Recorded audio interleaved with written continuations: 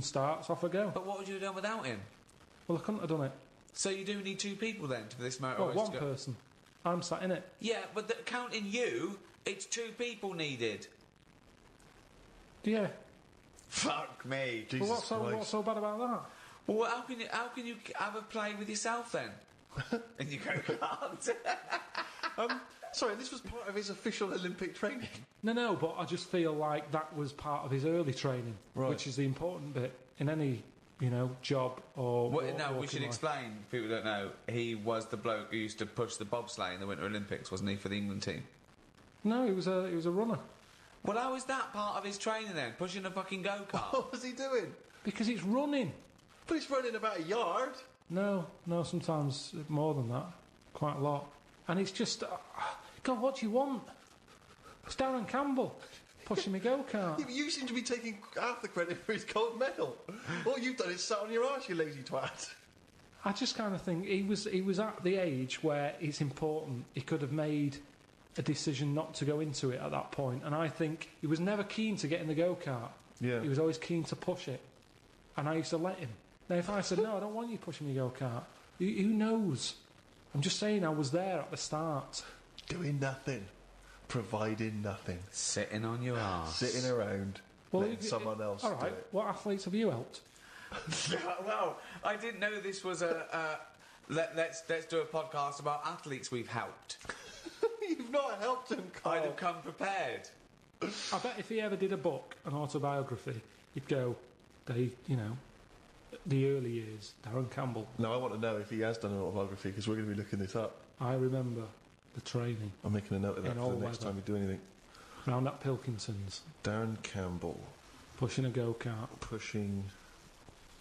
Bold. You weren't bald then, were you?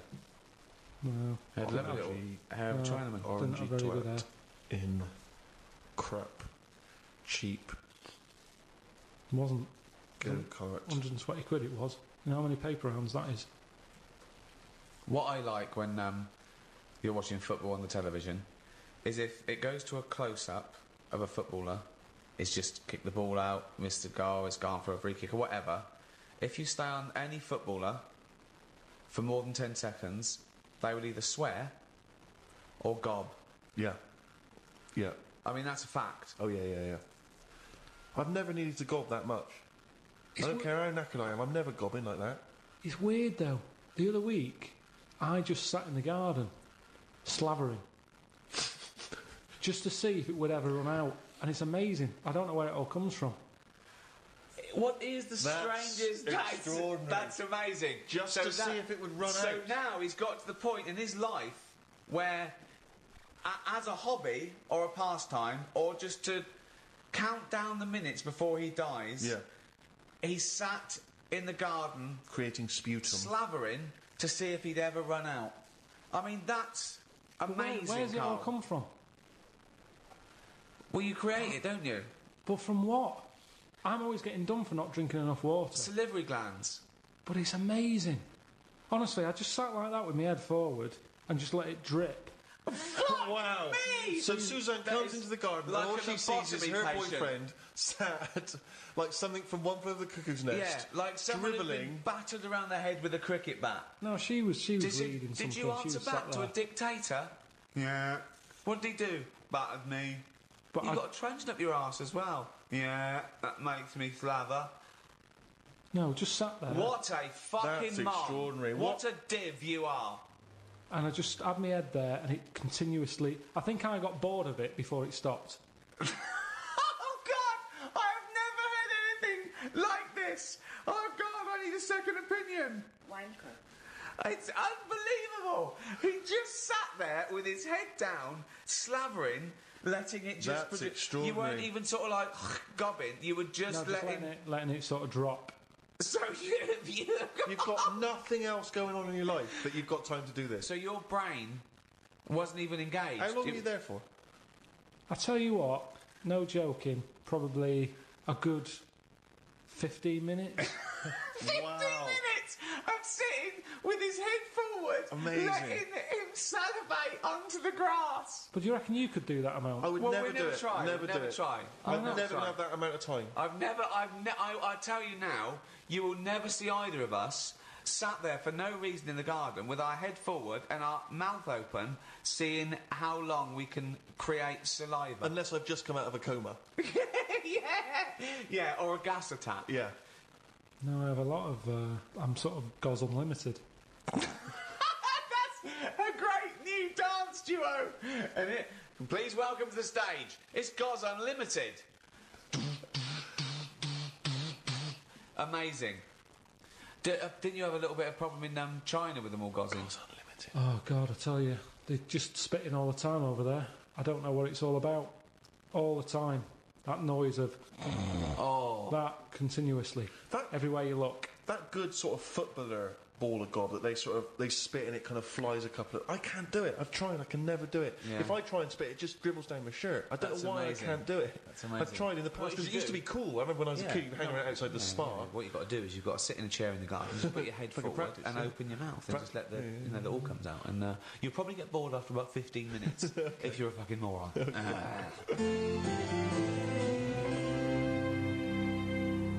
I like when you're watching the football on TV and it just goes quiet for a moment. There's like a lull in the action, and you just hear that sort of plaintive horn. Yeah. Come on, England. Come on, England. I just find it's so kind of mournful. It's sort of, and it's just the fact that someone's taken the effort to take it. I don't know what instrument that is. Is it a trumpet or is it just? It never sounds as elegant as a trumpet. I don't know. Maybe Just some it's- kind of horn. It's sort of it's reminiscent of like battle though, isn't it? Yeah. Like there was you had all the cannons and everyone. Then there was one bloke that just had to walk. One bloke that carried the flag. But it's never triumphant. It's sort of, you imagine you would have it at the funeral of a great footballer. Yeah.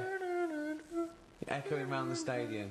It's just, it always makes me slightly depressed. Although it is safer to be him in a football match than when you're walking into battle.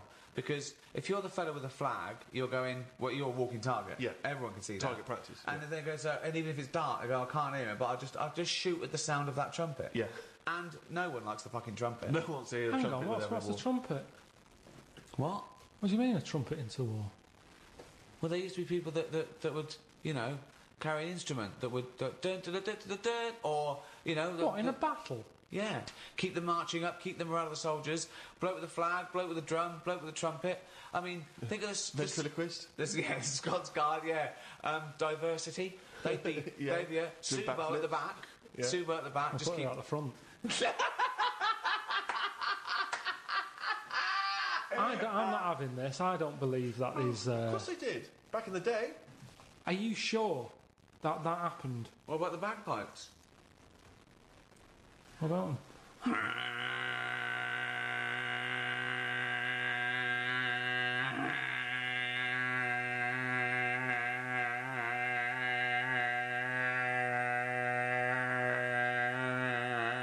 We better start going because I'm running out of breath. It's a good job this podcast is free, because if you just paid for that... It's not a good sound anyway. If anything, it might annoy you, and then you're more angry, and then you go mental with a gun. Well, yeah. I think that's what it's more about, isn't it? Because there's certain instruments that aren't appropriate for a war, like maracas. Maracas, yeah. You know what I mean? Too happy. It's just a bit too carnival. Grand isn't it? piano. Oh, one of That those wouldn't be sort of appropriate at all. No. that thing, that sort of the little Yeah.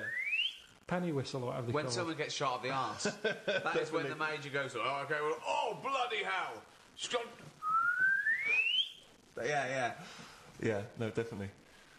Yeah, Cymbals are a good sound for a war. Good. You want cymbals, don't Crashing you? cymbals, timpanis, Very good, exciting. cymbals, timpanis. so at what But point? one of those keyboard guitars. Yeah, that's Not as cool. When the- Funky, but yeah. not as cool. Oh, the batteries have fallen out. You don't need a wah-wah pedal in a war. no. So why has that stopped then? No, they still have military bands, don't they? Yeah, but that's more. That's what I'm saying. That's more, More like pomp and a circumstance, Sunday sort of bandstand. Let's play. We will rock you. Yeah. And, Yeah, you but know, the thing about modern technology is, helicopters and tanks is going to get drowned out, isn't it? Years ago. Yeah, nowadays they send in a sort of really good sort of mega mix DJ. Yeah, Joe Bunny. Yeah, exactly. Westwood's up there, going giving it. He's doing like he's scratching and Come on, the place is mad deep with Taliban. yeah.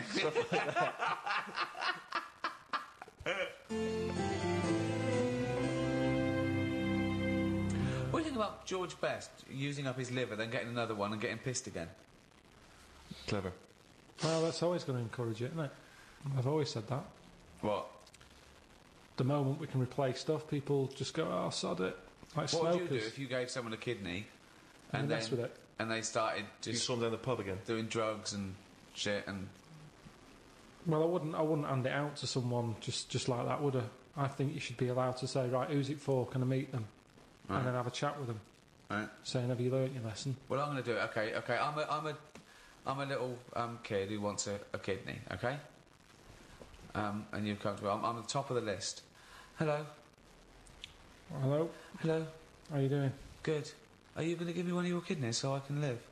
I don't know. Well, I'm at the top of the list, so why is your head so round? Right, so definitely not. Why? Definitely He's a not. Kid, look He's at a him, little kid. pale. No, I need a He's kidney. cheeky though, isn't he? No, Cheeky. please, Lovely little please, kid, roundhead. waffle there. Please, can I have your kidney? No, you can't. Oh, have it. come on, Right, you've got let's see two. another kid. Let's see another kid. No, Lesson I'm the learned, top. I'm lesson top of learned. the fucking list. Give me one of your kidneys, you round-headed twat. No, and I Hold won't on. feel bad about not giving it you. Well, hold on though. Can we have a second opinion from the nurse? Wanker. No. Thank you, nurse. I would not feel bad about walking away from that kid and saying you cannot have a kidney. So you're gonna. Do you know what? I'm going to take this kidney out and bin it. Hey, wait. Do you know who that kid went on to become? Go on. Winston Churchill.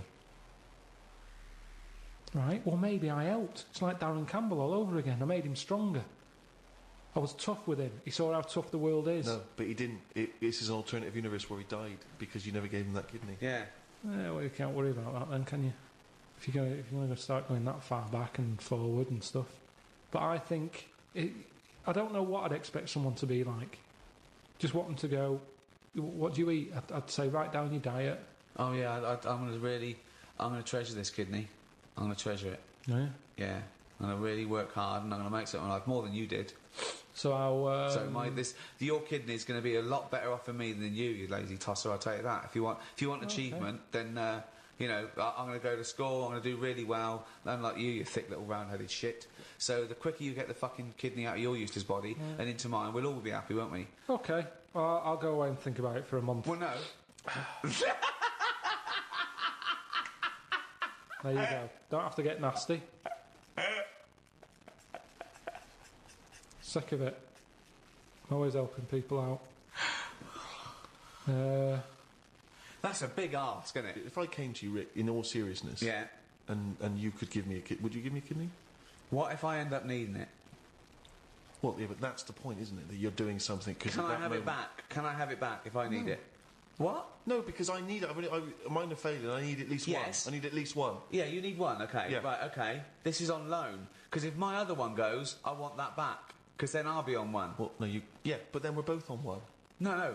Right. You've got yours. Yours are fucked. So Yeah. you might as well be on none. I've got two. Okay. I will give you one. Yeah. Right. With the express understanding that if my remaining one packs up, I want that one back. It's on loan. If we both live out our life, then so be it. But if this other one goes and they say, well, you need another kidney, I go, right, I know where I've kept one for the last 10 years. So It's you're in Steve. going to come to me, right? You've gone knock knock. I've opened the door. My beautiful supermodel wife is there. She's going, oh, his kidneys are brilliant now. Yeah, I'm loving it. It's great. He never stops having the sex. Yeah. She's making us iced teas. Right. You know, she says, "Come in, Rick. Yeah. Sit down." So good. She says, "I love you. Thank you so much." That's right, don't This worry about lovely man. I know you've not got long to live because you're old Yeah. and fat. Yeah. You've had a good innings. Well, you've had a good 10 years, though, haven't you, with this kidney? And that was But I'll I tell you what, love this man. You can return the and he's favour. so young, and Give me back my fucking kidney. we've got two beautiful children. Right, I tell you what. Give me my kidney back and have one of theirs. Two beautiful kids whose Yeah, small there little you go. kidneys, There's- small little kidneys, are no There's good more yet. to choose from. They're growing you. They're Small growing you. little It's like when you kidneys. put a little plant in a big pot. They grow. They're catch up. The kidneys are growing to you. So I'll have my kidneys small. back, and you've got 4 to choose from there. Well, take one of each, and you'll have 2 little kidneys to make 1 big kidney. Johnson, can you have this man removed from my house? Would you give anyone a kidney, Carl? Suzanne. I'm sure he would give Suzanne a kidney. It's tricky. Well, obviously you'd give Suzanne a kidney, wouldn't you? Yeah. Well, would you, or are you just saying that? Suppose I would. I don't really like the idea of it. So, what are you saying to Suzanne right now if she's listening to this podcast? Carl, good luck. Bit of good luck. I know I need a kidney, and it's got quite rare. Well, we've got the same sort of blood group and everything. So, yeah, you got 2, I got none. Bibbidi bob, 1 each.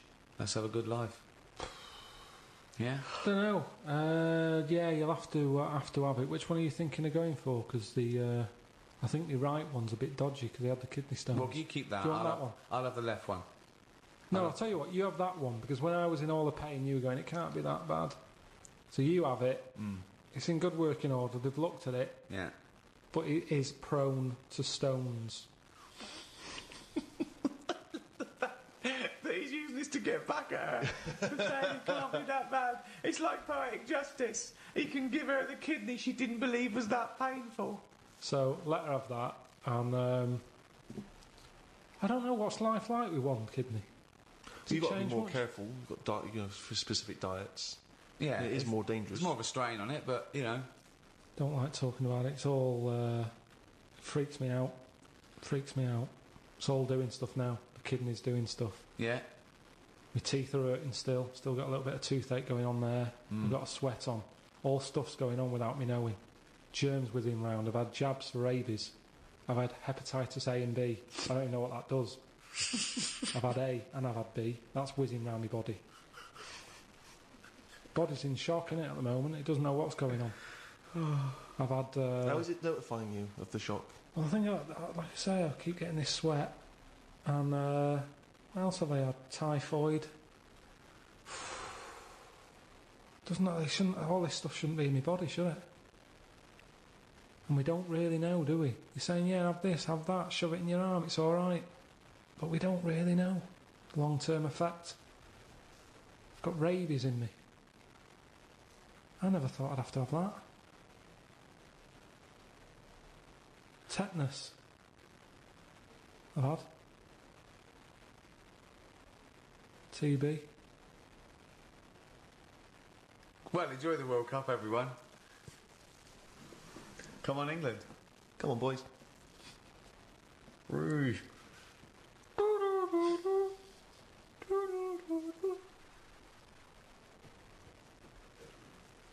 think I've had them all.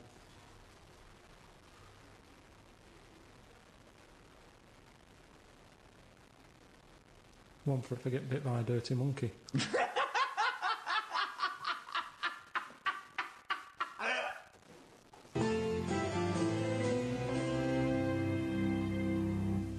Well, that's about it for the Ricky Gervais Guide to the World Cup. It was very informative and interesting chat there. If you've enjoyed this one, you can get the entire back catalogue, all the guides. There's 10 guides on iTunes. It's under... What is it under now? They keep moving it around. They didn't like us clogging up the chart in the audiobooks. We were basically taking up the whole charts. They made a new section, which is... isn't it like programmes and periodicals or something? Something like that. And now we're the top 18 in that. So, yeah. Also, of course, Rick, if people like Carl's ramblings, they can see him and us in animated form. The Ricky Gervais Show coming soon on DVD. Just go to amazon.co.uk or amazon.com or play. Oh, just get off your arse and go to a shop.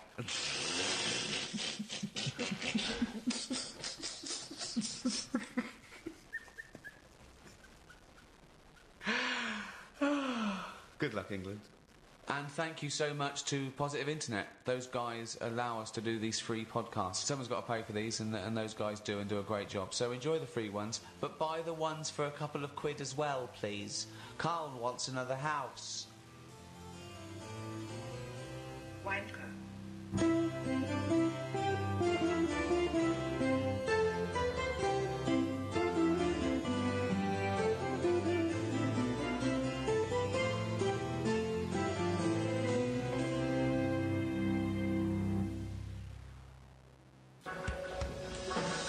The Ricky Gervais Show on Guardian Unlimited.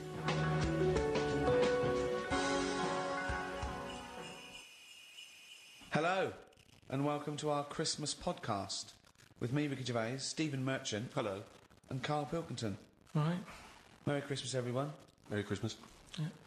A lot of people are wondering, Rick, if having done so many podcasts this year, because we very much started the whole podcast revolution ourselves single-handedly roughly this time last year. Yeah, that's right. Have we perhaps exhausted the podcast phenomenon? Is it time to pack up the equipment and move on to something new? Well, this will be the last one for a little while, I think. I think, you know, we did, I think 24 and then these specials this year.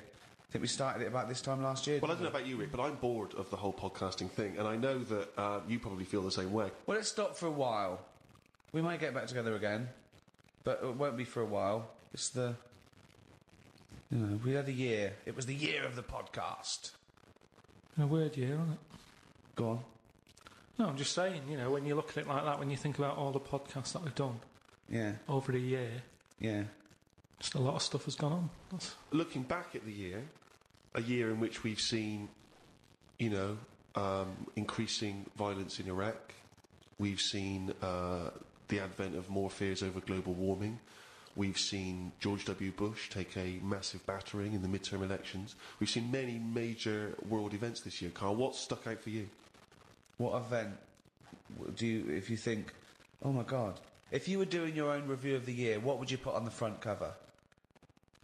The grub that was eating biscuits on the windowsill. Right. That's just a little bit more up there for you than the capturing of Saddam Hussein and his sentencing to death. Just because, you know, it's... I never thought I'd see that this year. So what exactly... What, the capture of Saddam or the grub? No, the grub. The grub. It was just... I was there on the computer. Yeah. I was having a cup of tea and a biscuit. I put the biscuit on the windowsill. I sort of picked it up. Why would you do that? Why? Why would you put a biscuit on a windowsill? Because I'm sat next to the windowsill. It's like something from a cartoon. I put the pie on the windowsill to cool down. Yeah.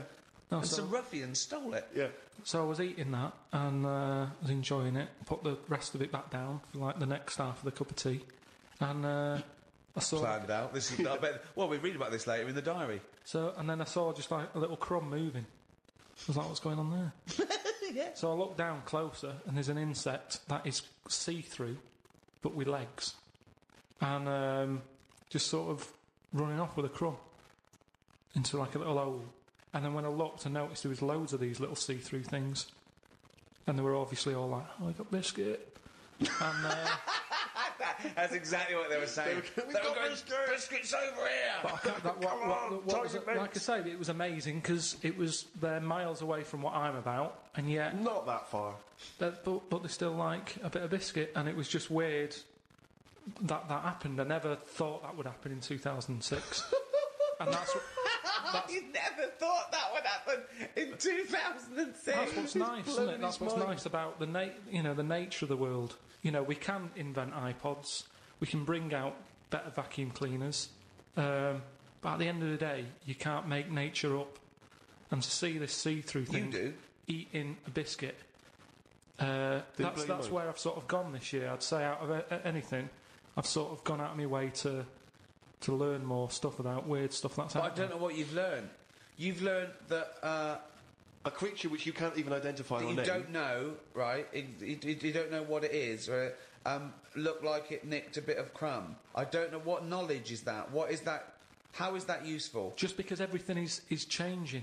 But it's not useful. It's not useful to you, and it's not useful to anyone. You can't pass on that as knowledge because we don't know what it was, But Karl or where thinks, it happened, or why it happened. But Rick, Karl thinks that the grub has an inkling, has a taste for McVitie's in the same way that Karl does. That's why Yeah. he's from Meggs. He's thinking, I can't believe it. We both love hobnobs. As It's opposed to just extraordinary. being taking the He would have starch eaten and the anything. flour. Yeah. Exactly. Yeah. But what I'm saying is that these things have been around for years, Yes. maybe longer than us, Yes. right?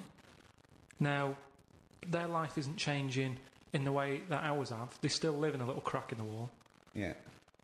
but they're eating biscuit, and that was never meant to happen. So it's changing it.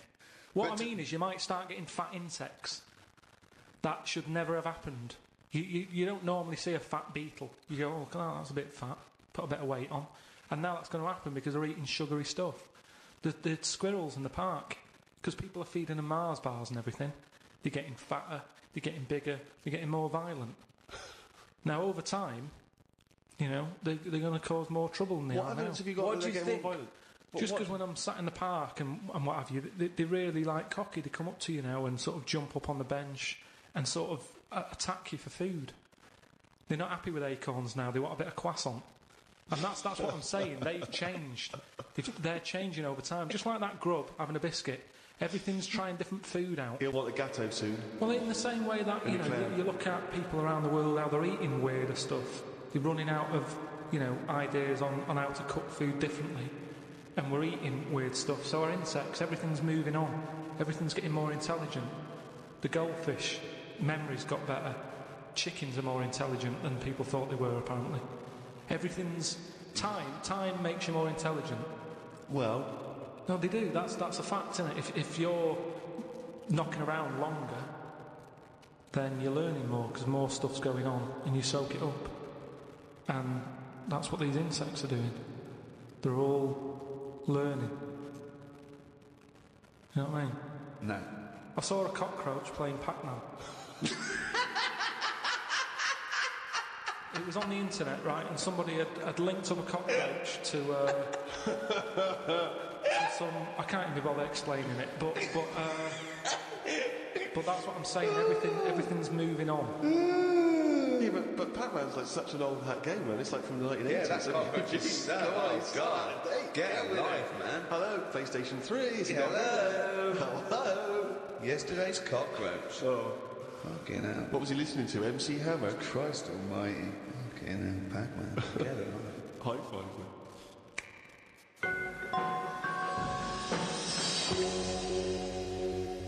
I was in the supermarket recently, just walking past the condoms on the way to the pornography, and I thought, it's worth perhaps, getting a stocking. You get a stocking? No, getting some condoms. What, to put over your head? You're not still doing that, are you? No, I thought it was worth getting some condoms in, it's this Christmas party season, and you never know when you're going to run out of balloons. and I was worried because the condoms in the supermarket are contained in a kind of cage, in a plastic cage, so it makes it all the more embarrassing buying them. Because I took them off the thing and I was trying to open it, so because I thought that they would, you had to open it. Try it on.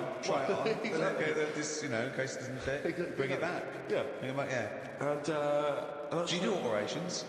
Yeah, we do, yeah, it's £5. And so I'm trying to open this thing, and this guy who works there, sort of with his middle-aged guy who works there, goes, you have to take that to the checkout, Sarah. You can't open that yourself. And I was just, because I don't know, I still find it very embarrassing, dealing in any of that sort of, prophylactics and things. The novelty of that is still very embarrassing to me. And so I just left it. I thought, forget it, I'm not going to take these to the counter, because you never know. It's like if you get served by a woman, it's still a bit embarrassing, particularly if that's all you're buying. Because she knows what you're up to. You're going to fill it up with war and throw it at students. Anyway, the reason I mentioned this is because it reminded me of the conversation we've all enjoyed in the past, Rick, about when Karl bought for his girlfriend for Christmas. Was it a 2-pack? A 2-pack of condoms? Wasn't it about buy one get one free? Yeah. It was a bumper family pack, wasn't it? Not family, obviously. That'd be weird. Yeah, a family pack of condoms. One for the kids to enjoy themselves. So that was a couple of years ago, Karl, the famous condom gate. Have you bucked your ideas up since then? Not really. They were the early days. Do you mean the early days? You'd been going out with them for about 8 years, hadn't you? Yeah, but I just think that as time goes on, you don't sort of buy each other as many presents. Sorry, that was a bumper year, was it? That was a hell of a... She went, I remember when you used to buy me stuff like condoms. It's gone downhill since then. Well, no, she was getting them. What I mean is there's less... Of course she didn't. That's what I mean, though. It was sort of interesting to when I gave her and said, there you go, open them. She was not expecting that. And as time goes on... No, she was probably expecting a piece of jewellery or a holiday in Paris. It's more difficult, is what I mean, to surprise someone, isn't it, over time. No. But the surprise thing is meant to always be a good surprise. Yeah, but don't... If you always get something good... It's like the 3 wise men. What did they get the second year for little baby Jesus? Do you know what I mean? Once he's had that gold, It's like, oh, I've sort of made it hard work for myself there. I've got to get him something better than that now. So it's best to give him the myrrh.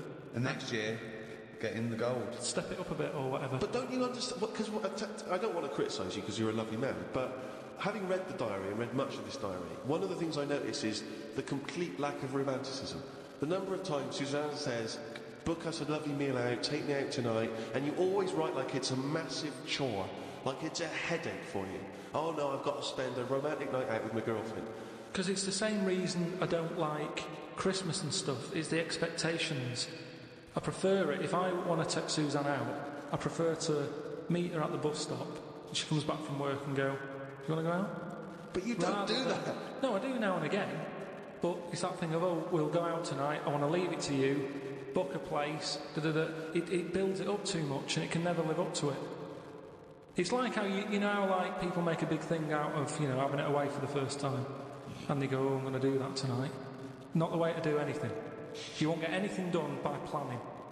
That's a quote! That's an amazing quote! That'll be up there with Newton and Churchill. You don't get anything done by planning. No, but that's amazing. But you can't just spring it on someone. You have to at least ask her, are you up for it tonight?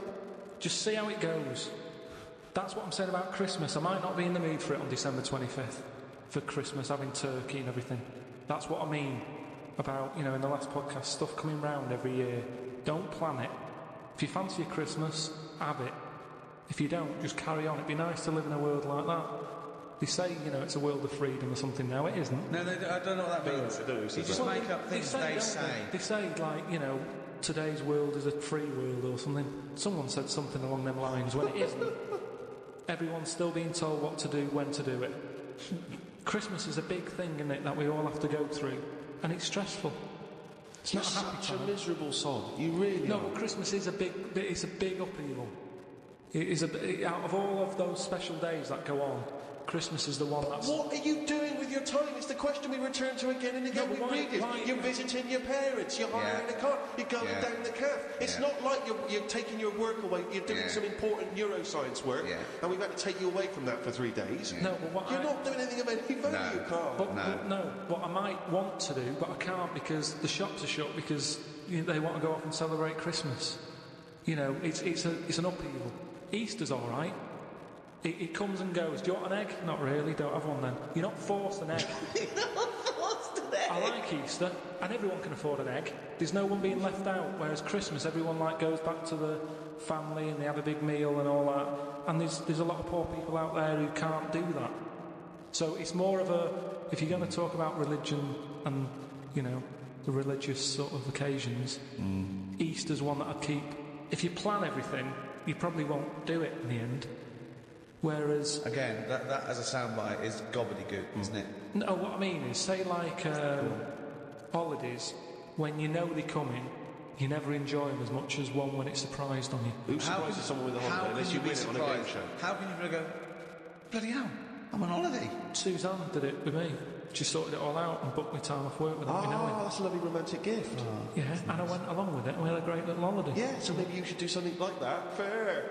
No, she wouldn't like it as much, and I won't pick the right place, and I know she won't like it. You are one of these people that washes up badly, so you'll never be asked again, aren't you? No, that's my job. That's the only job I do. Yeah, but it was a... But to be honest, that's doing me head in at the moment, because I've outgrown the sink. He talks about himself like a crab. Oh, God. Got to get a new sink for Karl. Why? He's outgrown it. No, he's 33 now and his knees around his head. Oh, he can't bath in that anymore. No, just my back's been playing up a bit, and I think it's because of the height of the sink. But hold on, you haven't grown. I think I have. Well, you haven't. No, you haven't grown at 33. Well, it's definitely something... It's just not very good. Subsidence? I don't know. I've just said to Suzanne, I said, this isn't as good as it used to be. It's not... This isn't as good as it used to be. He's washing up. Oh. He says he's got nothing in the flat. That's why he has to do a shop every day, because he's got nothing in the flat. It's easier that way, isn't it? You don't know what you're going to want to eat. But that's why you get a... But you don't have a different meal every day of the year, do you? You rotate maybe a dozen meals, don't you? so you can get in enough ingredients that any time you go to the fridge and go, oh, am I going to have chicken? Oh, am I going to have fish today? Or maybe I'll have some pasta. I do that every day. But I always come down to one of half a dozen meals. You've got a freezer. We haven't got a freezer, have we? We've only got a little fridge. Oh, There's nothing wrong with nipping to the supermarket. There's nothing wrong with that. So you've got too much time on your hands, boy. You've had one thing. You have to do one thing this year. Promote the book. Couldn't be bothered, mate. Could not be bothered. I haven't seen Karl in an interview with him. I haven't seen him on the TV. Oh, he was on the TV a while back on the thing called The Culture Show, BBC Two. And I tell you what, he was sat there, looked like a little frightened frog in a chair being interviewed. And I tell you what, I'm not being funny, but his head looked fucking round. Did it look fucking round? Yeah. Literally looked like a little fucking round-headed twat. And that's my personal opinion. Did you enjoy that interview? Not really. Why? Well, I met a guy, funny to mention that, I met a guy when I was in France recently, and I met a guy, he wasn't a Frenchman, but he was over there, and he saw me, he was a bit drunk, and he came over and he went, Karl Pilkington's got a head like a fucking orange. And I high-fived him and we agreed. I thought, isn't that nice? You know, even when you're abroad, you can find someone who speaks sense. Yeah. Have they shaved your head more? No. It's just They sort of greased it up a bit just to get a bit more reflection of it. No, they put a lot of makeup on it. They said, do you want any makeup? And I said, not really. And that's when it was like at the back where they could have done it. And then I went and sat in the chair and there's like a live audience there. And the woman goes, no, I best do some colouring in. And it was like She gave you a book to 50 colour in? people. No, she started colouring my head in. And she was like had some brown powder. She was doing my head, doing the top of it and stuff. And I was going, isn't that enough now? And everyone's looking and sort of laughing to themselves that I'm having my head coloured in. I'm sure she was doodling on the top. She took longer than anyone else who she was doing. I watched like other people who were on. Well, she's got more flesh to do. When you usually powder someone, it stops at the forehead. You just have to go round to the fucking back. Yeah, but the camera wasn't at the back of my head. She was just kept going. No, but the shine for the cameras that would get in people's eyes. They've got to be careful. Health and safety, the light will bounce off into the eyes of the audience. Yeah. Well, I wasn't happy with that anyway. So I'm not doing it again. How do you cope with this newfound interest in you as a person? I've got an idea, Steve, by the way. You know, for me, I want Karl to be famous so it gets him hassle in the street. Yeah. That's what I'm hoping. Sure. When they see him in the street with his little fucking round-headed face like a fucking orange. Yeah. Right? I'm going to do a tour next year, okay, called Fame, okay? And everywhere I play, if I hopefully play to millions of people I might even go to America, but I'll make sure at the theatres I play, or there's a picture of Karl on the seat, right, that they can put in their window. So next year, I want a picture of Karl Or their arse or whatever. But if you can make this yourself, put Karl everywhere. So have you seen this bald-headed twat? Please make up the posters. Just send emails to friends. Absolutely. I want to see pictures. If you own a shop, put a big picture of it. If you even if you're your own home, your own flat, get it everywhere. Have you seen this bald-headed twat? This is Karl Pilkington. He's got a head like a fucking orange. Get it everywhere. I want to see the world papered with Karl's round head. Happy New Year.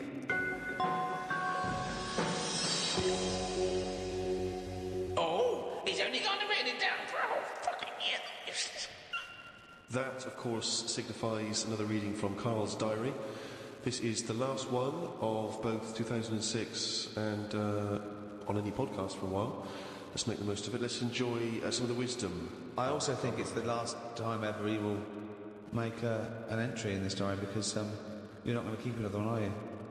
I don't know yet. I might just get a smaller one. But I found that since keeping a diary, I've gone out of my way to do more stuff. Well, you say that, but... Well, let's find out. Let's find out if that's true. No, I have. I read a bit in the news about people being injured while trying to cut open avocados. It's a food that ain't worth injuring yourself for. If it's a hassle to get into, leave it to the experts. I have never bought one. I have also avoided coconuts and pineapples. The amount of hassle to get into these things outweighs the joys they give. Yeah. It's the same reason I never bought a pair of Dr. Martin boots. Too much hassle when it's time to take them off. Yeah, a lot of my mates used to wear them in like the 80s. You know, you can't just kick them off, can you? It's a big upheaval. You've got to unlace them. I mean, since I found shoes with Velcro on them, brilliant. Just the way I don't understand why. Is it because you can't tie your laces? No, I can do it, but it's wasted time. You're so lazy. Wasted time. That gives him more time to sit around and look at insects, How long eating does it take to biscuits. take off a pair of boots? Well, it's 14 ridiculous. seconds? He can't fit his days as it is. No, but I don't understand how some inventions sort of catch on and other things don't. But this is what I mean. He's got too much time on his hands. Sitting around at home thinking, why are we not using Velcro more? But there's Why one are we not? Velcro manufacturer going, yes, at At last, he last. said what needed to be said. Why don't you get it sponsored? Because you could wear a Velcro toupee. Because that would be great if we could do that. If someone could invent a little hairpiece for Karl, Velcro's the little bit of fluff he's got on the top of his head, his shiny orange-like head. Pop a little Velcro toupee on. I would love that. I would love to get him wearing a wig. But why necessarily reduce it to a toupee? Why not some kind of carrying device? You know, he could carry goods and things around in there, sandwiches. Yeah, he doesn't look like carrying a bag. Well, what about that? A little thing you carried around, a little Velcro thing you carried a pot on your head for your sort of like keys and trinkets and money and that. Well, no, I've told you about that idea that's out there, but hasn't caught on as well. The tie, Right. the tie with loads of pockets and stuff in it. Yeah, but you've got to wear a tie. Yeah, but that'd be quite nice, wouldn't it? I've never wore a tie because I always think, what's the point? It's just standing there in the way. Can you imagine this image of Karl walking around in his big Velcro shoes, a tie with an apple stuffed in it, car keys, iPod? No, but don't you think it's a good idea? Would you wear it with a shirt and collar or just a t-shirt? No, wear it with a shirt. That's what I'm saying. It's an invention that will smarten up the world. Now, a tie, what does a tie do exactly? Yeah. What does it do? Nothing. Right, so I'm saying make it do something. But I'm saying don't wear it at all. Pop your keys in the trouser pocket. No, because, take a bag. because the world is getting more and more scruffier, isn't it? When you look I don't know what that means. I don't know what that means. When you look back at like Victorian times and everything, everyone wore a hat. Right, they wore a tie, they wore a suit. And it was a nicer looking place to look at. When you see it on pictures, you go, what a smart world that is. Well, you can't see collar out and things on pictures, but sure. No. No, but I'm just saying it's better to try and cover it up with a bit of, Cloth. Yeah. Yeah. The world looked nicer with more cloth. Whereas now everyone's rowing about scruffily. So what I'm saying is, if we make the tie more useful and give it a purpose, it might come back and the world will look tidier. But a tie, its purpose is to look smart, really. Well, originally it was because we didn't have buttons, so it kept the collar up at the front. That was the invention. It was a useful invention, the tie. Yeah, it was right. called a tie. It tied together, okay? Yeah. So then, when we had buttons, that we didn't really need the tie, but it was a symbol of smartness, like saying, I've made an effort, okay? But now, that would go away. So now, you wouldn't look smart with a tie. They'd go, oh, look, it's like a bag around his neck with his apples and oranges and his keys and his sticks he's making a nest out of. So it would be scruffy. It would make the tie scruffy, so it would defeat the object. So now when you're carrying stuff around, crawling on all fours because your shopping's so heavy around your neck, they'd go, look at that scruffy fucker on all fours. Oh look, but look at his lovely head of hair.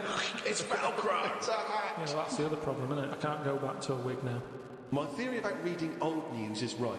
It's less bad when you know it's old. There was a story about a weatherman who was fired yesterday for having a nude picture of himself on the internet. But that happened 2 days ago. He's probably got another job by now. So old news isn't as shocking. Well, old news isn't news, though, is it? It's olds. What are you doing? Just reading the olds? No, but what I mean is if someone... Stick the video on of last week's news. I just want to catch up on the olds. Yeah, but then it's still news. News is something that you don't know, isn't it? If someone tells That's you everything to you. That's information, not news. Yeah. But news is information. No, And the key with news is the word new. No, I don't think it is. It's just information, but they tell you at 10 o'clock at night. It's like, what information's gone on? Bong. Here's some information. Yeah, that you didn't know before because you couldn't have, because it only happened today. Bong. Yeah, but never mind that. I'll tell you in a couple of days. It doesn't matter as long as you get the same info. Bong. Yeah, we can't call it news though because it's misleading. We get down. It's called olds. Bong. Yeah, but listen to my theory. What I'm saying is that if someone in your family, I don't want it's Christmas and that, I don't want to bring the tone down, but someone dies in your family. Now, say if you're away on holiday and they don't call you because they don't want to ruin your holiday, and you come home and they go, Uncle Frank's dead, and you go, oh, when did that happen? And they go, 2 weeks ago. Now, because everyone else has got over it, it's not as bad for you. Because part of bad news is the way everyone's walking around moping, going, oh, have you heard the news? Frank's dead. But because everyone's got over it, time is a healer. That's what I mean about old news. It's better than new news. But according to you, the only news that really matters is stuff that affects you. So it doesn't matter when you... there was an earthquake, when was it? Yesterday. Phew, that's all right then. Often the aftermath is worse than the actual event. 2, you only care about things that actually happen to you. So the doctor goes, you got a kidney stone. Oh, when did this happen? 2 weeks ago. Oh, that's all right then. Doesn't make sense. No, but the world... You're not upset about dead Uncle Frank just because other people are upset. You'd be upset personally. Would it make any difference when they told you? Yeah, but it is everyone else's emotions that make it worse, I think. Knocking around people who are miserable. What about warnings? What about when they do things like smog warnings or, you know, there may be a... I don't like it on the news when they sort of say, news just in. I think, oh, what's this? You think, oh, what's going on? But it might be useful to know it. Information. No, it just makes you panic. What? Yeah, but sometimes knowing stuff keeps you alive. Yeah, I don't know if I like it. It's sirens, you see, I don't like sirens, do I? I've said to you, I think it's a scary noise. Well, it's meant to be so you get out of the way. No, it's not meant to be. It's a sign to get out of the way. I'd prefer it if it... Like I said... Hiya, could you just move out of the way It can be anything, as long as we know... It can be a chicken noise, but as long as you know that's chicken not going to freak people out. No, but it sort of makes you smile, but you go, oh, let's get out of You're the way. cycling along and you hear what sounds like a giant chicken behind you. And you smile because you know that even though someone is burning to death, there's something clucking in my way. That's probably a guy having a heart attack. Going to my mum and dad's today. I'll cut to the chase. They basically, we got about 4 pages where they drive to his mum and dad's. Oh, Jesus I'll skip Christ. past that because it takes fucking forever. Got there, mum and dad, mum made them some dinner. The old woman next door, brackets, whose man was a witch, just pop that in brackets. Just pop that in brackets. I think we've discussed that before, actually, the old woman whose mum was a witch. Whose man was a witch? Yeah. Oh! The old woman next door has been worrying because she keeps seeing adverts on the telly about changing to digital TV. She's saying she doesn't want wires drilled into her walls because they'll make a mess. My dad told her that it doesn't matter because it'll probably won't happen until 2012 and she'll be dead by then. He didn't say that to her, though, No, did he did. They've got, you know, she's old. It doesn't. She knows she's going to die. I mean, it's something we've all got in common. And he's right, isn't he? Why is she worrying about it? Maybe that's sorted it out. Put it into perspective for her. You will be dead when this happens. Don't be worrying about it. But everybody worries, don't they? You've got that little sort of hole in your head that you fill with worries. You know, everyone's got to fill that little worry hole with worries, and that's it. Worry hole. Everyone's got to fill the We've worry hole with assume worry. that there's a worry hole. A worry hole. Unbelievable. I love the fact that, you know, doctors in a million years would dig this up and go, humans used to have a worry hole. Went to bed around midnight. Suzanne and I decided to sleep tops and tails because it made me get a bit more room. My dad had cut a bit off the mattress to fit it between 2 cupboards. It's amazing how much of a difference it makes just sawing off a bit of the mattress. You sort of roll to the edge, but the weight of the blankets keeps you in. This is like something from a Roald Dahl book. No, it's just you know, you think anything you can sort of trim anything, can't you? And it normally works. But with a mattress, I mean, he only took off, I don't know how long that is, but he's sawn off about that much on the mattress and then has stapled it back together again. Amazing. And it just makes so much difference. Of course it does, because a mattress is a very carefully designed object. Yeah, you wouldn't think so, though, would you? Well, you just would think if you had a it's- fucking brain in your nut. Someone took his brain out of his worry hole. Oh, God. He saw the match enough. So we decided to sleep tops and tails. It just gets stranger. So strange. Why? He did it to make the room nicer with the cupboards on either side. So he sorted a mattress in half. Well, not in half. Can you imagine how much hard it must be to saw a mattress in half? What did he use? What, a big electric saw? Well, it must have been, yeah, because there's a lot of springs and stuff in there. Jesus. So what happens to the springs? They just spring out the Well, sides. some sort of stick out a little bit, but you're not lying on top, are you? They come out the side. So it's just got a bit of gaffer tape and a staple gun. Unbelievable. Man alive. It's like... Does he run it as a hotel? That's unbelievable. There are squats with better bedding arrangements. Well, we've had a bit of a bad thing in our house about mattresses and that, because when we first bought our first flat in Salford, you know what it's like when you buy somewhere, you sort of, you haven't got any money, have you, to buy extra stuff that you need. So we bought a bed, right? But there's that rip-off thing with beds where you buy a bed, but a mattress doesn't come with it, which I've never understood that. because it's not a bed, is it? Without that mattress, it's not a bed. It's a car without an engine. You wouldn't go, there you go. Well, that seems cheap. There's no engine in it. So we bought this like flat, what have you. We bought the bed, and then we haven't got a mattress. So my dad got one from Uncle Alf. No, well, from that Uncle Alf fella, because he had one in his van that he used to use now and again. If he was like travelling around, he'd just keep in the back on his mattress. Amazing. A bloke who drove around in a van with a mattress in the back. So Uncle Alf, right? Well, tell me about Uncle Alf. Well, you know about him, he's the one who slept in a dinghy. Why didn't he go? Oh, well, Alf, where's the bed? Left it in the car again. Oh, blow up the dinghy. Blow up the dinghy. I'm not going to go out and get it. Not at this time of night. So anyway, my dad got me his mattress, and it just stunk of diesel. And Suzanne was like, "Oh, I'm not happy with this," and I think she realised sort of what sort of family She got herself into. Wow, she landed on her feet when she got you. So now she's always a bit touchy about mattresses and things. Unbelievable. Uncle Alf, of course, sadly passed away when he couldn't escape from his sinking ship. The fire engines were too late. No one got out of the way because they were laughing so much. The mad woman next door saw me and said, "Hello, Clive. You're living a nursery rhyme. The old man down the road, the old woman next door's mum's a witch, Uncle Alf who lives in a dinghy." It's not a real place. It's like fucking Narnia. Children's singing program. Unbelievable. Oh, God. Oh, just all of them there on this broken mattress trying to find the golden ticket.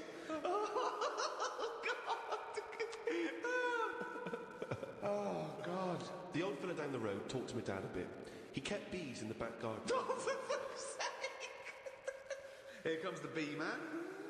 His Yorkie dog was knocking about when he was messing with them, and it ended up getting stung 150 times. Oh, little bastard! What is he doing? It's not dead, but it cost a lot to get all the stings out. I don't know why people keep dangerous pets and insects. The amount of gear he had to wear to play with them is barney. I don't think he's playing with He's not the playing bees. with them, is he? Well, what is he doing then? Well, I don't know, but I think you should get the dog the same protection. Yeah, but that's just it, isn't it? It's like you can't mix your pets. If you've got a snake, you don't have a mouse. Do you know what I mean? They don't get on. And it's the same with them. Don't have bees.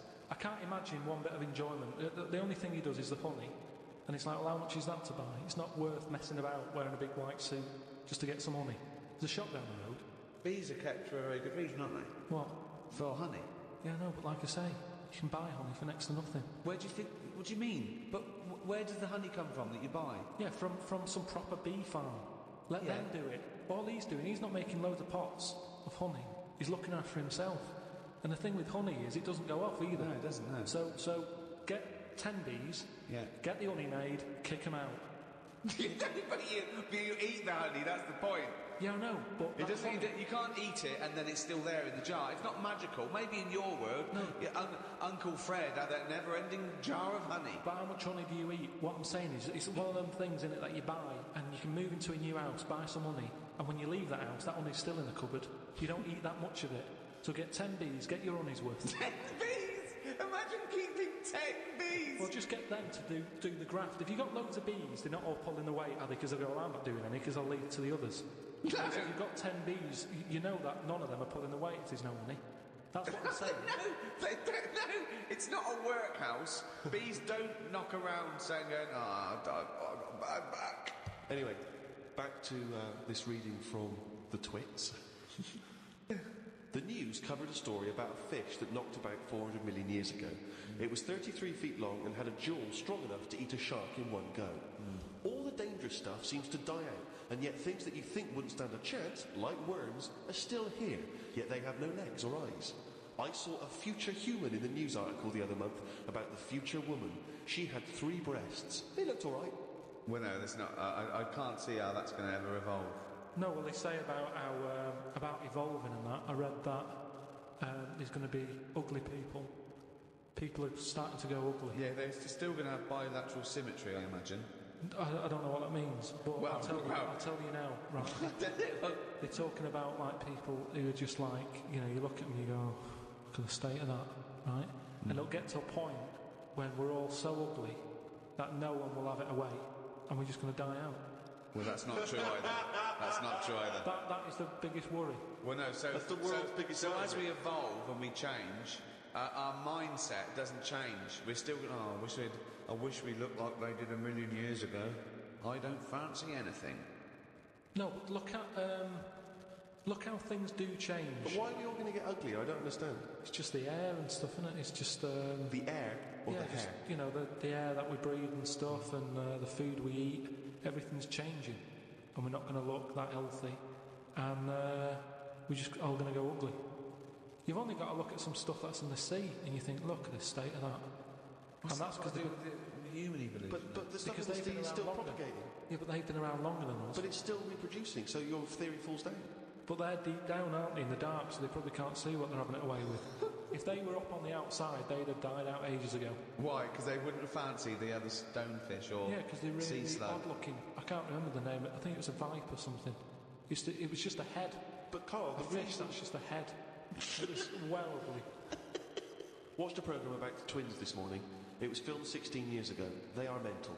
They did everything together, including the backing up. Phone calls had to happen twice so they could both have the same chat, and they said the same stuff at the same time. Well weird. The bloke who I watched it with, I don't know who that is, just some homeless guy, is it you just invited into the flat? Just someone I've been sort of working with. Do you want to make yours? He said he fantasised about having it away with a pair of twins.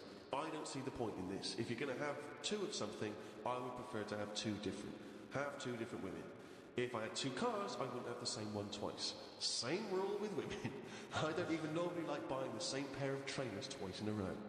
No, if you're going to have something new, make a change. It's like that fella who was going out with a woman and then left her and went out with a twin sister. Not worth it. Not worth it! It's not worth the upheaval, is it? Because it's exactly the same model. I watched the final of I'm a Celebrity, Get Me Out of Here.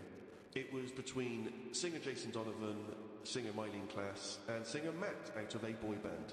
I had my money on Donovan, but Matt won it.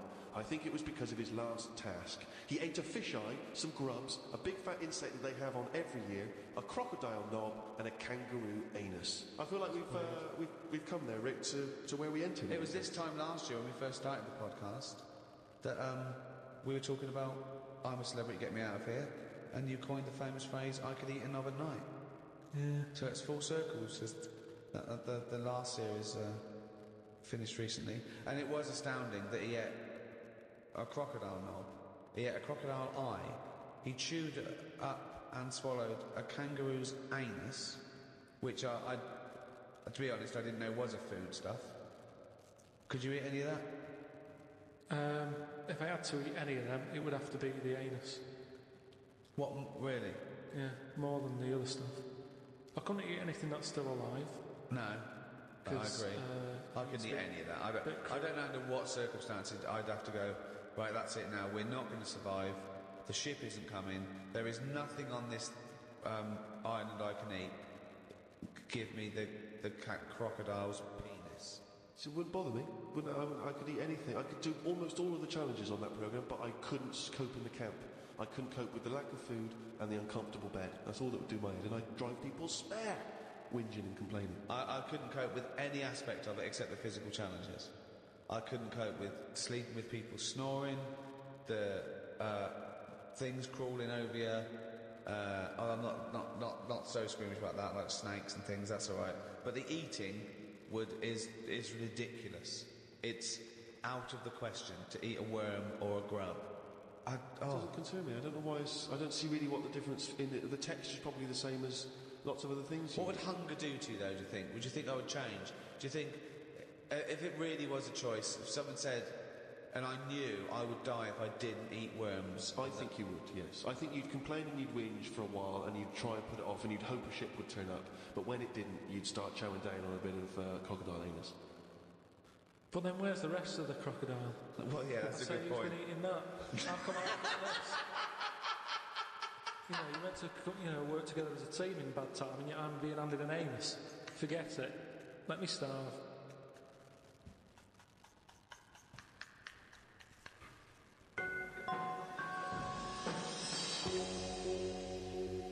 Well, thanks for listening. That was the Christmas podcast.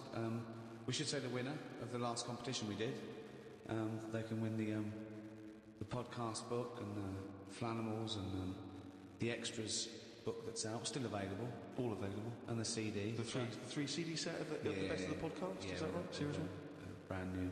If you haven't got that, get out. Maybe you've got some record tokens. Yeah, if you've got record tokens or book tokens, those are the perfect things to spend them on. Or £50 from your auntie. Exactly. Go and buy one of those. And the winner was Stephanie Prowl from the Wirral. Well done, Steph. Well done. Well, thank you to Positive Internet, the guys that host this podcast. That's the end. It's the end of the Christmas podcast and the end of this team for a little while. Yeah. It's been great. So it's goodbye from me, Ricky Gervais. Goodbye from Stephen Merchant. Goodbye and Happy New Year. And goodbye from Karl Pilkington. No. All right. That was all right, wasn't it? Yeah, that's good. What are you doing now? You got time for a coffee or something? I can't now. I'm going to the, the orphanage for terminally ill kids. Oh, yeah. I'm going down there. I'll go down there every Christmas and Do you? entertain. Oh, well, that's lovely for you. Yeah, no, I've actually written a song I'm going to perform. They see The Office and see like singing that. And You've written a song for yeah. Well, could we hear a bit? I mean, what? I don't want to put you on the spot, but you've got the guitar there. Yeah. I wrote this for a kid. He's a brave little guy. He's only about 10, but it's heartbreaking. Don't cry, it's Christmas. Santa's coming soon. Though you ain't got a mommy or daddy, Santa still loves you. And he's riding on his reindeer to trample down the gloom. So don't cry, it's Christmas. Santa's coming soon.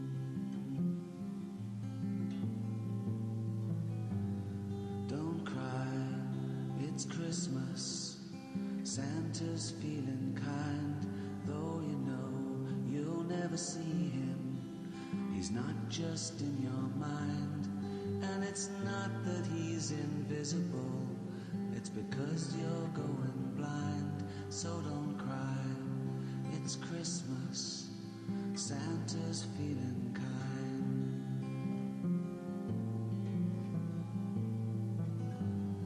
Don't cry, it's Christmas.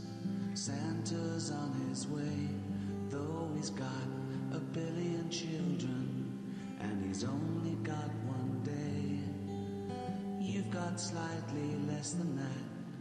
If I were you, I'd pray, but don't cry. It's Christmas, and it sounds a little gay. Oh, isn't that be quite moving for everyone? Yeah. I ask you now to not play that song. Oh, no, too late now. They expect me. But I'm not sure it's going to be as well received as you perhaps hope. I think that's better than any gift, and I don't really want to give gifts because they're expensive. Sure.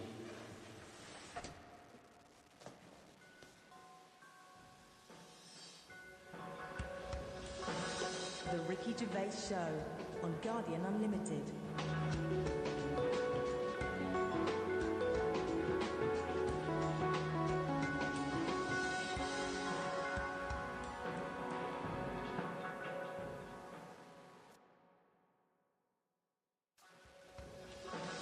The Ricky Gervais Show on Guardian Unlimited.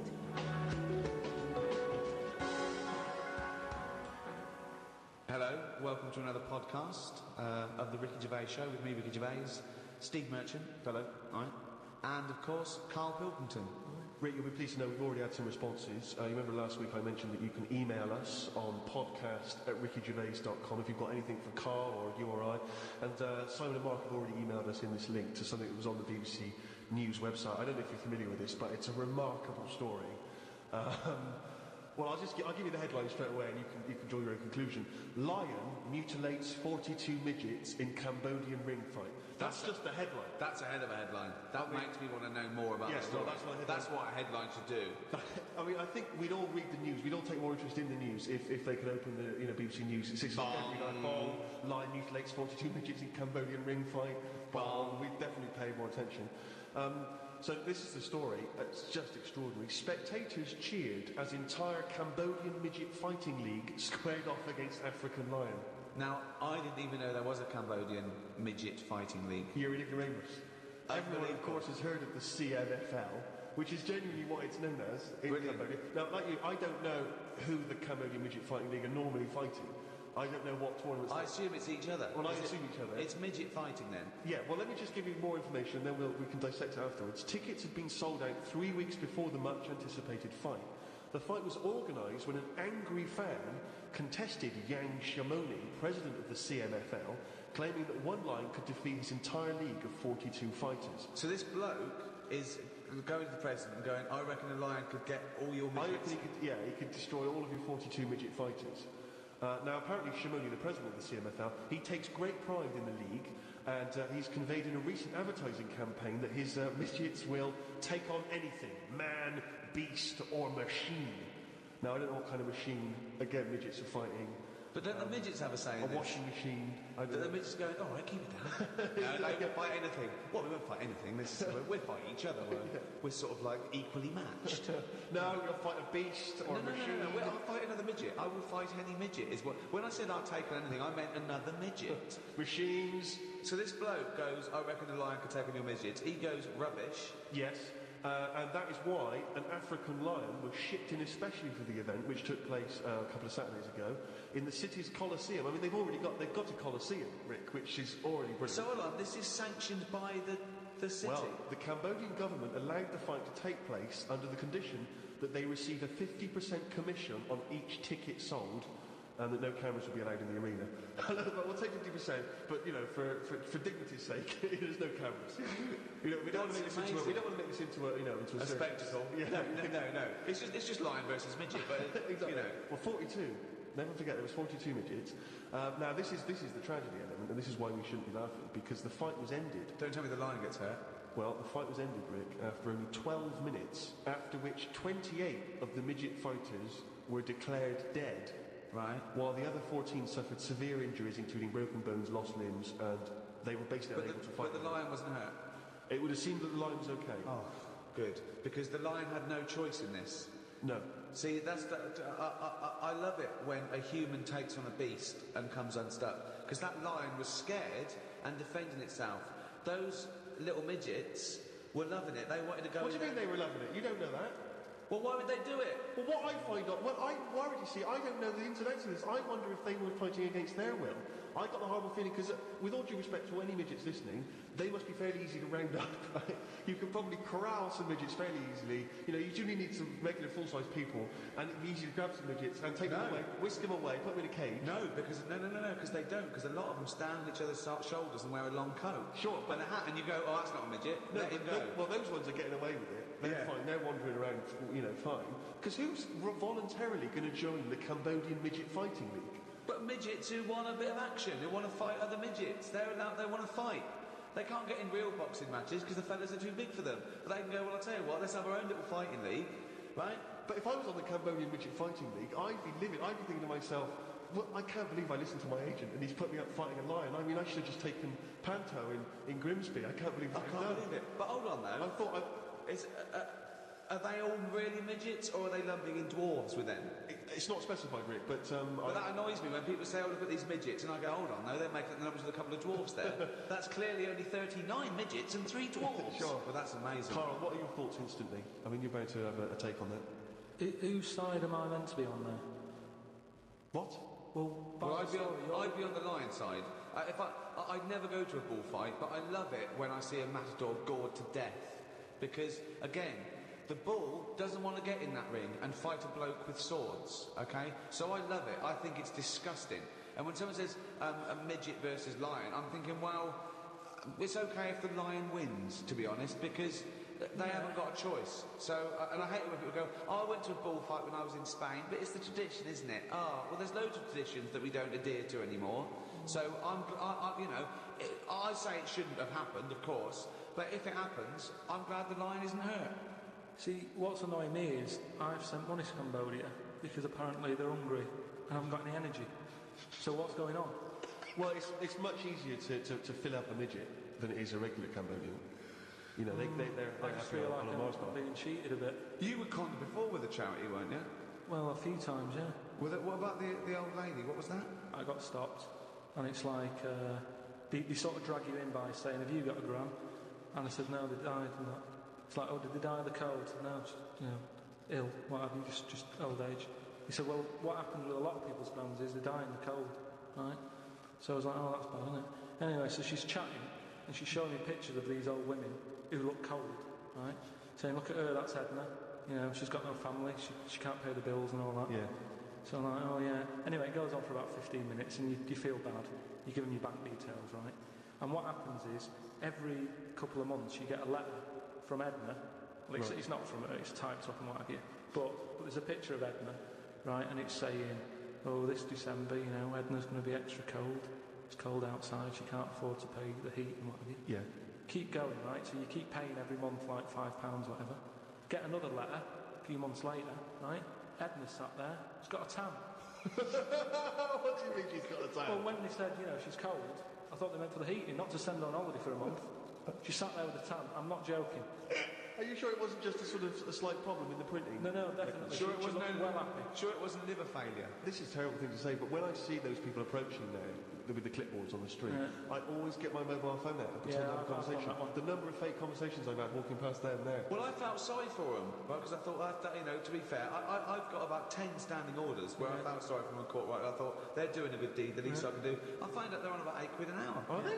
Yeah. They're not just doing it out of the kindness of their hearts. Well, I don't want to I thought they were volunteers. I thought that was at least why I should feel guilty. If they get paid to do it. I don't know, that could be wrong. I think they do. What? Either they get paid and that. Well, if someone knows, maybe email us. Podcast@rickygervais.com is how you can get in touch with us. If you know if these guys are getting fleecing us twice. I heard something. Carl thinks that. You think they're not. I don't know anything, but anything that will allow me. But let's find out, because I don't want to slag them off, because they're obviously doing a good thing. So we find this out. It's, this is an educational show. I tell you what, though, right? Because we've talked about homeless people before and that. And I walked past one the other day. He's always cheerful, right?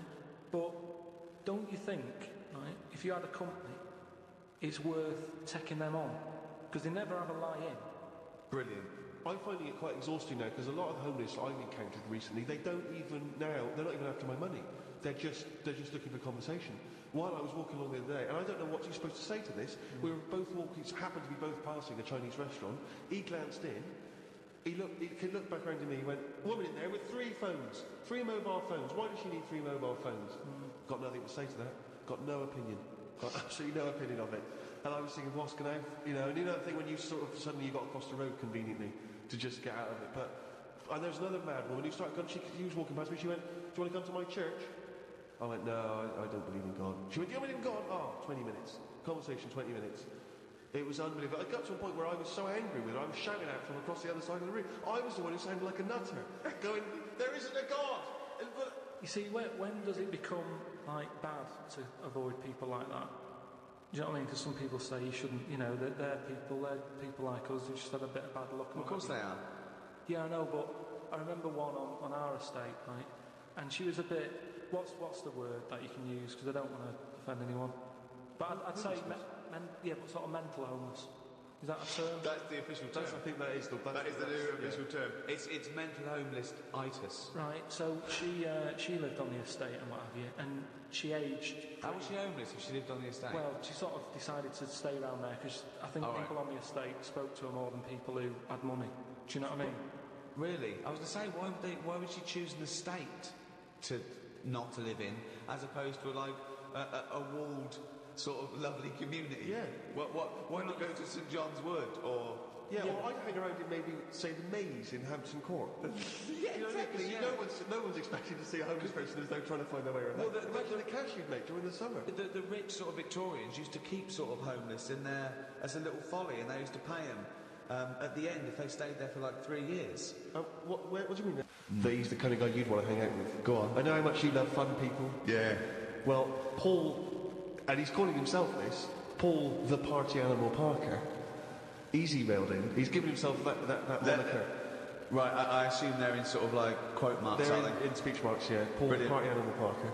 And he's called himself that? Yeah. That I can't wait. So when you picture him, what are you thinking? Millhouse. Right, okay. I think he looks like Millhouse from The Simpsons. Yeah. He's working in sort of an IT department, maybe? Yeah, possibly. I think he might still be at school. Okay, right, yeah. Yeah, I think. And this is the vital question.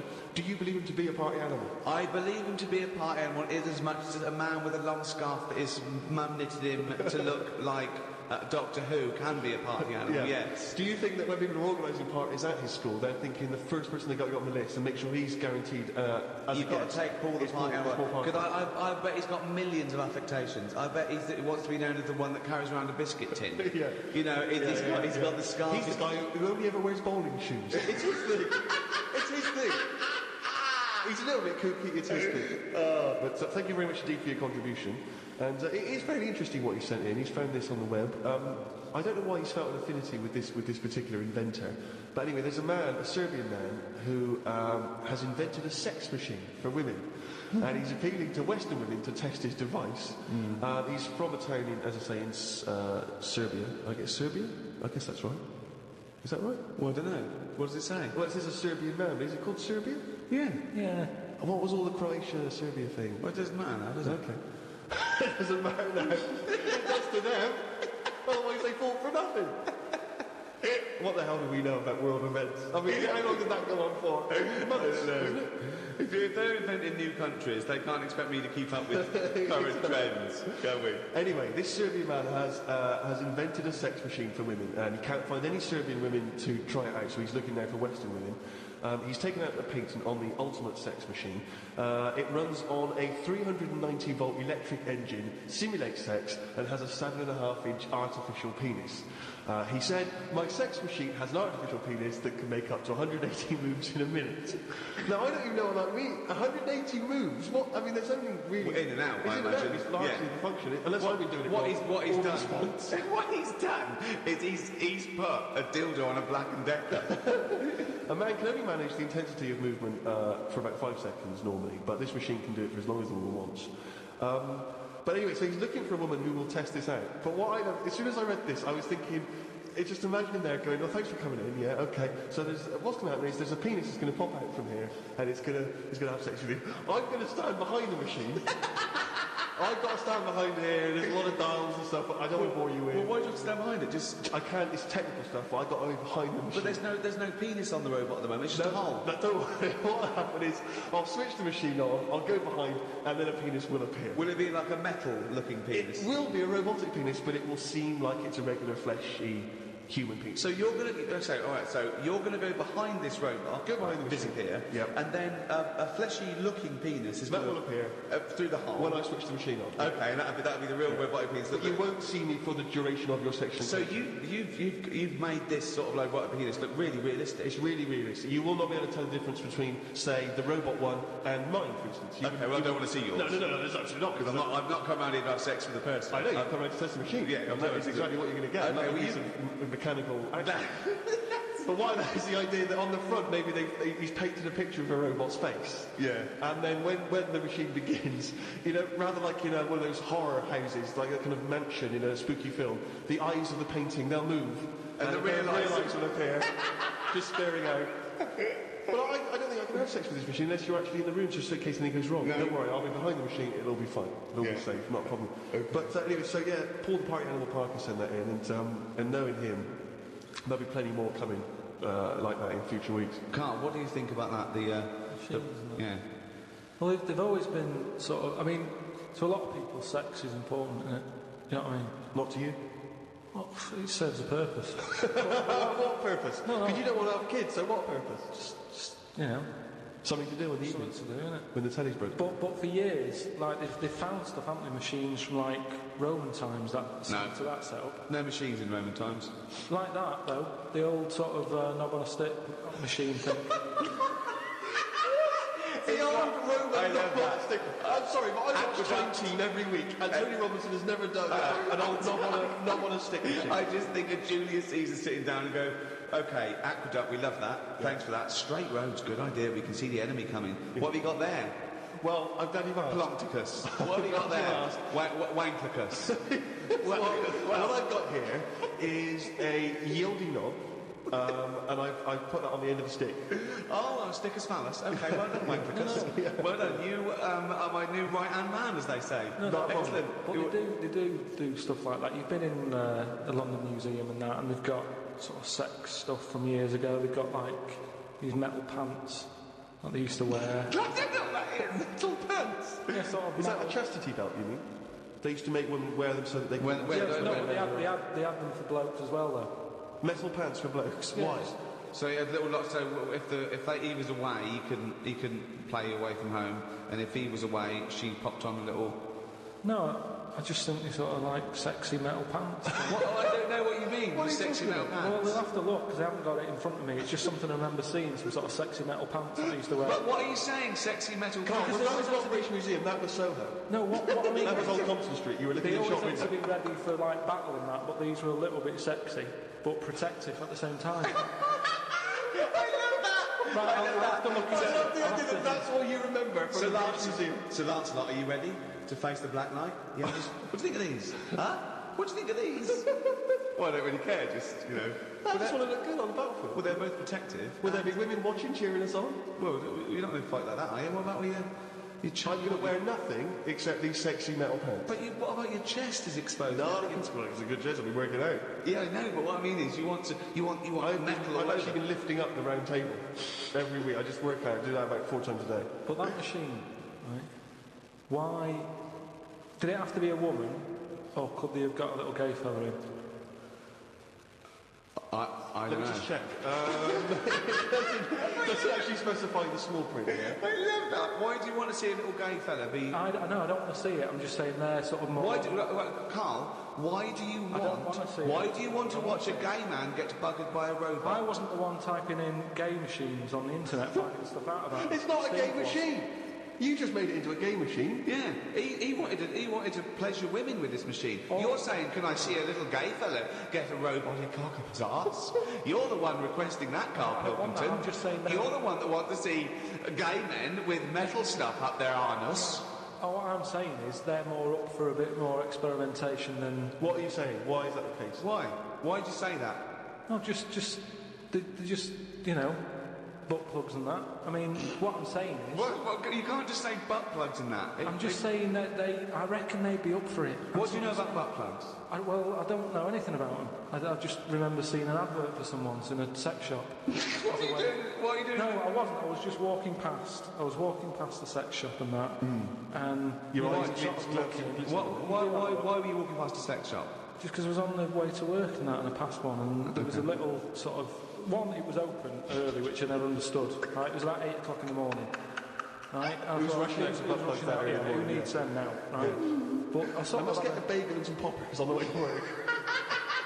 I walked past it and it had like a little post-it note or postcard type thing, and it was like pop in now, buy an item, chuck in some free butt plugs.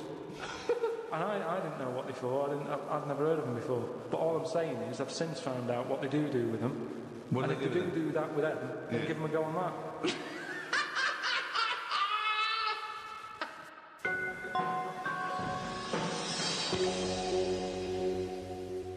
I had another email here. This is they haven't given their name actually, but it's an interesting fact. I'm hoping it's true.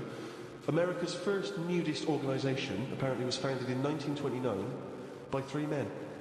Now, what intrigued me when I read that is the fact that it's clearly 3 blokes just trying to meet some nude women. They're all 52 balding Exactly. with little sort of those gold-rimmed glasses. Yeah.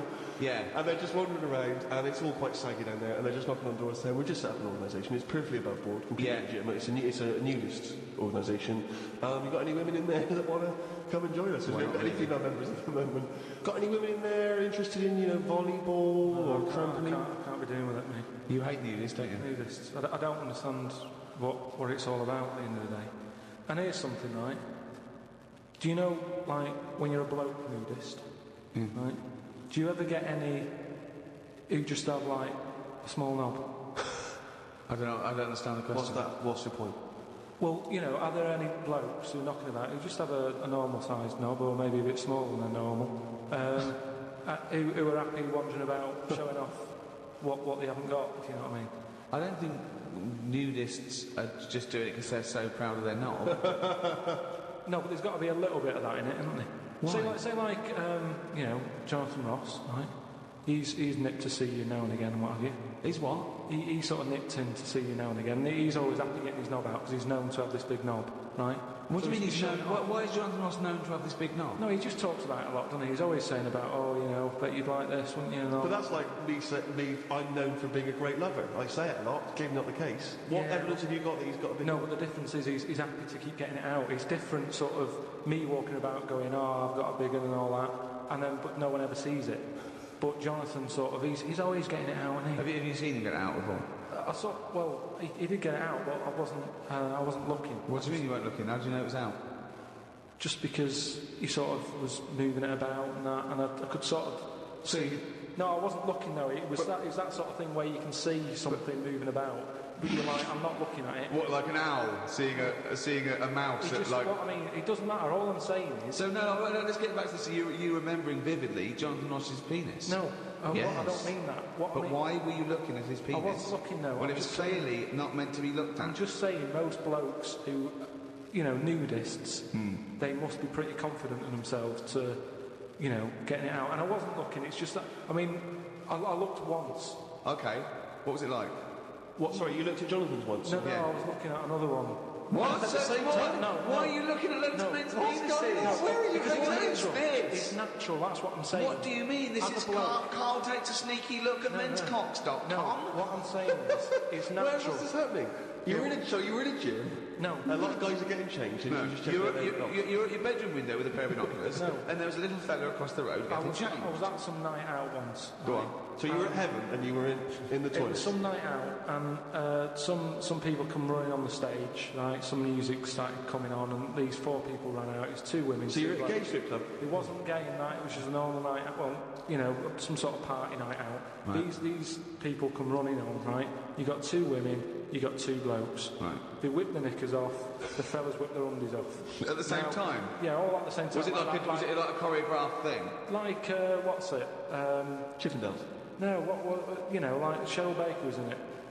It was that thing where they sort of, you know, on Eurovision Song Contest. Making your mind up Yeah. when Bucks Fizz Bucks ripped Fizz. off a larger skirt, conceding a smaller skirt. At no point did Bucks Fizz whip their knickers and pants When off. you said Cheryl Baker was in it, I was thinking, what? Didn't she used to host Record Breakers? I don't remember that. So Tea Time on BBC One. So that happened, and all I'm saying is, right, before I had a look at the woman's bits, right, I just had a little cheeky glance at the fellas. Why? Why? Just checking it out, just seeing is everything normal down Why there. weren't your eyes drawn instantly to the ladies' bits? Don't believe me, I had a look at that. All I'm saying But you is, went to the guys first. just I didn't know how long pants were going to be left off for. So you didn't want to miss your opportunity, is what you're saying? You saw a window of opportunity to see some men's bits and you thought, I better take it. No. Because this may never happen again. No, So what happened? So there's 2 women, 2 men, right? I don't know what sort of event this is where you're looking at anyone get their knickers and pants off. I don't know why you're looking at all. So you go right. There's knickers and pants off. Right. Let's check out the knob and testicles first. You're telling me you've never, like, when you've been in a gym or anything, you've not just sort of turned your head, had a look and go, all right, yeah, that's all right. Yeah. So let's just get this question right. Have we ever been in a gym and just taken a sneaky glance at a man's genitals? Is that your question to us? Right, for me, it's the same as when you see someone who's a bit odd, 2 heads or whatever. Well, I'll be honest. If I was in a gym and a bloke came in with 2 heads, I'd look. I'd get a sneaky glance in the mirror. I'd go, Sorry, but you'd look at his genitals or his 2 heads? there's 2 heads. Or would you look at the heads and then think, I wonder if he's got 2 cocks? And just...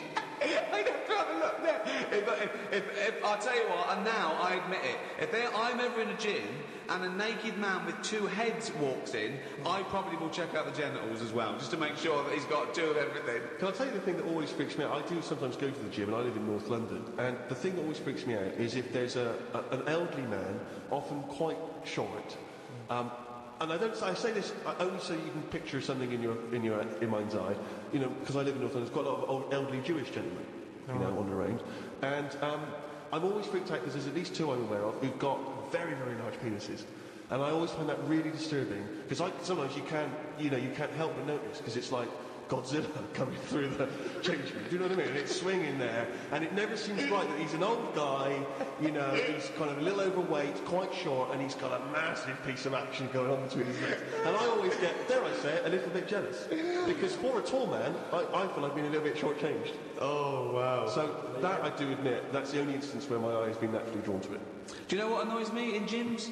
Where people walk round happily naked all the time whistling. They get weighed naked, pop a towel on and take off 3 ounces. How exact have those measurements got to be?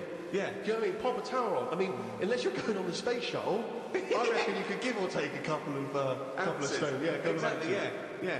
Absolutely right. Well, we've put that to bed. The Ricky Gervais Show on Guardian Unlimited. Right, Karl. It's that time again. You better be ready. Oh, chimpanzee, that monkey news. Right. Well, this week, what we're covering is, do you know, like they say, monkeys are pretty close to humans. Well, when you say monkeys, you mean apes, I assume. Well, and when you say apes, you mean chimpanzees. Well, no, because they're different species. They're all primates. They've done a lot of tests and that. Like I said, you know, we've talked about the one that went into space. That was rubbish. The ones that have worked in train stations. No. So the Barbara, next, was there a Barbara one? there was a barber one. He started off sweeping, didn't he? But he didn't immediately go in. Straight into he worked his way up, Yeah, do you your know, apprenticeship. They do a lot of stuff. I've seen the salon. He was probably the top student. But the thing is, you know, I mean, in a way, this is linked to the one in the salon. He could cut hair, but he'd never be allowed to work on the till, right?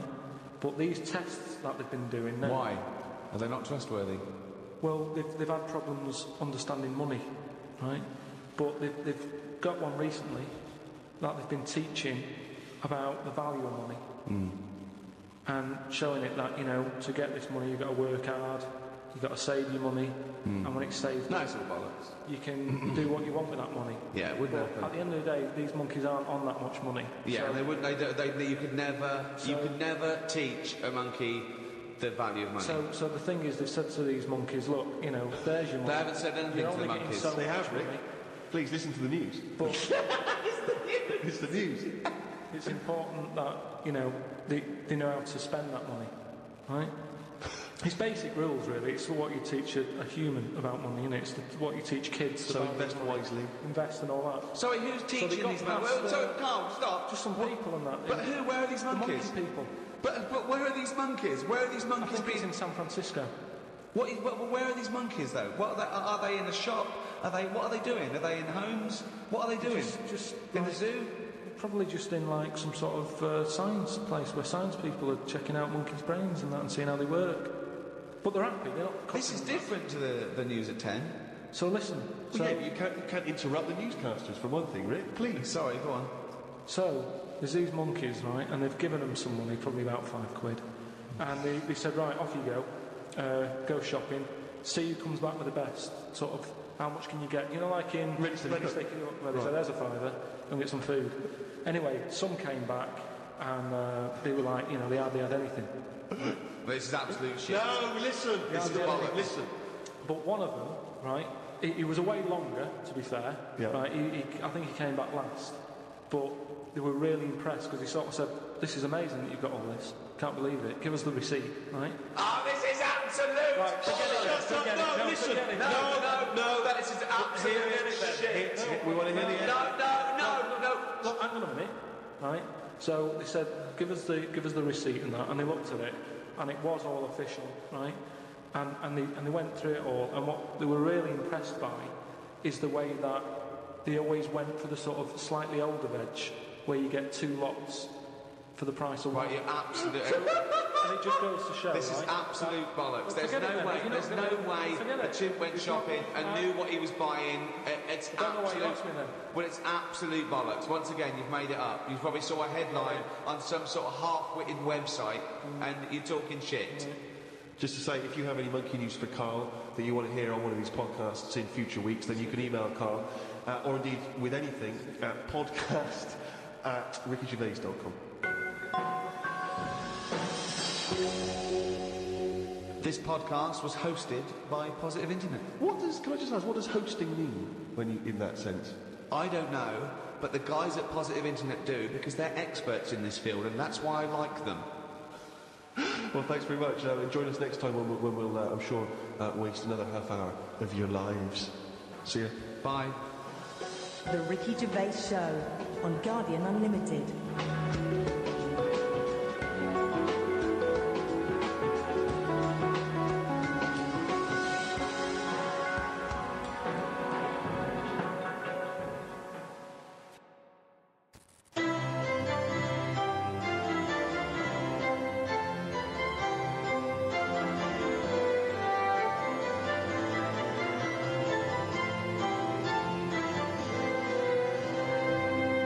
To quote the scholar and political theorist John Shah, the future is not a result of choices among alternative paths offered by the present, but a place that is created. Created first in the mind and will, created next in activity.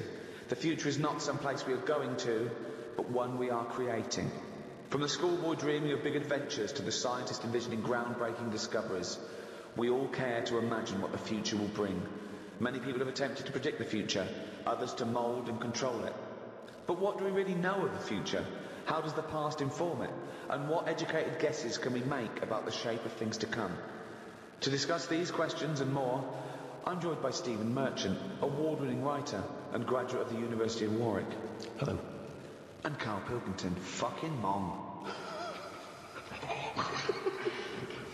All right. One prediction for the future, Karl, is from an academic study, what the world will be like in about 75 years from now. And a big prediction they're sort of sure of is that androgyny will rule. There'll be so little difference between men and women, apart from the biology, economically, socially. It won't matter who the biggest breadwinner is, that's already being phased out. If you're in a traditional heterosexual male-female couple, it'll be who stays home, who earns the most or whatever. It won't be governed by gender, and that's getting less and less anyway, as it is now. But soon you won't even need a female or a man in your life. You'll just need the egg or sperm, and you'll be able to have any coupling you want or not. Thoughts, Karl? That isn't what I heard. What were you heard? I heard that. So you read an academic study, Rick, but Yeah. let's find out what Carl's been reading. I heard we're all going to go ugly. Different point, though, isn't it? That's a different point.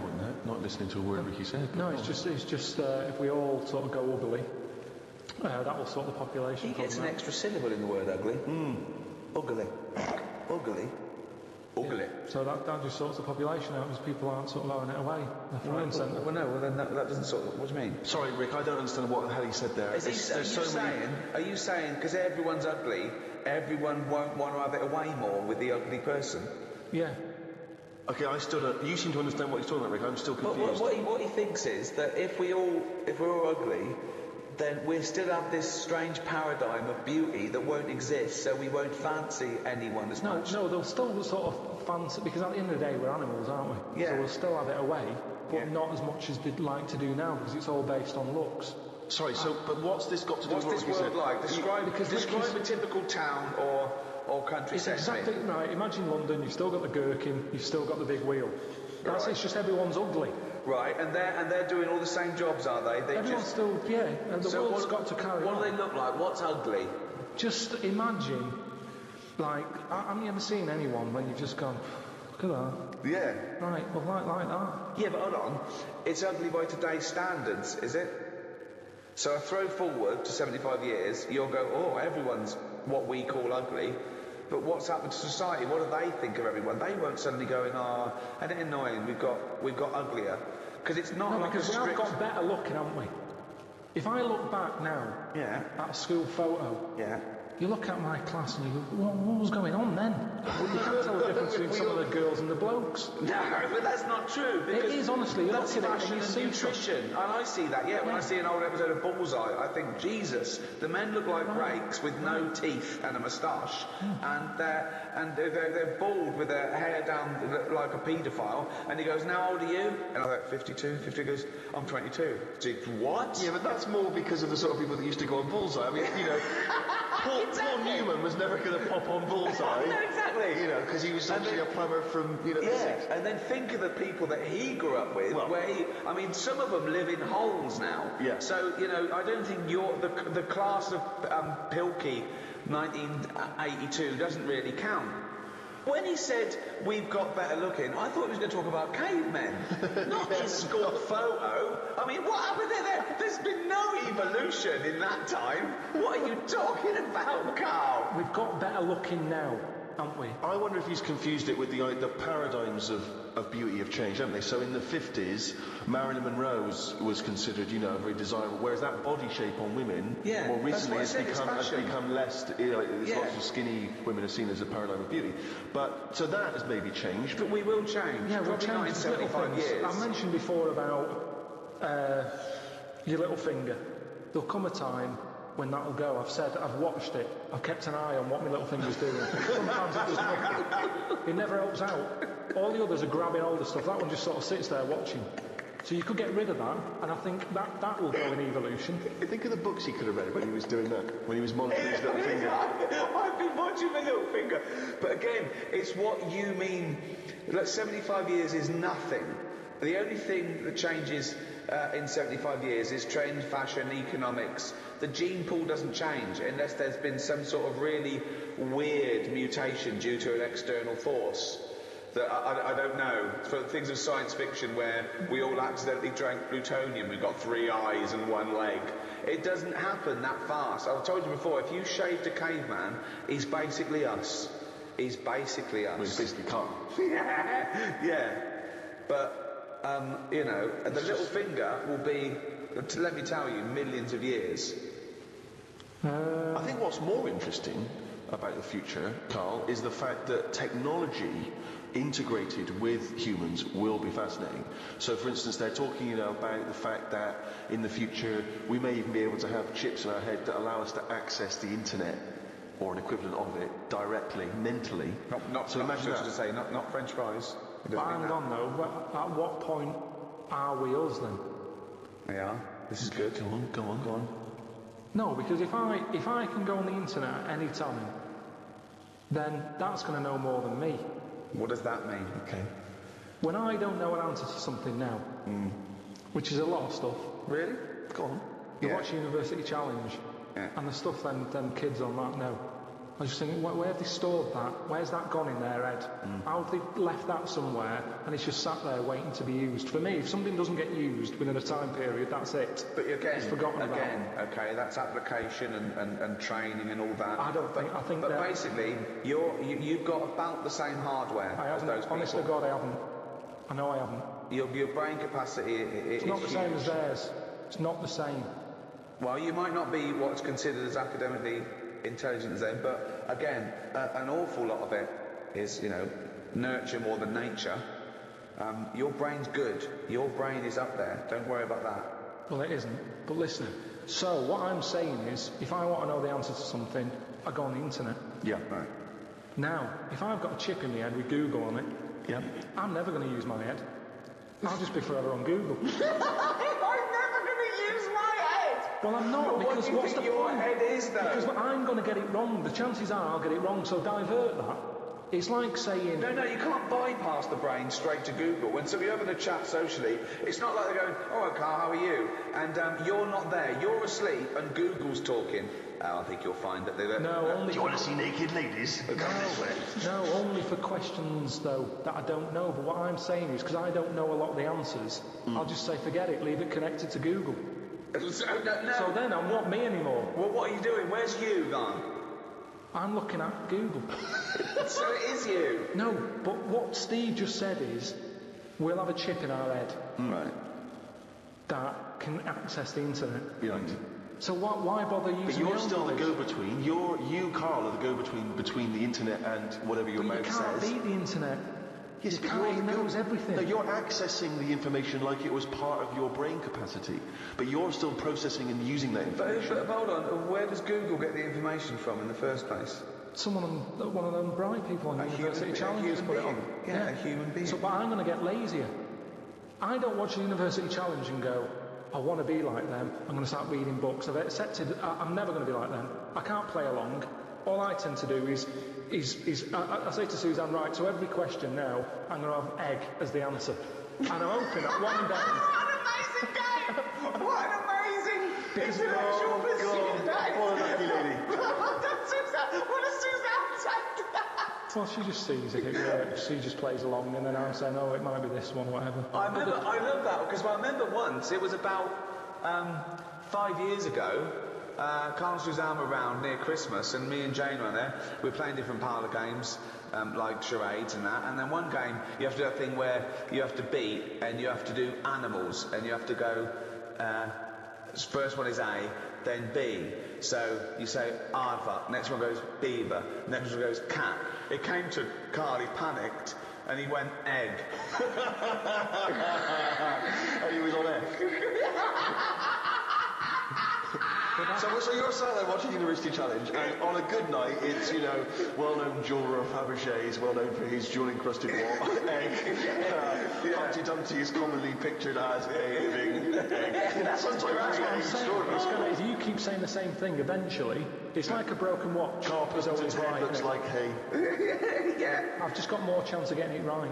Sure. But also, he told me when he plays University Challenge, he said he's given up ever trying to get an answer. So now he tries to guess who's going to answer the question. Another great game! Suzanne's roped in on! Unbelievable! How do you do with that? That's not... I'm normally all right on that. There's got to be something else. There's another evolution thing though. When you watch brainy people on that, or wearing glasses, Yeah. what does that tell you? We are reading too much. We're wearing the eyes out. And that you can't argue with that because the evidence is there. Most people on University Challenge, which is a quiz show if people don't have that in the country. It's the brainiest quiz of all time, and to be honest, I don't know why they don't go on Who Wants to Be a Millionaire or something, because they'll get a better prize than what do they win on University Challenge? Because they'll be stitched up by a question of who's in Hollyoaks. It will be But that's the snobbery as well. It'll be what character does Andy Lincoln play in this life, and they won't get it, and you'll go egg, and you'll be correct. But that's the thing, isn't it? This snobbery on like braininess, the way that if you're a specialist in I don't know what something. Well, no, don't happen. Go on, finish. You've started a conversation. You're halfway through a sentence. You've got a point. Can't bear that now. Okay. Say if you're a specialist in Go on. Latin tattoos. What Latin tattoos? I didn't know you wanted something so specific. So that's a tattoo you have on your arm with Cogito ergo sum underneath, or is it a Just tattoo? any sort of, well, it's the only reason Latin's still alive, isn't it? Right. Tattooists.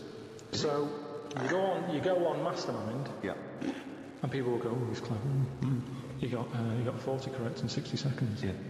Now, if you go on and say any questions about Coronation Street between 1990 and 92, people go, "Oh, he's a bit of a knob," because there's a snobbery to education. Yes, there is. But a question is still a question, isn't it? Well, to a certain degree, although, yeah, that's fine.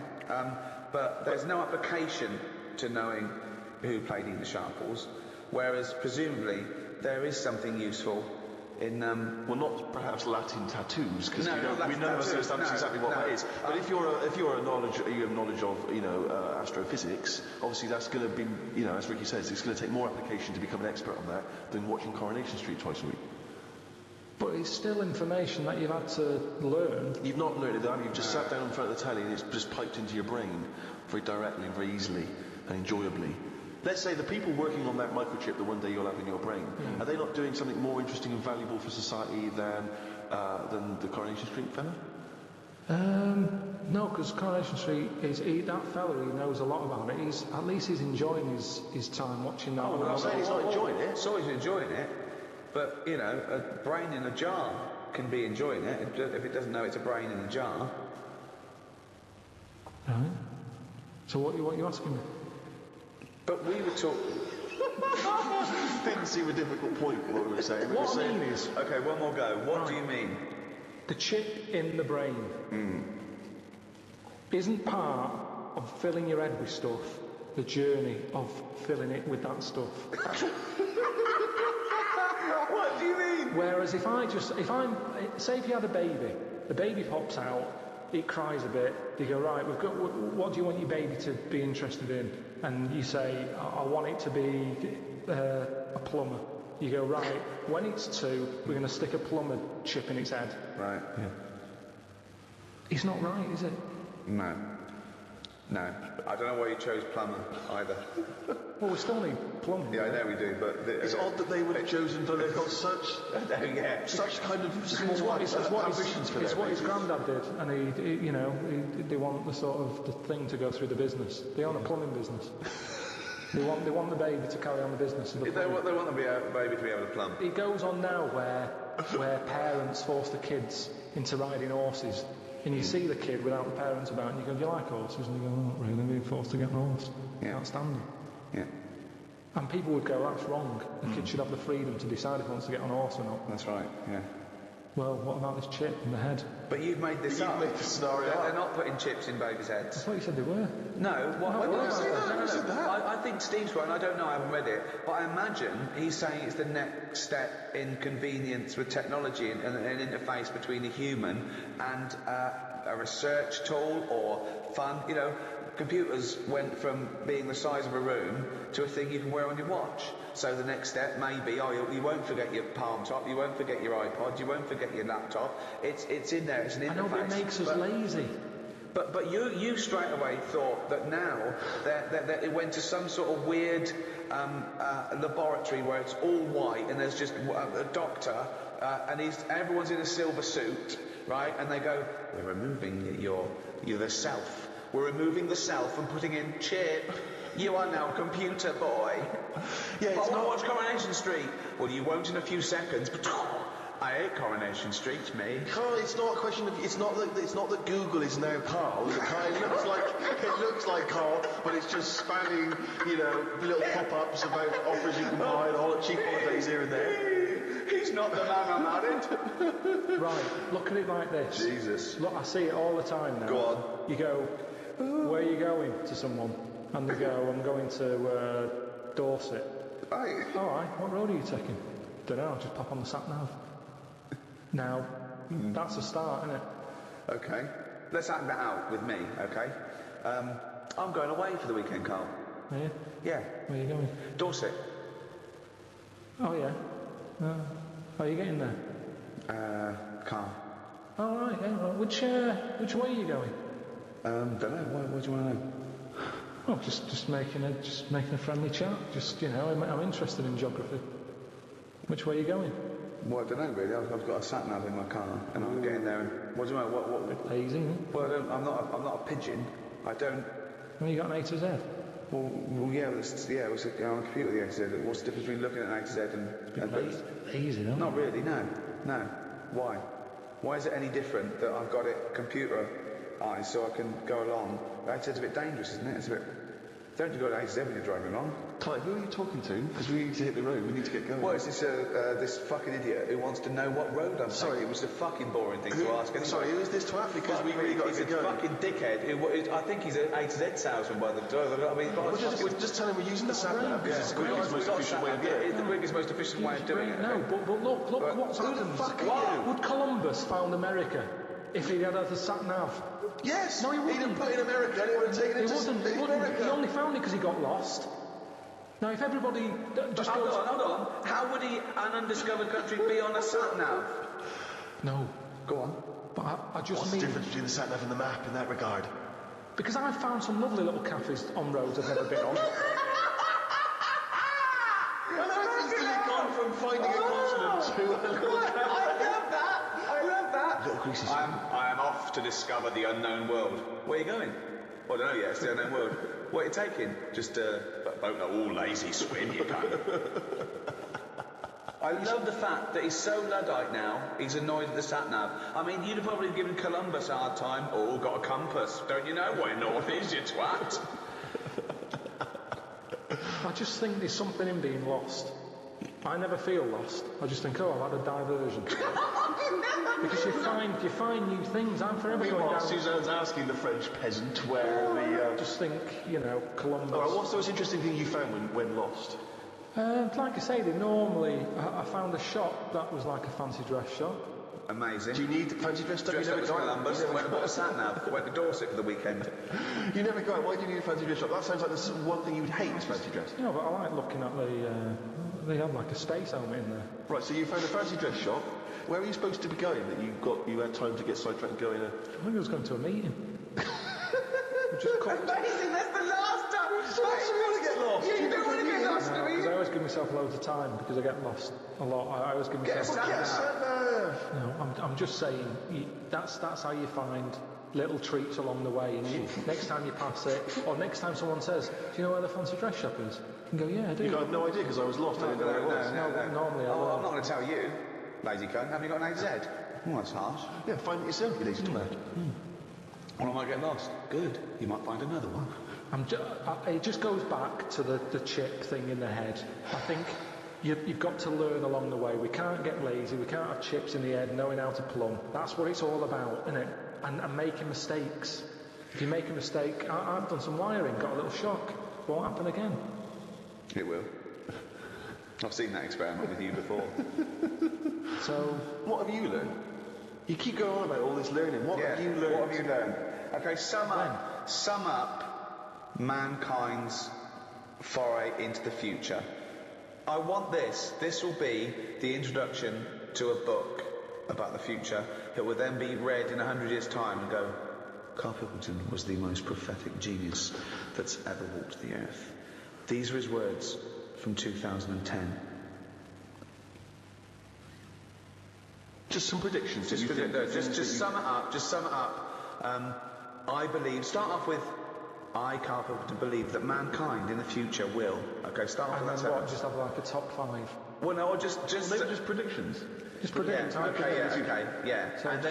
then a little thing to remember. And remember ye this. So I, Karl Pilkington, predict that in the future mankind will.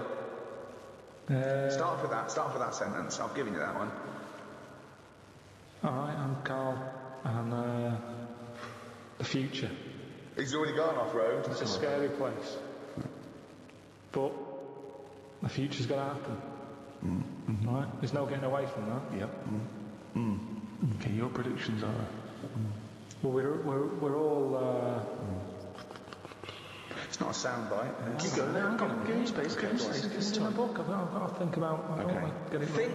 Think first, and then say it. Okay, starting from now, these words of wisdom will be inscribed on a wall of a museum one day. Proceed. All of a lavatory, one. I think trousers are going to be stopped being made. Just because you see kids now, they've got pants around their ankles. They're going further and further down. So I think that's evolution, just getting rid of the trouser. Right. It's just dropping naturally. That's the evolution of the trouser because it's dropping You see incrementally now, down you see the kids' arse. underpants, so they're just dropping. Yeah. I think they'll get to a point when they just don't bother wearing them anymore. Right. Prediction 1. Okay, That's an amazing one. They'll stop making trousers in the future. Okay. We're going to get weaker. That's already happened. They used to say, an apple a day keeps the doctor away. Now they say eat 5 fruits. Right. So we've definitely, that's evidence. You can't argue with that. I'll probably put that first because it goes right. What's number 2? So swap that round. Okay, that's number Give 1. them the pants second. Yep. I'm gonna die. Okay, They number used 2. to say, an apple a day keeps the doctor away. They used to say. They used to say, pull your trousers up. No, they say, pull them down, you can.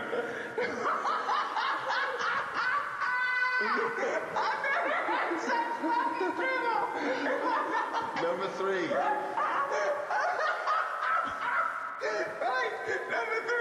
Oh, the scholars are now waiting with bated breath when they find this old scroll, and they go, ooh, what can number 3 be?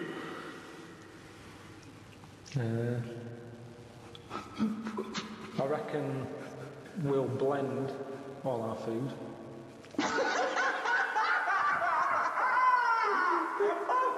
No, because Not mate. You're going to make a point about rights. Listen, I never thought it would be. We'll blend all our like they do for babies, you mean? I just think when you think about all the stuff we eat now, cavemen chewing on big lumps of meat. Yeah. We had wisdom teeth. Yep. Now they say they'll take them out, you're not using them. Yep. Why not using them? Because your food's soft. Yep. Sorbet. Yep. Soups. Yeah. Everything's softer, Just isn't it? When those you get an two, avocado, you say, is it soft? Everyone's squeezing the food before they buy it. Yeah. No one wants anything tough. Yeah. So I think chewing is a sort of It's a the thing big of the thing of the past. We haven't got the time to chew. Everyone's like, hurry up, eat that. You don't have to go out for dinner with Ricky. He's like, hurry up. Right, I'm still eating Well, he it. does blend his food, I think. Okay, so blending food. Great. I reckon. What else do we do now? So I've done teeth, done trousers. I've come up with this idea. It's sort of like glasses, but you can live wherever you want to live. What do you mean? Everything that's real, you're not looking at that anymore. This is really the future. I'd put this at number 10. This is like... We're only doing 5. Fuck me. So what you mean is that you look through the glasses and instead of seeing what the real world, you see a tropical what you want to paradise. see. So if you're a young kid and you like the idea of living in the urban ghetto with all graffiti on the walls and that, you can see that. Yeah, but hold on. Are you walking around? Because you'll be bumping into stuff, won't you? No. Why not? No, what you mean is that the stuff that's there in the real world is being digitally reimagined in your glasses. So what was a nice country lane is suddenly now an It's urban got loads ghetto. of graffiti on it. Sure. Absolutely mental, pointless, would never work. Absolutely one of the maddest things you've ever said. Really weird, that one. Yeah, It could be done. It I would. reckon it could be easily Why done. would it be? Okay, that last one, that's number 4. That's a load of bollocks. So what's number 5? There'll be more letters in the alphabet. Why? Because we're running out of words now, aren't we? No, we're not running out of No, we words. are. We are definitely running out of words. It's using the letters we've already got and Yeah. making new words. Yeah, No, but we haven't got enough now. Of course we have. Have you any idea? You could have a word with 9 L's Yes. before you run out. Yeah, and they do in Wales and what have you. That's because their alphabet is shorter than ours. They've only got something like 24 letters over there. Right. But they go mental with the L. now, what we do is, we've got 26 letters, but we are now struggling. We're not struggling at all. We are. We're not. We're just stupid. Boswallocks in shampoo. Now there's a word where they've gone, well, we've invented something here. We've got something we're putting in shampoo. Boswallocks? Boswallocks. Have you just made that up? No, they go. New with Boswellocks and ceramide R. Yeah, but that's a new word because they have to. They come with a new word. But it's a terrible word. Why? Boswallocks. It's another word. Is that real? Even That's a real word. Yeah. Now this is what I'm saying. So years ago when they came up with all the sensible ingredients, Go on. sodium. That sounds all right. He likes sodium. He doesn't like Because it Boswellocks. sounds like something in it, like an ingredient. Well, yeah, but that's because you're used to it. Is this a load of Boswellocks? Are you winding me up? No, it's Turning it? real. It's real, and that's because 26 letters. We've wasted them. Years ago, we went mental with the, pneumonia, sticking a P on it, and there's loads of words where you go, "What's that letter doing in there?" Whereas now, they can't do that. They've gone, "Whoa, pull that back. Why is that letter there?" And now you've got stuff like abbreviations and stuff. Yeah. Let's not waste letters. Let's just control it a little bit. Cars are called things like, GTI or something, because they're going, well, I can't think of a word to call this. So they're giving them letters. Think of a word now. Think of a word that hasn't been made up. What do you mean? Tell me a word that hasn't been made up. All words have been made up. No, one that hasn't. That could be used. Say if I invent something now to put in shampoo, what can I call it? Quick. Cranberry. No, it's too close to that. No, we can't get that past the advertising person. Scrimpton. Scrimpton. Yeah. So it took Ricky 2 goes and you accepted his second one. Well, I think we've sorted out the future. Wow. Since, obviously, the days of Nostradamus, there's been many people who've tried to foresee the future. Karl, I'm not sure if you're familiar, but there's endless, predictions. Apparently there are other planets that may collide with ours. There's some scientific basis on this. And obviously, I don't know if you've seen the posters for that recent film 2012. Well, that's based on this notion of some kind of Mayan calendar, which supposedly predicts the end of the world as being 2012. But if you knew with certainty that today was the end of the world, how do you spend that final day? I mean, this seems weird to me, but I think I'd like to experience a lot of the extremes of existence. So, for instance, I've always wanted to smash up a bar. Do you know what I mean? It's strange, but I've always wanted the exhilaration of just smashing all those bottles, like you see in a film. But would you enjoy it as much, knowing that you're going to die in 8 hours? I don't know, I suppose it's the sense of abandon, I mean, maybe I'd murder a person. Wow. Just to say, I don't know, but I think I'd probably go mental. Because I've always been a very reserved person, I've never got into a fight, never caused a rumpus. Yeah, but that's a worrying thought, because we don't have to have the end of the world for it to be the end of your world, because a lot of people know that they're terminally ill, so they don't go around smashing up bars and killing people. But I suppose I know there'll be no repercussions ultimately, because the next day everyone's gone, so there's not going to be mourning families. But then how dare you deprive that person of his last 8 hours or 10 hours of life? I don't care, because it's the last day on Earth. Well, so that's true. I know the moral guilt that I'll feel is over in a few hours. Morality isn't relative just to repercussion, is it? Because no, but the point is you can do things without repercussion. But often people say, what would you do if you never got caught, or would you do it if there is repercussions for that person, as grave as they might be, just because you feel that it's no big deal either way, that they're only going to live another 8 hours. They might feel differently. And you're saying, well, you won't care because you won't be around. But then, why do people care about their loved ones when they won't be around? Why do people get a will ready? Because my point is that they know that those people will continue to live for an indeterminate amount of time. So you do care about the other person's feelings? Of course I do. Of course I do. But my point is, knowing that everyone is going to be wiped off the face of the earth the following day, all those repercussions are no longer quite the same. I'd find it hard to divorce myself from my morality that's ingrained just because it doesn't matter anymore. Yeah, but I mean, I honestly, to me, it seems that we're approaching just the end of all things, and so I'm saying that there's something about the fact that we're all going to end that somehow seems very liberating. What would you do? I've always wanted to kick a duck up the arse.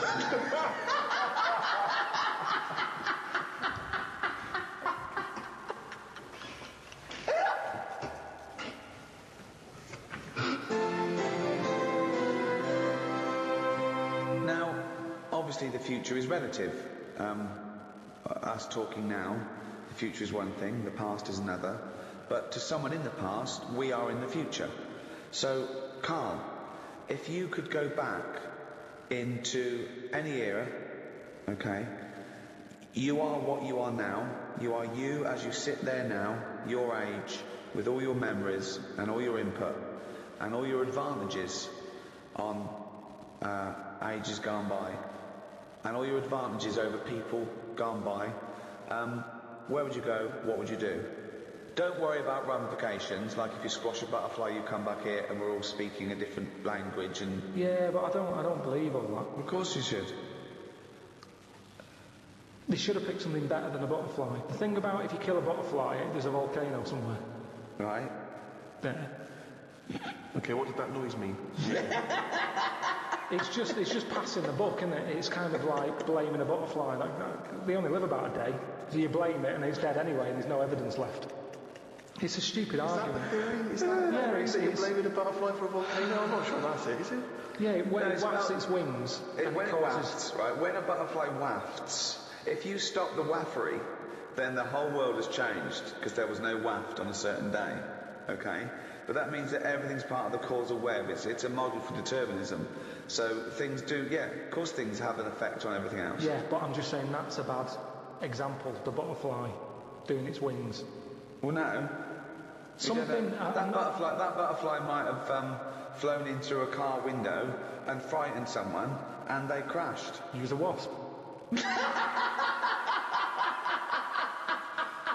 Why is that preferable? Because you don't panic. I've been in a car when there's a wasp knocking about. It's terrifying. I can see how that could cause a disaster. Not a butterfly, you just go open the other window. I love that you've won him over to that theory now, just by substituting a butterfly and a wasp. You think back to perhaps when you were a teenager or even before when you were growing up. You had visions, I suppose, of your own personal future and how that would play out, how you could change the way you lived your life in order to affect the future. I mean, I'm very lucky in some regards in that one of my ambitions was always to be involved with comedy. Yeah. And I was always pretty excited about that, and I was lucky that I've managed to achieve that. A lot of people don't even know what they want from their future. Well, the other thing is that when you dream of where you'll be in 20 years' time, you don't change the future. You don't change the buildings, and you just think of yourself sort of richer, having a happier life. Yeah, you know what I mean? So, and also, I was always slightly more handsome in the future. Like I kept imagining I would grow a little more handsome. People kept saying, my grandmother would keep telling me, you'll fill out. When you fill out a bit. She was obsessed with me filling out. This is why she would feed me endlessly. The idea that somehow if I was less gangly. Yeah, it worked with me though. Yeah, you really I filled out, yeah. It's funny because I still forget what I look like now in the present. Yeah. In my head, I still look like I used to look. Then I catch a little glimpse of myself in the shop window and go, who's that foul? Oh. No. You know what I mean? I'm so much better. But you did have you've journeyed a long way. I mean, you, good-looking lad, and you are, I mean, it's preposterous. I mean, everyone I work with or meet who's seen a picture of you as a teenager doesn't understand it. I mean, I pretty much look the same, you know what I mean? I haven't changed much. I'm still a constant disappointment to myself in a way, you know. And when I put on a tuxedo, that's the best I'm ever going to look, and I don't look like James Bond. Yeah. Whereas you at least had a moment where you looked around. I mean, honestly, it's Jane I feel sorry for. Because I mean, she did not sign up for this. Well, we've all changed. I've seen pictures of her in the past. She ain't changed much. No, I don't mean that. I mean, we've all changed. We all changed. Carl used to have hair. Yeah, but you by your own admission that I had it for long. You didn't have it hair for long, did you? You No, it wasn't. I didn't want to hang around my hair. It was never. I told you, it didn't feel needed, so it went. I never did anything with it. It was hair of a Chinaman, wasn't it? Even the hairdresser said. He said, you can do nothing with this.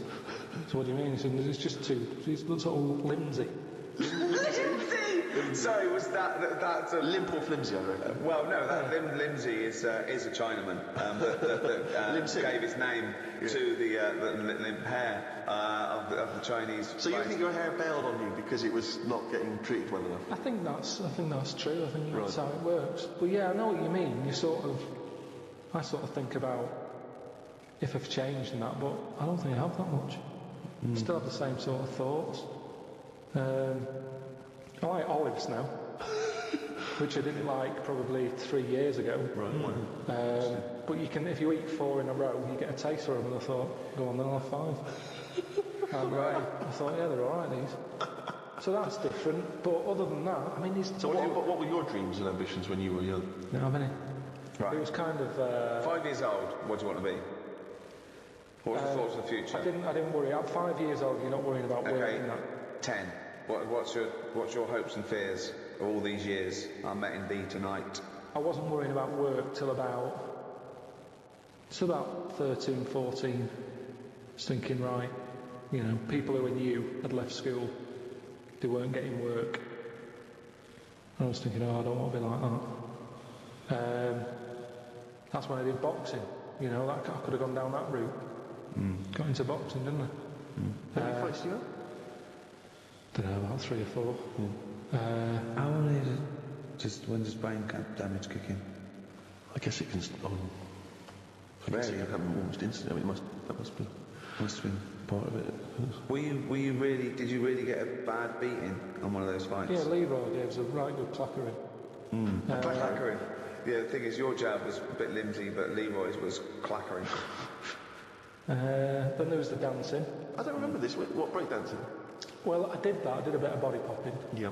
But did you ever really think that you might do this in the future? You never know, do you? But did you, at the time, do you remember thinking, I wouldn't mind doing this I must have thought that for me to go, well, let's try and join, you know, Twiggy's dance club and all that. And my mum and dad always sort of, you know, if you want to give it a go, give it a go. With the boxing, you know, my dad was saying, right, I'll get you the proper shoes and that. And my mum was like, don't bother getting in then yet. let's see if he sticks at it for like 4 months, because they were about 30 quid. Let him carry on in my furry slippers. Then with the dancing, it was the same thing. I said, I need some leg warmers and that. And These tights are just as good. Come on. No, what about your Nan's tights? my dad gave me like his. He cut like the sleeves off a shirt. Amazing. And that were your leg warmers. Yeah. Amazing. But it's funny when you're a kid, it don't bother you. But surely cut them off a jumper. No, I don't know why. I know I looked down because I had cuffs on leg warmers. That's amazing! But when you're a kid, you roll them up. It must have looked Lancelot and Bowen doing a handstand. But then, that didn't last long, and then my dad, I was getting older now, and he's like... Dad needed his shirt back for a wedding. Yeah, as long as he didn't take his jacket off, it was fine. Dad, I'm losing my hat, I need a hat. Dad, I don't need a bloody hat. Pop my pants on, Fred. But then you've got to make sure you try and get a job, and school was sort of saying... So 15 now. Hang on, why did you stop going down Twiggies? Well, it was short, wasn't it? Amazing. Oh, it closed down? It closed down, it had a load of toilet rolls in there. It'd been turned into like a storage unit. I've never really had like a dream of just bumbled along. Because, like I've said, it's that thing of Clacker, sort of... Limsy. It's like, call my fucking bluff. There's no point sort of wishing for too much, because if you don't get it, you'll be fed up. So it's better just to sort of go, well, let's see what's around the corner. This is what I've said to you about a sat-nav system. Right. Yeah.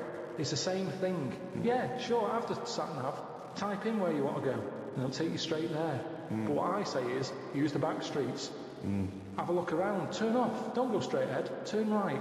The little dead ends. Yeah, Have a well, you look. might get mugged. Have a look. Don't go down the dead ends. Why not? You've got a reverse There's mechanism. nothing there. Dead end. No, but have a look. Well, there's nothing there. It's dead end. What's the road doing there then? Well, it's a dead end. Yeah, but there must be something down there. There's nothing. It's dead. It's just ends. It's just a wall. Right, so it's not a problem. Reverse. Well, don't go down in the first place if you know it's a dead end. Don't tell people to go down the dead end. They've got to reverse out. Difficult. Well, I'd say just have a look. You see, that's the difference between me and you. I'd have a look down the dead It's end. dead end. No, don't worry. It's What's dead down end. there? There's nothing, mate. Dead end. Rubbish? Just Yeah, no, nothing. Dead Nothing end. at all? Yeah, no point going there. Dead end. Right, so I'll go, well, I'll just have a look for myself because I don't believe you. Okay. Well, go on then. Right, I'll have a look. Yeah. Oh, look at this I've found. What have you found? Box of money that you didn't know about. All I'm saying is it could be... He's still got the brain of a 10-year-old, hasn't he? money. He's still got the brain of a 10-year-old. I'm just... set your stall out. Right. So where's the store? Where are you setting the store? Not there. Because there's no through traffic. Thoroughfare. Yeah, you want to be on This a is sort of crazy. public highway. Where are you setting the stall out? What are you selling? What are you selling? Well, this is what I'm saying to you. What are you selling I'm first? selling a mixture of stuff. What? Like what? All sorts. What have you bought it with? A bag of money you found in the dead end? Leg warmers. So you got new leg warmers with do you want cufflinks for them? What? Do you want cufflinks for them leg warmers? Well, no. Why would I do that? Well, you got to fucking look smart, ain't you? You can't. So you're selling, what are you selling? So you set your stall out. Yeah. Right. Now, Yes. isn't it dangerous to sell all the same product in that shop? Right. Okay, I don't know what you're talking where's the about. analogy going? This is Yeah. a metaphor. It's a metaphor. Yeah. Or simile. It's a What, simile. what are you selling? What are you selling first? Bang. 2, 3, 4. No, but Quick, this is see what I'm your saying apprentice. to you. This is what I'm saying Go to on. you, though. I Right. just said to you, Yeah. well, Yeah. I don't know what you wanted to do. You haven't told me. But Right. I'm Do saying... you want me to tell you what I wanted to do when I wanted to be... Well, at 5 years old, I wanted to own a sweet shop until my mum said, you've got to buy the sweets first. Right. From 10, I wanted to be like a scientist. 15, a vet kicked in. But at some point you jettisoned all of that to try and pursue a pop career. 20, I wanted to be a pop star. 25, I thought I'd better get a job. Well, At 30, I did. me saying turn off the main road and do a right Yes. is saying just have a look around in the same way that if you go into a It's a shop... metaphor, wasn't it? Yeah, Right. it was, yeah. Yeah. In the same way that if you go into a shop, you're thinking I'm getting a quarter of bonbons. Right, bombs. Bombs. But by the time you get to the counter... You're clackered. And you get some licorice all sorts instead because you thought, actually, I forgot about them. Sorry, now this isn't a metaphor, is it? This is a real shop now, isn't it? I just mean you're gonna be let down. You're gonna be very, very disappointed with life if What? If what? the thing you're aiming for Yeah. doesn't happen. But what if it does happen? I'd like to take issue with this because there's a lot of young people who listen to our podcasts, and if they listen to this tripe that if you try for something in life it won't happen, so don't bother, I think it's a bloody disgrace. No. Imagine if Leona Lewis had thought that when she went on the bloody X Factor. She wouldn't have got punched by that bloke in that. That doesn't make sense. But you know what I mean? She would not be living her dreams. Yeah, but we don't know what Leona wanted to do. She might have had a backup plan. That's why she's done it. She might have had a backup plan. Yeah, but she fulfilled the main ambition, which was to sing. That's why she went on the show. She didn't go there because she thought I might want to work down a branch of water stations. You think she went in there and said, quarter bomb bob, she's like, oh, this is X Factor, but she went, oh, go on then. What I was saying. Well, what about the girl who looked like a fat baby? She went on there with a dream. It's not going to happen. Oh, yeah! But the point is, I'm not saying you all have to go on the X Factor if you're a hopeless idiot. I'm saying if you've got a little bit of talent and you pursue it, it might take you somewhere. If you want to be a vet or a doctor or a pop star, you might have a chance. You may as well have a stamp for it than say, oh, it's all right, I'll just sit around in the underpants. Yeah, they're doing a new one, the X-ray Factor, where you can actually, become a top radiologist. But I've said this for an idea. I think they should do that. Because how many singers do we need in the world? You see, that's the thing. We're talking about the future. Yeah. I think we're not going to talk anymore. I think it's going to be like living in an opera. The way things are going on now, everyone wants to sing. Yeah. Whereas, if you did a TV programme to try and get a doctor, X-ray Factor. It's all about, getting in young kids, do live surgery. There's big queues anyway. People are queuing up to have operations done. Yeah. So you say, look, Hilda, you have got a problem with your left bunion. You can either wait for your proper doctor and hospital, but it's going to be a 2-year waiting list. Or you can have Jedward do it. Are you free Saturday night, live? Because we've got two 17-year-olds who are going to do it. Hilda! She comes out, they start... Little voice! I've never heard him do a little voice before! So okay, good. So this is, what is this? This is a talent show where people can have a go at being a doctor. Right? Well, this is like something from the Middle Ages. But they need volunteers who would rather have an apprentice, someone have a go. It's not even an apprentice, it's someone with no training at all. Yeah. They learn how to do major operations in a week. But no, not major ones, that's for the final. You do a heart, of course, yeah, you've got to transplant. But you're building heart up transplant for the final.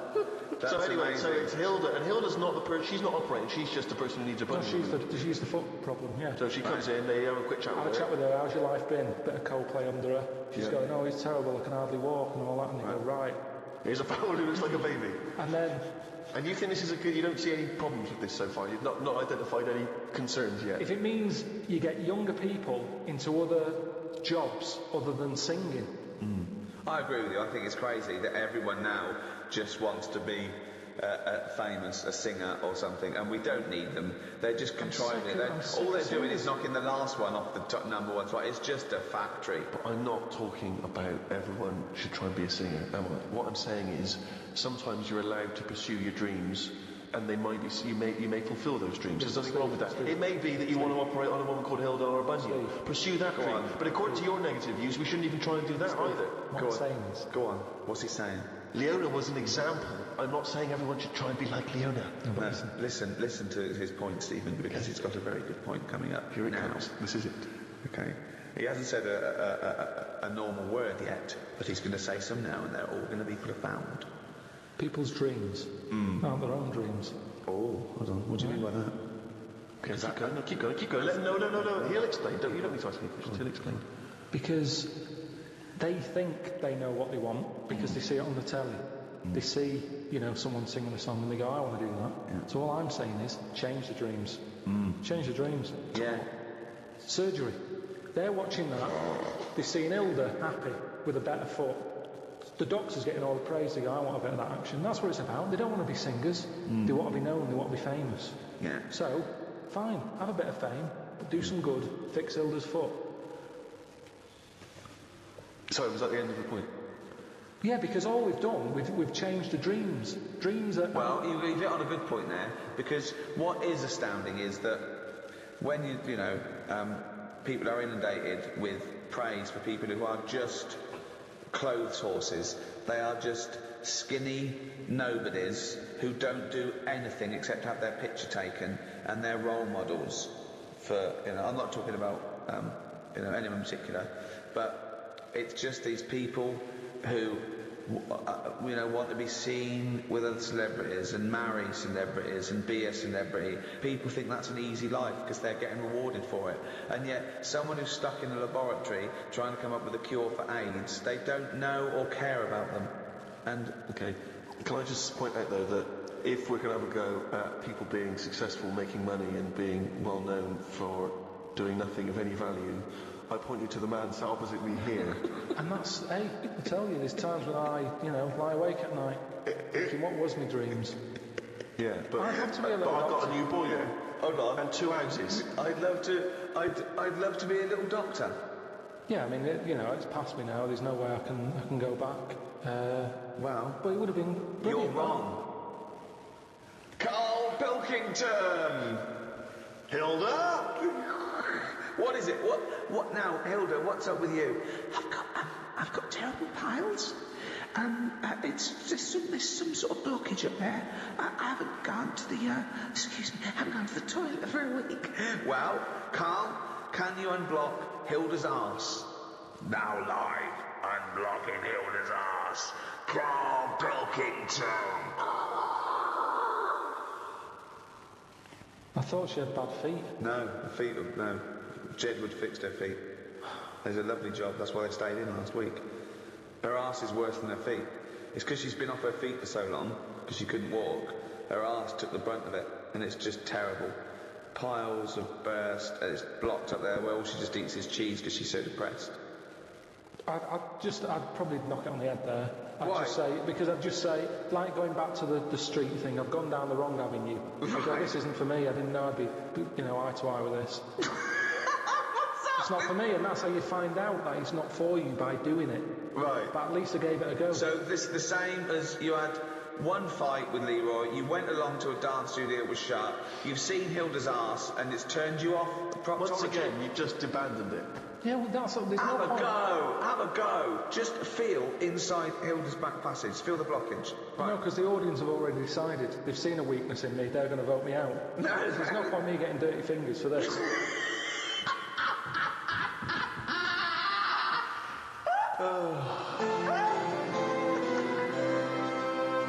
Well, that's about it for the Ricky Gervais Guide to the Future. The next audio book in this series is the Ricky Gervais Guide to the Human Body. Look forward to that. Will do. It's goodbye from me, Ricky Gervais, Stephen Merchant. Goodbye. And the little round-headed, shaven chimp that is forever Karl Pilkington.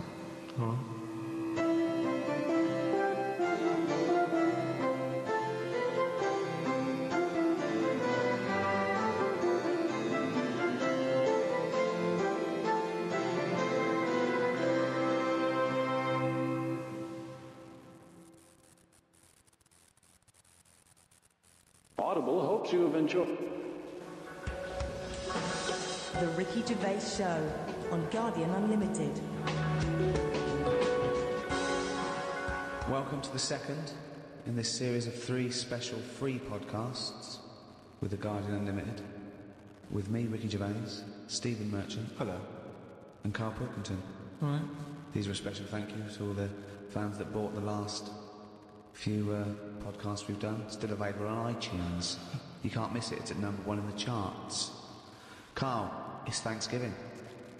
I don't know what that means. I don't know why we're doing this. I'm slightly in agreement with you, actually. I don't celebrate Thanksgiving. Well, no, but it's, arbitrary dates are easy to remember for some people. Halloween, Thanksgiving, Christmas. Easy to remember. I don't think Thanksgiving is. Well, it is in America, and... Yeah, but I couldn't tell you. I mean, I've been around for 30-odd years. I've never celebrated one of them. I've never done anything about it. No one has. I don't know any relation who has ever said, popping around for Thanksgiving. When is it? I've never done it. Because it's not celebrated in this So country. why are we celebrating it? We're not celebrating it. It's an arbitrary date to do a podcast. I just don't know what it's about. I mean, before you celebrate something... You don't celebrate Halloween, do you? But we did that. No, but it annoys me how people don't actually know what the occasion is. They celebrate it. Kids don't know what Christmas is about these days. It's just like, oh, I'll get some toys. That's what I mean. So Thanksgiving, it's just another one, isn't it? It's another event. Okay, why do you celebrate Christmas then? Because everyone else does. You can't get away Brilliant. from it. I'd quite happily block it out. If I did a new diary, I'd leave out that date and go, come on, let's get on, let's do something good. Well, you go on holiday every 2 weeks. What's that to celebrate? No, I'm just But saying. people need a little break, don't they? It's a great. He doesn't. Christmas is a great time. Even Yeah, if you but take the away problem religious is, what I aspect. don't like about it is everyone's off at the same time, so everything stops. See, what I do is, I'd say to people, do you like Christmas? Yeah. Right, when do you want to celebrate this year? And let them do it whenever they want. Well, that's ridiculous. Why? As long as you're remembering baby Jesus, does it matter when you're remembering him? But I'm an atheist and I celebrate Christmas because it's a time of year where everyone is off and everyone gets together. Yeah, I know. I don't care what they call it. The fact that we're all doing it at the same time is what's nice about it. There's a it's sense of community, national community. Everyone shuts down by about December 15th or whatever. And then it doesn't get going again until like January the 6th. But what is it you're missing out on during this period? Just there's like 2 weeks there. That bit between Christmas and New Year, you might as well delete that out of the calendar. Yeah, because heaven forbid you can't pop down the library because it's closed. all that reading you've got to catch up on. I'm just saying that we're wasting time. What are you doing though? I've never seen anyone on this planet waste as much time as you. If you're not on holiday, you're following an insect around the fucking park. So don't give me that shit. I'm just saying that I don't like fun. Never a true Well, there we are. We've got to the nub of it here. You don't like fun. This is true. You don't like anything. Almighty, you do not like fun. No, organised fun. I hate that thing. I've said it a bit before about, it's that date, that's what you've got to do. Will there come a time when someone goes, we've done enough of this? Will there come a time, and for Thanksgiving? Possibly. Yeah, possibly, yeah. Things change, don't they? And you'll be happy then, will you? In 5,000 years' time, when we all worship Glong. Yeah, we just make a change. That's all I want. Because, I've been keeping a diary.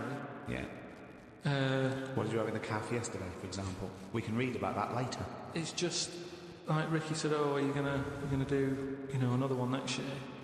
And I wouldn't, because it's, you do the same stuff every year, don't you? It's set up the same way. January, February, it's the same thing, it's the same routine. Yeah. And if you write in why are they always doing it in the same order, those months? It sickens me, Rick. You see, it's just easy to put stuff off whilst we've got this calendar, whereas if you didn't have a date, you'd have to do everything straight away. What? Say if I was in charge. Oh, God, heaven forbid, And someone said, that building needs knocking down. Yeah. It's dangerous. If we didn't have a calendar, we'd go, let's do it now then. Whereas, because we've got a calendar, it's easy to say, next Wednesday. I love him! His theories are amazing! I mean, I don't know. Maybe he is a real visionary thinker. Maybe he is free. You know what I like about him though? All his thoughts. They're about freedom of expression in a strange way. He's not burdened by anything. He just goes, well, why do we think like that? He questions everything like a true visionary scientist. But who gets a diary come Christmas time, which I know you hate, for the next year, and thinks, what a piece of shit. Now I've got to put something do stuff when I want to do it. I'm going to take out next Wednesday. There's no such thing as next Wednesday. What I'm saying is, before the year's even started, I know in that new diary I can whiz forward to December 25th and I go, another Christmas. I don't know what you mean. So everything's set in stone before I've even started the new year. It's like, Pancake Tuesday, that's coming up. So someone's already Remembrance decided. Tuesday. Someone's already decided. Someone's already telling me what I'm doing on half of the year. But all those pages are blank, Carl, for you to fill up with stuff. Oh, guess what? Guess when my birthday is again? 23rd of September. I'm just saying, move them about a bit, move the days about a bit so it doesn't get predictable. But when we change Pancake Tuesday to Thursday, do we tell anyone else? Yeah, they do an advert on the telly. Just saying, don't forget to buy your pancake mix. But so why? Carl, why not just stick with what we've already got? Because if you don't find everyone anyway... I wouldn't put a date on that pancake day anyway. Just have it when you want. Have it when you want. There's no big deal. You've got to make them yourself. It's not like some place is opening to do it. Have them when you want. I don't know why that's got a special day on it. Sick of it.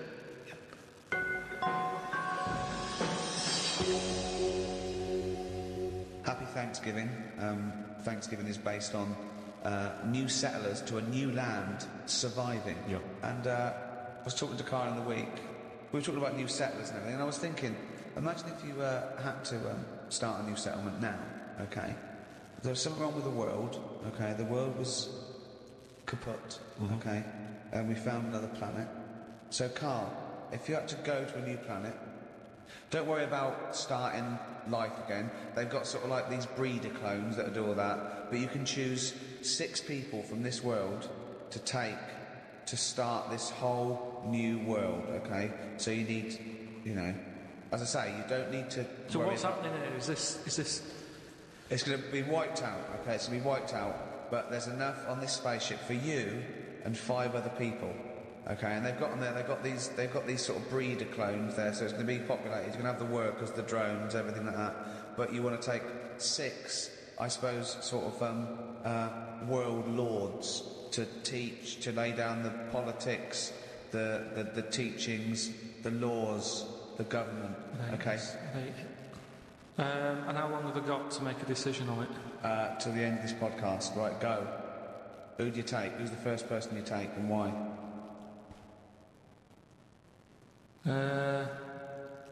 And where are we going? Mars? Okay, so a planet where there's an I've atmosphere. got to know where I'm going because I've got to sell it to the people who I'm asking. There's no point when I go, where are you going? I don't know. It's just like this world. There's oxygen, there's seas, there's rivers, there's forests, there's animals, okay? But we're going to populate it with the human race, and you can choose 6 people to lord over this new kingdom. You want the best people for the job. Yeah, so who's the first person? Probably Patrick Moore. Why would you take Patrick Moore? Just because he knows his way about up there, doesn't he? He'll know the way. So just have him. I think that will, whoever I pick next, if they see that he's going, they'll go, right, you know, it's going to be a long journey as it is. You don't want someone who's going to be going, is it left here? Is it right? Do you know what I mean? And he can play the xylophone on the journey.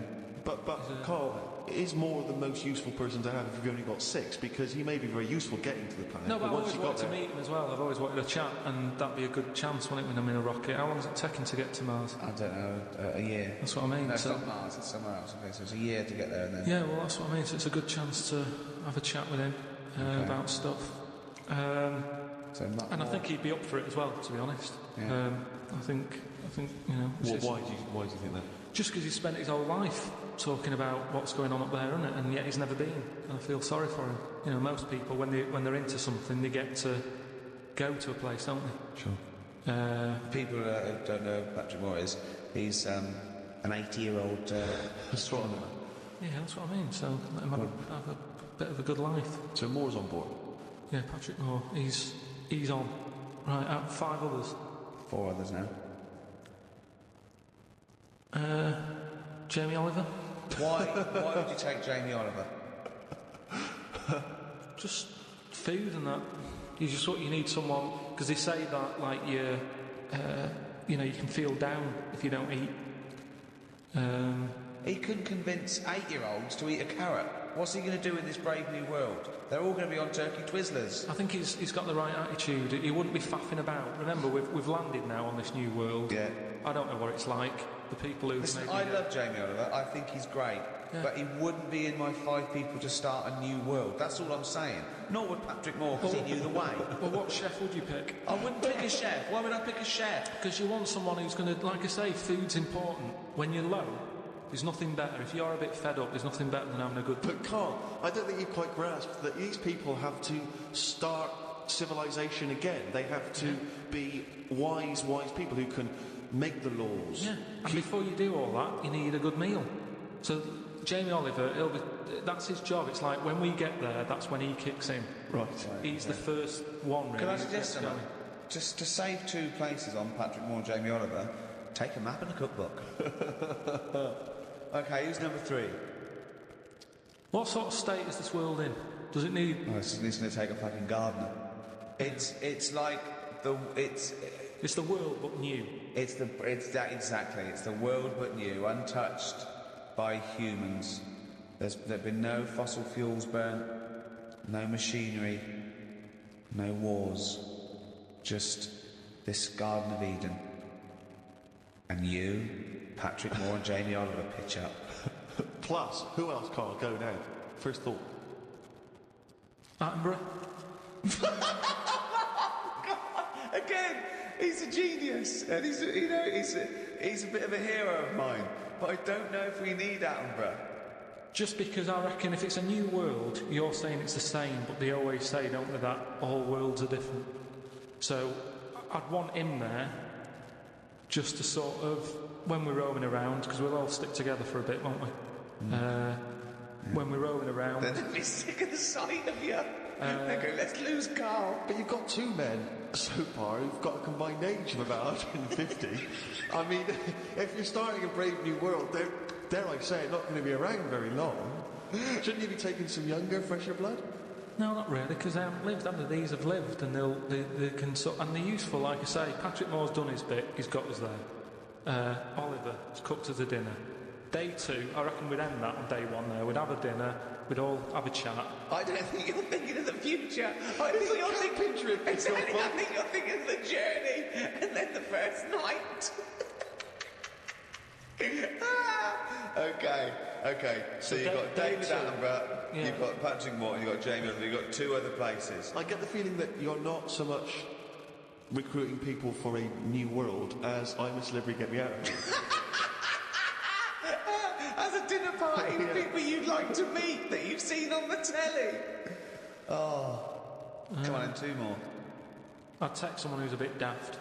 Just so. No, you don't need to, Karl. That's covered, believe us. No, that's what I mean, though. I don't want them having to go at me going, why are you here? I'd point the attention somewhere else. To take someone else who'd sort of wind them up. So who's that then? Paul Denham, or something like that. It really is. I'm a celebrity. So you've got Patrick Moore, you've got David Attenborough, you've got Jamie Oliver and Paul Denham.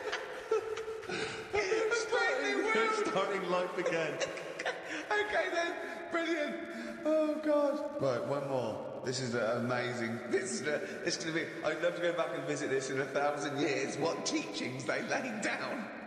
Oh God. Don't know. It'd have to be a woman. I think you've got to have a woman in that little group, haven't you?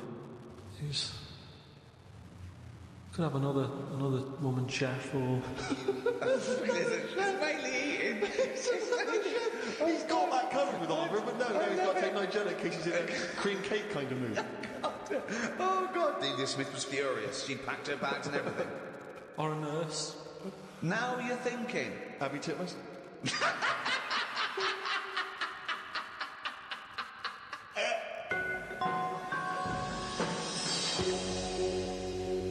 Karl, I know you like to be kept abreast of all the latest breaking science news. Did you read recently about the blind mice that they have been able to make see again? And hopefully they're whatever they did, which allowed these mice to be able to see again, they're hoping to be able to do with humans in maybe about 10 years' time. Or at least begin tests in 10 years' time, which is pretty impressive, isn't it? How many of these mice did they experiment on? 3, probably. Right. It wasn't taking place in a farmhouse, was it, at all? I didn't read the intricacies of the... Did they have tails? Did they still have their tails? The 3 blind mice? Because, I don't know. Again, I'm not sure. Well, what's your concern? Well, I think I know what happened there. Right? Yeah, I think the farmer's wife probably got annoyed at them running after her. Right. But how could they run after her? Because they're blind. I don't know. I think they used a sense of smell and hearing. They could hear her clogs, and they followed the sound of the big fat clogs. Right. But they got their comeuppance. They lost their tails, so now they're blind with no tails. Is that not the story? I think you've confused. Okay. Another more recent story. Okay. With that one. Okay. Yeah. Well, we'll leave that then. I don't know. Karl, thoughts though? Extraordinary, isn't it? To be able to cure blindness would be a remarkable achievement in science. It is, but it's just that thing how they say they've done it on mice and what have you. Yeah. If I was blind and I went in for the meeting with the doctor, yeah, and they said, "Do you want yours doing?" And then they said, like, "I've done it on mice," that wouldn't be good enough for me. I'd say, look, when the blind fella gets in, don't say we've done it on mice, just say we've done this on eyes. If he goes, what eyes? Just say just a pair of eyes. Yeah. As soon as you say mouse's eyes, it's like, well, it's not the same. And it would make me go, I'll leave it. Yeah, and then you wake up and you can see, but you've got very tiny eyes right in the... You put in mice eyes. I'm scared of cats. It's just eyes. I think I just don't like having my eyes messed with, and even if I was blind, I wouldn't like it. Right. And I think mine are more active than most, my eyes. What do you mean? Well, I went for a what's-her-name, Steve, you don't know. I've had problems with my legs. Oh, Christ almighty. He's the same, what are you, 33? He's a hypochondriac. And you talk like you're a 7-year-old. Honestly, the slightest thing, he's got time off work for this. We went to the dentist 3 times in 1 week. He goes, now his leg's rubbed 2 times a week for some reason. I don't. In and out of the kidney hospital, and they're going, there's no kidney stone, Mr. Pilkington. He's going, oh, Christ almighty, do some fucking work. No, the thing is, I've been, in the last, 30-odd years, I've been working hard, and I've let my body get run down a bit. How have you, you're 30, what are you? 33. Right, 33, sorry to start off with such a hard question. But how have you been working for 30 years? Well, I just have. I got on with it. At 3? At 3? No, Well, you didn't get on with anything at school, did you? Because you were just pissing about. Yeah. You weren't working out there. What was the first job you got? How old were you? I was 15. Right, okay, so you've been working for 15 years then, okay, good. Yeah, but I right. had my paper round when I was 10, didn't I? And that was hard graft. That's why I'm bald and that. Getting up at 4:30. It all adds up, doesn't it? All adds up. So anyway, when I kicked my height when I was a kid... He always says this, like it's a classic story that everyone should know. Everyone and knows also that. the phrase "kicking my own height." Yeah. Explain what you mean. Just kicked my height when I was a Kick kid. your... No one understands. You kicked your leg up to the kicked height my that you were at that time? Yeah. Yeah. So I if you kicked were, my height. It's not a well-known phrase. You can't just go, I kicked my height. so you're 4.5 foot and you've put your toe up into the air 4.5 feet by kicking? Yeah, but I landed on my back. Right, okay. Imagine seeing that in the playground. They go, get Karl Pilkington to kick his height. I bet he falls over like a I fucking wasn't in the penguin. playground. My dad got me to do it in the garden. Brilliant. But why did He you fall sold over? tickets, the neighbours were cracking up. Yeah. Why did you fall over? Did you hit I just yourself in the I didn't head? have a kick my height. I mean, my leg got high up, but I was that chuffed that I got that high, I didn't think of putting my leg down again. What's it look like? What the fuck did that look like? He's got to think it all through. I thought it was automatic.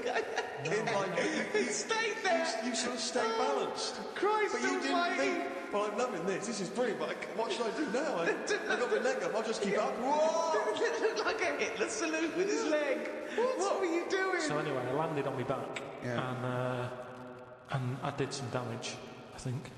And it's because of that. You sure you didn't land on your head? And it's because of that, all them years and what have you, I've had a trapped nerve in my leg. Right. So I thought, right, now's the time to have it done, because when you get older, I mean, it was a kidney stone thing. Once you've sort of looked at, death and what have you, it just makes you think, got to start looking after Do you your think you body. could die of the slightly bad leg that you've had for 15 years? Well, Do you think that'll eventually kill you? well, it could do if I can't run away from danger quick enough. Right. Again, you're thinking of Jurassic Park coming true. Well, whatever though, I'm just saying, you've got to look after yourself. If there's anyone listening, You could always out there hop. who's got a problem, get it sorted. I'll tell you what though, if you have to fight off danger and you kick them, put the leg back down immediately after. So anyway, I went to see this fella, to a professional leg rubber. Professional leg rubber. And he sort of said a few things that were quite interesting. Remember that time when we had a chat on the last lot of podcasts? I said, am I in charge of my brain? Or is my brain in charge of me? Yeah, do you remember what I said? It's the most stupid thing you've ever said. Yeah, well listen to this then. So I go and see this leg rubber. Professional leg rubber, yeah. Right, and he is professional. Yeah. Right. Remember, leg rubber. You haven't said doctor at any point in this conversation. He's a leg rubber. So this whatever, however profound this is, it came from a man who is self-confessed professionally leg rubbing. Not just legs. Does he do back, left and right? Or? back rubbing as well. He does it all. Right. So I'm in there, and I didn't mention about how I thought my brain was in charge of me and stuff. I'm lying there. He's bending me about and what have you. The first problem he came across is that my nerves aren't long enough for my body. I don't know. Three nerves aren't long enough for your body. He was lifting my legs up and I was going, right, whoa, stop that a minute, that's 30 that. I was like, what do you mean? He said, I've only got them like just about... Well, that's your tendons. No, but your nerves are in your legs as well, and your tendons don't hurt, it's your nerves that kick in.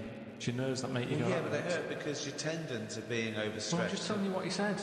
Right, so he lifted the leg up, and I went, right, Was stop this doing above a that. laundrette, this surgery?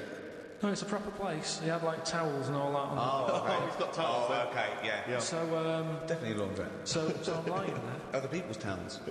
He's got towels, underpants, bras. Halfway through, he's saying, "You haven't got 20p, have you, for the dryer?" So I'm lying there, and he lifts the leg up, Yeah. and I'm like, "Oh, that hurts a lot."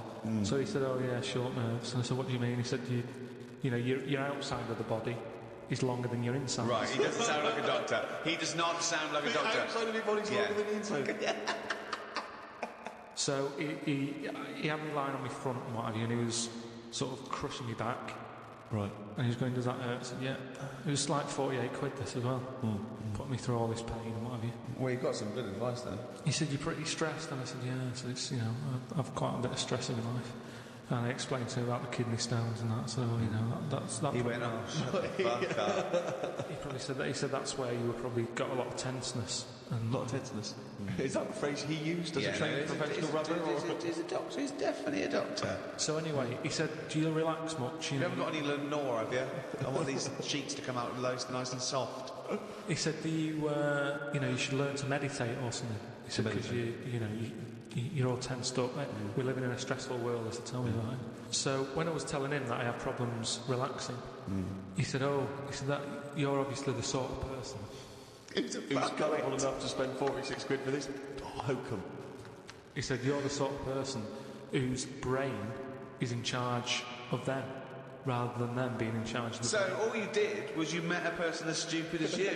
No, but I thought it's interesting that this is what he does for a living. Yeah. And he picked up, that was the first visit, I'd only been there about 22 minutes. Yeah. You get half an hour for 48 quid. Right. But he picked up on that within like 15 No, he saw it right minutes. fucking self-coming. No, he did pick up on that, yeah. But anyway, don't go to him again. The reason, well, I am doing it, I've got locked into it, I've got to go at least another 3 times Why? and try to What get do you out of it. I don't know, I didn't realise that you have to have a minimum amount of things. So what I'm I saying... can't wait. What's the wisdom he's going to come up with next week? That'll be brilliant. I can't know. Yeah. No, but what I'm saying... Your blood's paranoid. we were talking... You've got jealous bones. You're the sort of person whose stomach's hungrier than you. What absolute fucking nonsense. Do you know, like how we were talking about eyes, weren't we? He said the thing is, you know, you've got to be able to relax, and the way to do it is to focus. Right? He said, so what do you mean? He said, when you go to sleep... You're the sort of person whose eyes can see further than you can. He said, when you go to sleep... Close your eyes and see. Instead of just leaving them open staring at the ceiling. Carl, keep breathing. Keep breathing. Close your eyes. You're not dead. It may seem like it, but you're not. You're just asleep. So he said... Oh, fuck me. He said, what you've got to do when you go to sleep, focus on your toe. Right? Okay. He said, and just think about nothing else. I said... He's a witch. Did he say you to put a toad under the bed? No, he just said focus on the toe and see how you go on and what have you. Next time you come in, let me know. Anyway, I gave this a go, focusing on the toe. So what does this mean? You mean you sat in bed staring at your toes? No, this is it. He said, like, lie down, Visualise shut it. your eyes and sort of look at it, sort of thing. So I was lying there, and it just wasn't working because Oh, Carl, this isn't medicine. I was... You even were though the thinking of a eyes... finger? Well, no. He found out he was thinking of someone else's toe. Next day, someone called up and said, Carl, my toe's better. No, the problem was I was still using my eyes even though I had them shut.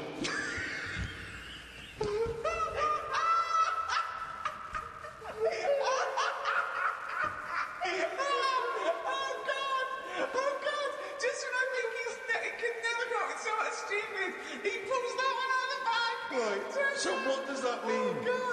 You were still... What does that mean? I was straining them. I had them shut, but I was sort of looking down at me. You were trying to see through your eyelids at your toe. Well, I was looking down and thinking that's where the foot is. Because of that, I was straining them. They were stinging, so I had to pack it in. I'm going to die. Right. So if anything, this guy's just made your stress levels worse. Yeah, That's amazing. That's amazing. Okay, if someone out there's listening, could you put in order the top 10 most stupid things Carl's ever said? And to me, that is number 1. That is now number... Well, that's overtaken... is your brain in charge of you, or are you in charge of your brain? Oh, that's amazing.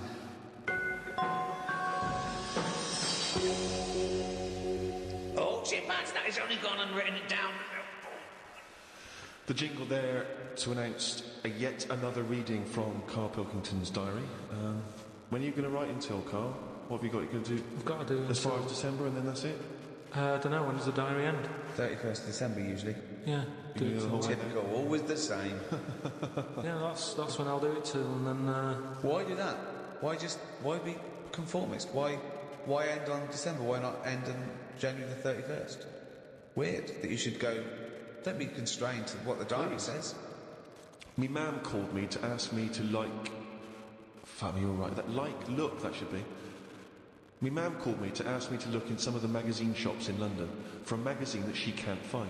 It's called UFO Data.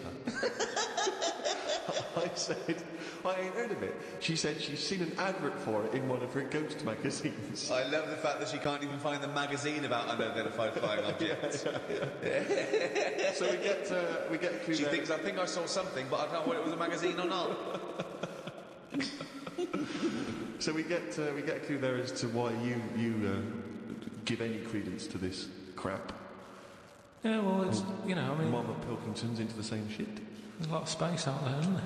She said that this magazine has got a news story about how Aldrin (brackets astronaut) has got some evidence that aliens exist. Yeah. I told her that I found out today that the days are about 36 minutes longer on Mars. We chatted about how this is how they are more advanced than us. Do you mean the Martians? Yeah, if they've got a longer day, that's more time that they're awake working on stuff. Right, yeah, we know that makes no difference at all. No, it does. Think about it. Think about it. Look, think about it. 6 o'clock here. Yeah. People are going, see you tomorrow. I'm going home. They'll be going, another half hour. They've got a longer day. Productive. And that's why they're able to fly. That's why they're whizzing around. It adds up over the years. Christ almighty, what drivel! Suzanne got in from work at 11:30. I told her about the UFOs in Mars. She said she's too tired to chat. I said, does it mean aliens will be more tired than us, or do they get more sleep? I got no answer. I love it when Suzanne goes in. She never indulges No, in it scares her. Anything with ghosts and UFOs, she sort of... It doesn't scare her, it bores her. It freaks her out.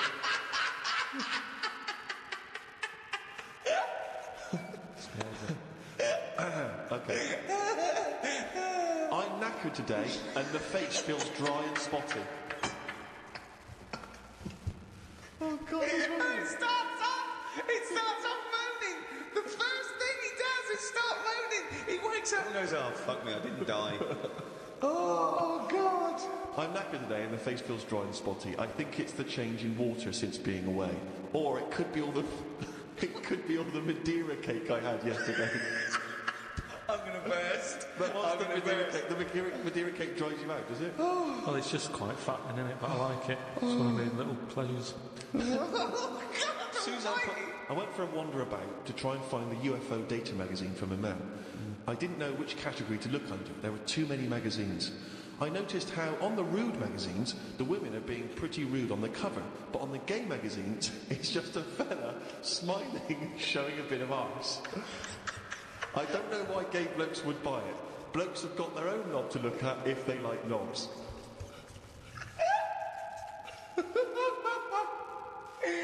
Why were you looking at the gay magazine? No, I wasn't. It's just that... Oh, you were? No, I You noticed studied them. Yeah, because I was looking for UFO data. I don't know where they put it. I don't think you find evidence of other worlds down men's pants. Yeah, I don't think you want to boldly go where no man's ever gone before, Carl. I had no luck trying to find the UFO Data magazine. I will try some other shops. He writes UFO Data magazine every time. He can just put UFO mag, but No, but it you want to reminds be me. You want to be Sort of- specific. If I write stuff down, it means that I remember it more. Sure. Still looking for it. Got some posts from Oxfam. They're flogging animals for Africa again. They've got new animals in their catalogue now. They've got donkeys and alpacas. Donkeys 50 quid, alpacas 20 pounds. I don't know if this is a special rate or if I could get one from the man. She's been saying how they've been missing having a pet since they had the cat put down. Sorry, you don't get it. If you buy that for someone, you don't get it. Yeah, but they're not bothered where they're going. Yes, as long they as do. get Of course they money. don't. They don't deliver them. It's not like they're in a warehouse wondering, thinking, I hope people buy this. They're going to put them out there. They're. But at the end of the day, 50 quid's 50 quid, and they're not bothered. If they're Right. sending an alpaca to Africa, Yeah. and I'm saying, can you get one to London? To them, that is less hassle. Right. Carl, that's not how it works. You can't just go and say, oh, I'll have one of them. They're not bothered. It's for charity. Carl, of course they are. You can't buy an alpaca for 20 quid. Christ almighty. Plus postage and packaging. They're big bastards. Read about a pub that is getting some stick because they've stopped a horse going in. It's been the horse's regular for ages. There's been some new owners who've taken over the pub and they said they're serving fresh fruit and don't want a horse in there anymore.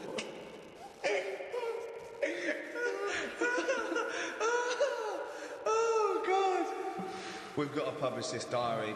There's some dynamite stuff in We've here. got to publish the diary. I mean, this is... Never mind, peeps. Can't we put this out next year or something with a special CD? It's amazing. You can't keep this from the world, Carl. I met Suzanne after she finished work and we went for a brew at another cafe. God, Jesus. It's always having a brew in a cafe. It's like a sitcom. Suzanne said I look tired and fed up.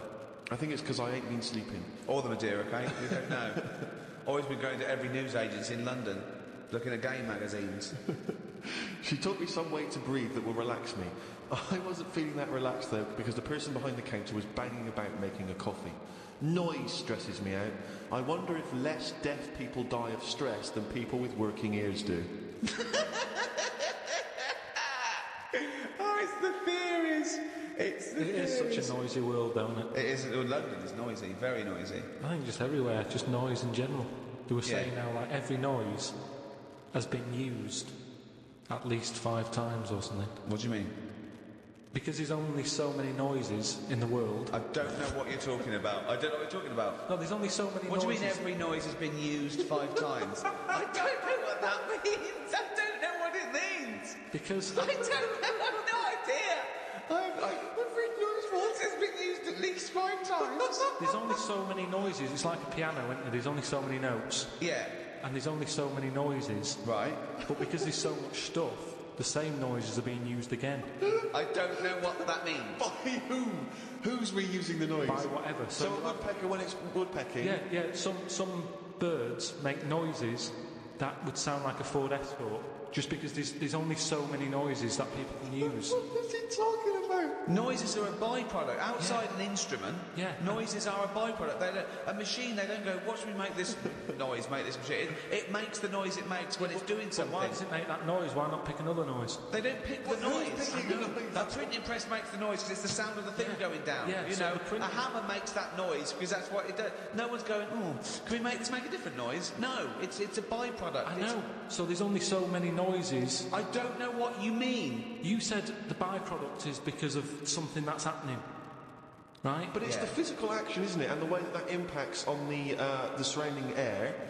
That's what how noises are manufactured. It's not a choice. When Stevenson's rock came, I went. You make it go. That's the noise it made. I know, but then, say like a new frog comes out. Oh, what do you mean a new frog comes out? They find a new type of frog. Right. It makes a noise, and they'll go, "Yeah, I knew it was going to sound like that." What are you talking Because about? there's only so many noises. No animal comes out and makes like a weird noise, and you go, "I've never heard that noise before." They go, "Oh, that sounds like a chicken," or "It sounds like a Ford Escort," or there's only so many noises. Sounds like a Ford Escort. There can't be many because you've used Ford Escort twice as an analogy here. So you're running out of noises. You've come up with chicken and Escort so far. I can't But the explain problem it. is, a Ford Escort sounds a bit like an Austin Allegro. So I know, yeah. And a chicken, you're ripping off the turkey, you cunt.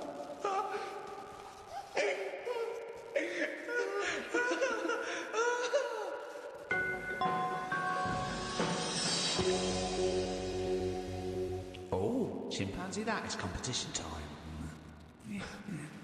I think my worry there is people might get confused with it because that jingle is very similar to the Monkey News jingle. There's aspects of it that's similar, Yeah. Some people might have just heard that, and they might have just heard chimpanzee and thought, oh, great, it's Monkey News, but Carl presumably is too lazy to have actually prepared any Monkey News. Oh, I've got some good news about Monkey News, actually. Have you? If you are craving Monkey News, then there is a special Monkey News poster in the CD, the 3 CD box set, the Ricky Gervais show. Got everything. It's got the 12 shows and MP3. It's got the best of, and it's got an extra hour of brand new material as well. And the reason we did it on CD is because some people were saying, I've heard about this, but I can't listen to it. I haven't got an iPod, I haven't got a computer. So buy that for a friend who can't listen to these. It's the perfect Thanksgiving gift. It is the perfect Thanksgiving gift. Or Pancake Tuesday. And we've signed one that's going to a lucky winner. We did a competition on the last podcast to give away one of the CD box sets, the World of Karl Pilkington, and we've signed that, and Flannels of the Deep, the new book in the series. Can you remind us, Rick, of the quiz question? The quiz question was, do you want these? Okay, and what was the correct answer? It was yes. Well, we've had... it's amazing, actually, how many people didn't realise that was... We had other people saying, no, I'm not interested, who are you, why are you bothering me?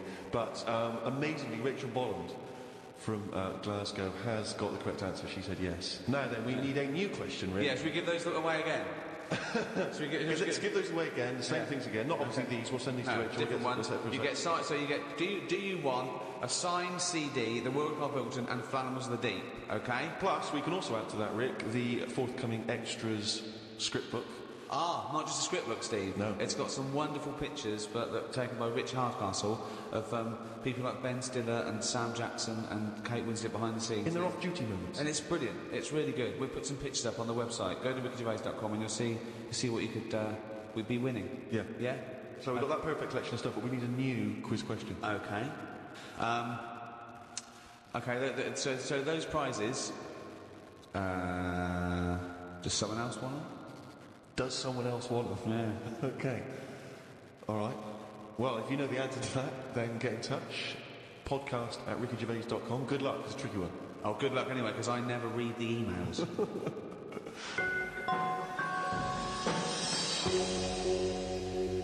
Well, that's the end of the second in this series of 3 special podcasts. That was the end of the Thanksgiving edition.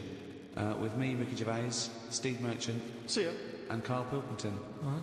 Thank you to Positive Internet, the guys that host this podcast.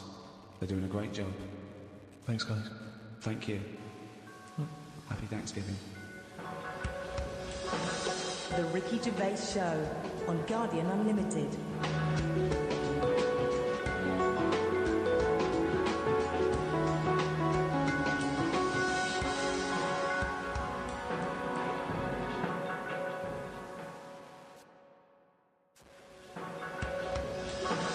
The Ricky Gervais Show on Guardian Unlimited.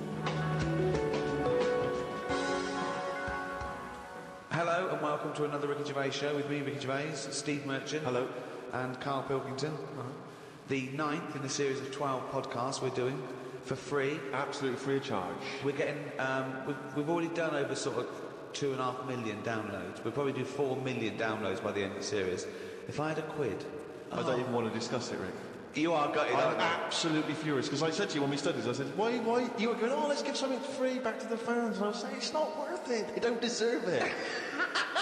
But no, you demanded it, and I wanted to pay, I want to charge crazy money. I've been a fool. We've had about something like 6,000 emails as well. If we could channel this to good, because you know what I mean, this internet has been set up, billions and billions of dollars go on this cyber highway, back and forth, doing good stuff, communicating, sending people into space, commerce, and people, hundreds of thousands of people are sending me pictures of Karl as a monkey. I know, exactly. I mean, it's unbelievable. It's not what this system was created for. Thank you for all your emails as well. That cost us as well a little bit, because they're going through the website, which costs us a little bit of money. But it also costs me my precious time, having to wade through the crap that gets sent to us.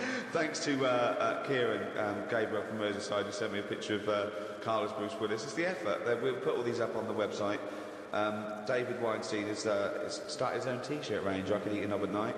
And Paul Devon has sent me this caricature of Karl, and it's brilliant.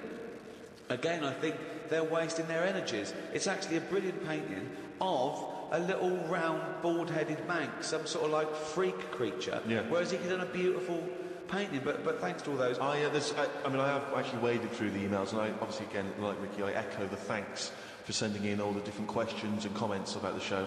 And there's so many, it's impossible to obviously even reply to them or talk about them, but a couple of that struck me. Emily from New York has asked Karl this. Karl, if you were on a sinking ship or you were in a burning building and you were with myself and Ricky, but you could only save one of us. I don't know why that's the case, but you can only save one of us. Yeah. Who would you save? Would it be Ricky or would it be me? I think it's a two-man dinghy. Right, okay. Possibly. And we're trapped, and he knows that if he stays there to get both our legs out from under this thing... The girder. Yeah, he dies, so he's got room, he's got time to save one. It's obviously me. It's hard to say, isn't it, at this point?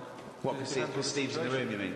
Well, no, just because we don't know what the situation is. Okay, well, let's say we're on a sinking ship, all right? So you're going to have to rescue one of us, drag us into the dinghy. It's going under. You know, in 30 seconds, okay, this ship's going to go under and drag you down and you're going to die, right?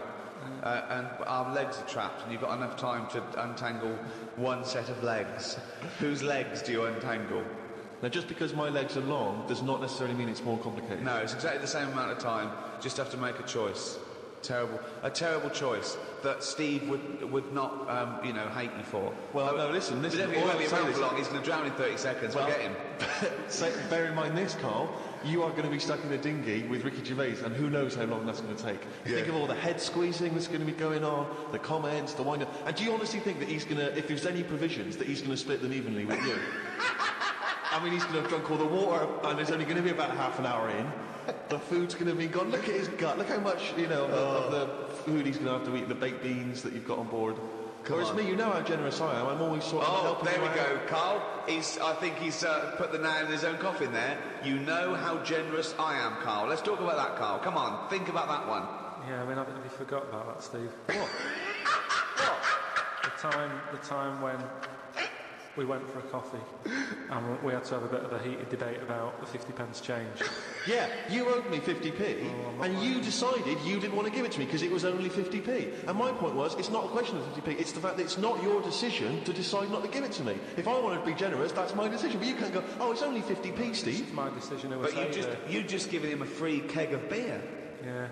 No, but that did not come to you, and you didn't pay for the free keg of beer. It was a promotional thing that was sent to you. It's the same thing as the way I gave Suzanne my leaving present from my last job. A lot of people may not be aware of this if they haven't heard a story about it before. Yes, but you had a gift from your work as you were leaving after however many years of service, which you then gave straight to your girlfriend without telling her that it had been received from people at work. Doesn't matter. She wanted a camera. It's the same thing as you. You wanted that lager that I got for free. It hasn't cost you anything. It doesn't matter where I got it from. So you now decide, because you've given me a free crate of lager, that you can now say, oh, actually, I'm not, in the future, I'll just take your money, Steve, on a whim. Well, listen, stop arguing like you're rocking the dinghy. Carl, have some of my cheese. You imagine he would ever say that? Can you imagine him ever offering you any of his cheese? Are you going to save, Carl, mate? I don't want to say. Can we say on the website? Can you just do a little explanation of why on the website? We'll think about it and... I might do a sort of a for and against or something, and then sort of, so the conclusion is... Okay, all right. Something like that. Go to rickygervais.com. The Ricky Gervais Show on Guardian Unlimited. Well, I've been waiting for this for a week. It's a regular feature now. When we read from Carl's diary. Carl decided to keep a diary. He's gone through with it. I can see it there. It's massive. It's a huge desk diary that he has to carry around with him, and the pages are getting full up. You're really keeping to this, right? This is extracts from Carl's diary. Did podcast and went for an Italian with Ricky and Steve. The Italian place is good. We've been there a few times. I always have the same thing, spaghetti. Can't remember what everyone else had. Last time we went there, Steve had little octopuses with pasta. You could see that they were octopuses. They hadn't been cut up or anything. My rule is that I only eat stuff that looks nice when it's alive. A cow, a chicken, some fish. An octopus is an odd-looking thing alive. Even worse when it's dead and limp. It looks like it just shouldn't have been sat in the spaghetti. Yeah, I agree with that. Ricky drew another picture of my head.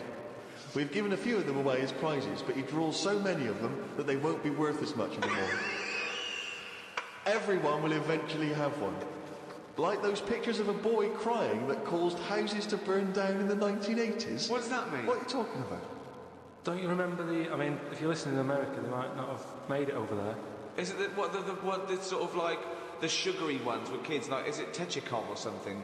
It's just some kid. My Auntie Nora had one, and it was just like a kid with like a blue jumper on, and it's like a painting, not a photo. Yeah, exactly, yeah. And he's just crying. Like a chocolate box. It's really awful, sort of sugary. And what happened is they found out that a load of houses were being set on fire or burst into flames, whatever.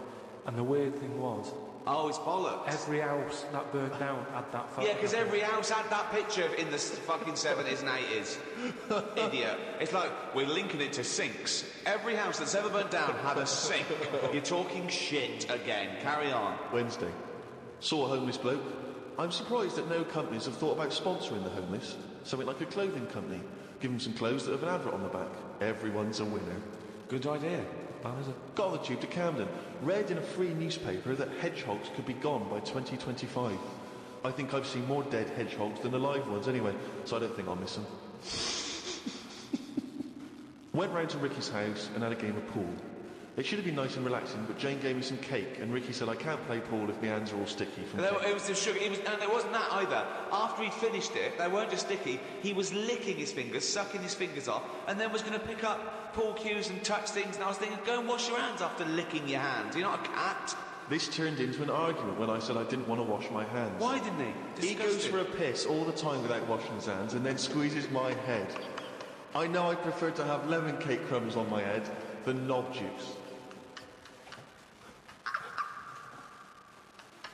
Was going to do a crossword, but I'm tired and have learnt enough today. What have you learned? Well, stuff about hedgehogs and that. Oh, God. Was on my way to my mates and I got on a train. Got close to a station but realised I needed a wee. Was about to go in a cubicle when a blind man with a dog who was bumbling his way through the walkway came around. I said, are you after the toilet? He said, yeah. I said, it's on your right. I shouldn't have let him go first as he took ages and it would be my stop soon. The dog waited outside the cubicle. I was going to stroke it, but then I remembered someone telling me that you shouldn't. Don't know why not? Because something to do with the owner should be the only one who sort of deals with that dog. And you shouldn't... Well, you shouldn't stroke it because you'll cover it in fucking lemon cake. No, but just because, you know, if you stroke it and that, it might like me and want to go off with me and he'll come out and be lost and stuff. Yeah. I'm not totally sure, but I just thought... You're not... The Ricky Gervais Show on Guardian Unlimited. A few people have sent this in, including Paul, the party animal Parker. I wonder if anyone else in his school... I mean, for some reason we've just assumed he's in school. I don't think there's any actual proof of that. But I reckon he left in June and he's doing sort of bits and pieces, but he's still in that party animal. Do you think he can hold down a job? Is he just partying so hard that... He can hold down a job. He often arrives late. Sure. And the boss who's in an overall will go, Parker, you're late again. He goes, yeah, talk to the hand. Yeah. I think that he's the sort of guy that he'll just happily say, listen, I survive on 4 hours sleep. Yeah. Sometimes I go to work, I've not slept at all. But I think he comes in with his headphones blaring, right, on a skateboard, and the bloke goes up to him, the old bloke, right, the old fuddy-duddy bloke goes, you stupid idiot, you can't... He goes, chill out, man, and in 2 minutes, he's got him dancing. Oh, I know what he's like. Yeah, he is just like, he just can't resist it, because he's just a fun guy. Yeah. Anyway, Paul and a few other people have sent in this piece of information they've discovered from one of the more respected news networks. The headline is this: female kidney turns lumberjack onto housework. Right. Now, a Croatian lumberjack apparently has claimed that he started enjoying housework and knitting after he was given a female kidney. He claims he's going to sue his local health authority because he says he's become a laughingstock. He used to enjoy heavy drink concessions and things. The kidney transplant saved his life, but they never warned me about the side effects. I've developed a strange passion for female jobs, like ironing, sewing, washing dishes, sorting clothes in wardrobes, and even knitting. Well, if he likes it, what's the problem? It's nonsense. It's nonsense. Hold on, though. What makes me laugh is he's become a laughingstock. So what do you do when you become a laughingstock? Tell the newspapers. Well, yeah. Tell the newspapers about it, because then that'll keep it completely under wraps. Then. But it's the sort of medical nonsense that Karl would normally come out with. Absolutely. That you take on the personality of the person who gave you their blood. Exactly. It's like those old horror stories, you get given a murderer's hand. Yeah. And you go around killing. But there can be certain medical things that would change the way you think and would change you as a person. Say like how they can do... I don't know. This is extraordinary. You've created in your own head the existence of this pamphlet, and now you're defending it, even though we don't know it even exists. And you're this skull on a hospital bed going, I'm not having that. I don't like the look of him. He looks a bit shifty. No, I don't like that. Oh. Can I ask this now? Let's say we passed away sadly in something terribly tragic. The nation's mourned. You know, it's terrible. It's like one of the great national disasters. But you, at the same time, you survived the accident, okay, but your face is hideously disfigured. You can take either Ricky's face or mine to have. I'm surprised you're asking this, though, Steve. I mean, it's just, it doesn't seem like any of them is like a great option. Oh, thanks. And this is what I'm saying about the catalogue. If those two were on offer, I might go, do you know what? Pop in again tomorrow. Bring in another booklet. The Ricky Gervais Show on Guardian Unlimited. This is from Anne-Marie Melvin in Amsterdam. She says that she loves the podcast. She listens with her 7-month-old baby. That cannot be a good idea. And she says this to you, Karl. If you had children, what is the most important lesson you'd want to teach them? I mean, in a way, if you sort of look after a kid too much, it doesn't learn that much. But if you let it learn by its mistakes, it'll probably grow up all right. But there are some mistakes you can't afford it to make to learn from. Yeah, driving a car the wrong way down a motorway. Testing if the fire really is hot. No, but say like the time... Does broken glass really taste horrible? These are lessons you don't want it to learn from mistakes. You can tell them that. Yeah, but what exactly. I mean is there's certain things that... I just think there was a kid who grew up in our avenue, right, on the estate, who, when it was born, right, we kind of thought, it's got no chance, this kid, because its man was a bit of a rumman. You know, a rumman? Where's that? No, just like, you know, she like going out and having a five and like having a drink, and she's never at home. It's the one who had the horse in the house. Sure. Which I don't want to go over. Sure. It's old news. It's out there, isn't it, if you want to find out about the horse in the house. But she had a kid, and everyone was pretty surprised when they saw it, because it was a good-looking kid. Yeah. She was surprised, because, like, you know, the man wasn't that good-looking, the dad was a bit rough. But it came out, and she was showing it around the avenue, going, look at this I've had.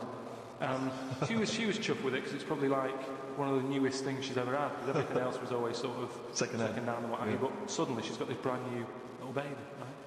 Anyway, as it grew up, right, those looks went. Right. And I'm not talking getting old, I'm talking by the age of about 3. It looked rough already, right? And all that just happened because that's the life it was in, right? Yeah. So like it had like a patchy head. Its hair. It what? It had a patchy head. A patchy head. It's just sort of. It wasn't a North American Indian. What do you mean, a patchy head? Just his hair was patchy. He used to chase sort of cars and stuff. Chase cars. Sorry. What do you mean? That's what he did for his. Sorry, did she let it get raised by wolves? No. but all I'm saying is that at the end of the day, what is it that makes a person? Do you know what I mean? Now, I don't know what state he's in now, but maybe he learned all his mistakes by the age of 4. I'm guessing he's not chasing cars now, but at least he's done it. I'm guessing he is. Yeah. Do you know what I mean? At least he can go, yeah, I've been there, done that, and you don't go back to it, and you can get away with doing dafter things when you're a kid, can't you? I nearly killed a man once, right? Oh, okay, right. Did that time when I was in Wales, and I was having a walk with my dad on the cliffs and that, I just picked up a big rock, right? Chucked it off the edge, and as I chucked it off the edge, I noticed a fella was walking down below. Jeez. And I missed his head by like inches. Now, I've never chucked a rock off a bridge or like off a cliff or anything.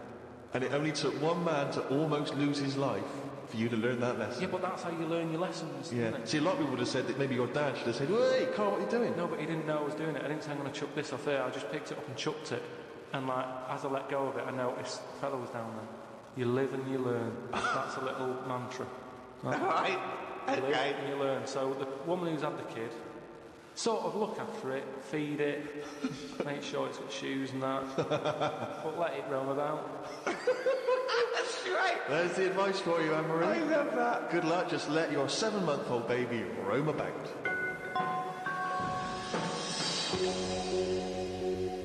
Karl, a lot of people are absolutely fascinated to find out how you met Suzanne, your girlfriend, of how long? Ages. Yeah. And they can't comprehend how, well, I suppose that there's any woman out there.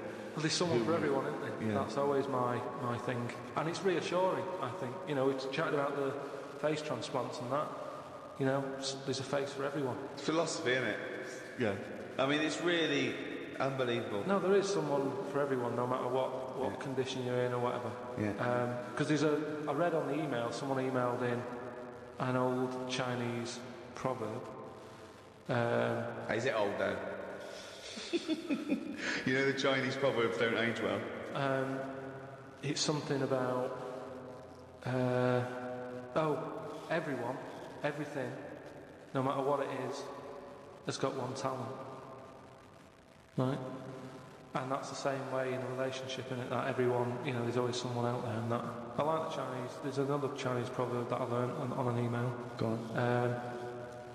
He who cuts the wood up warms himself twice. Yeah, it's good. That's good. Yeah. And then someone sent in that one about too many Chinese cooks spoil the broth.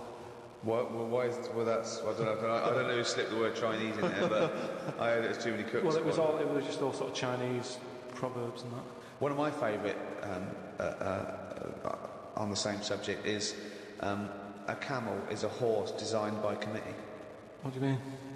Well, it's having a go at the camel, and it shouldn't. But it's just, it's just a metaphor. And if you wanted to design a horse and you had that vision, but you let 12 people in the room have their say, it wouldn't come out as you wanted it to do, and it wouldn't be as good. A vision is more perfect than committee, because everyone having their say, it becomes anodyne, it becomes compromised. Whereas the best things you can do is have an idea and have a vision and auteur that. Rick, can I just say now, I can tell from his look that he's thinking, which committee designed the camel? Well, I'd say, why would you request the ump bit? Because that's just going to get in the way, isn't it? I've always said that about a lot of animals. It's like we've doubled up on a lot of them. We've chatted about elephants and mammoths, one or the other. And that's the same with a camel. I'd have that up there as what they're doing. They were good years ago, in the Jesus times and that. Don't need them now. You know what I mean? We've moved on. Well, not people who use camels to cross deserts. What other communities? I'm going to throw some animals at you, and you tell how you'd have improved them if you'd have been designing them. Okay? The octopus. So I can now go back, I can look at them and go, what are they doing? And where have they gone wrong? What's up with it? How could you improve it? Like the camel, you'd go lose the ump. I'd probably give it a bit more of a body. Cut down on the arms. And give it some bones. Because I don't understand all this. Getting in a jar is good. When does it want to get in a jar? It says... Well, it only wants to get in a jar according to your stories. No, but there's something that says it can get in a jar because it hasn't got any bones. But I don't know why I'd want to do that in the first place. I can't even begin to answer that. Once again, you've claimed that you've read that they like to get in jars. I mean, how do they know that octopus like to get in jars? Oh God, you can improve on an octopus. Millions and millions of years of evolution, making it perfect for its surroundings. Okay, another animal for you then, Carl. Giraffe? What are they adding to the world? What are they doing? Well, it's not about what they add to the world, No, but is I it? thought that's what everything's about. It's about things are here for a reason. No, because they work. The only reason is that they survived. They passed on their genetic material and evolved and was chosen by nature. It was selected. But there seems to be a lot... The reason they're here is because they didn't die. That's it. No, but there seem to be a lot of animals that are like... Do you think there's a lot of cheating? Is that what you're saying? I'm There's just saying, there just seems to be a lot of doubling up. Yeah, so you get it down to like 8 animals that represented all of them. So okay, who would get in your team? You can choose 8 animals. This is what I'm saying. If I was Noah, I would have gone like, hang on a minute. I've just seen something that looks a bit like this. Let it drown. And have a clear out. But he didn't. He was messing about saving everything. He was instructed by God to save everything, compared to him. Yeah, but if he's been given that job, for me, he's sort of manager of that job. So you believe with Noah as well. You Well, believe Noah happened as well, and he built a boat big enough to catch 2 of every species. You actually believe that as fact, do you? Well, it's out there in book form. Brilliant. We haven't answered the question that we started with. How did you meet Suzanne? Does that work? Thanks.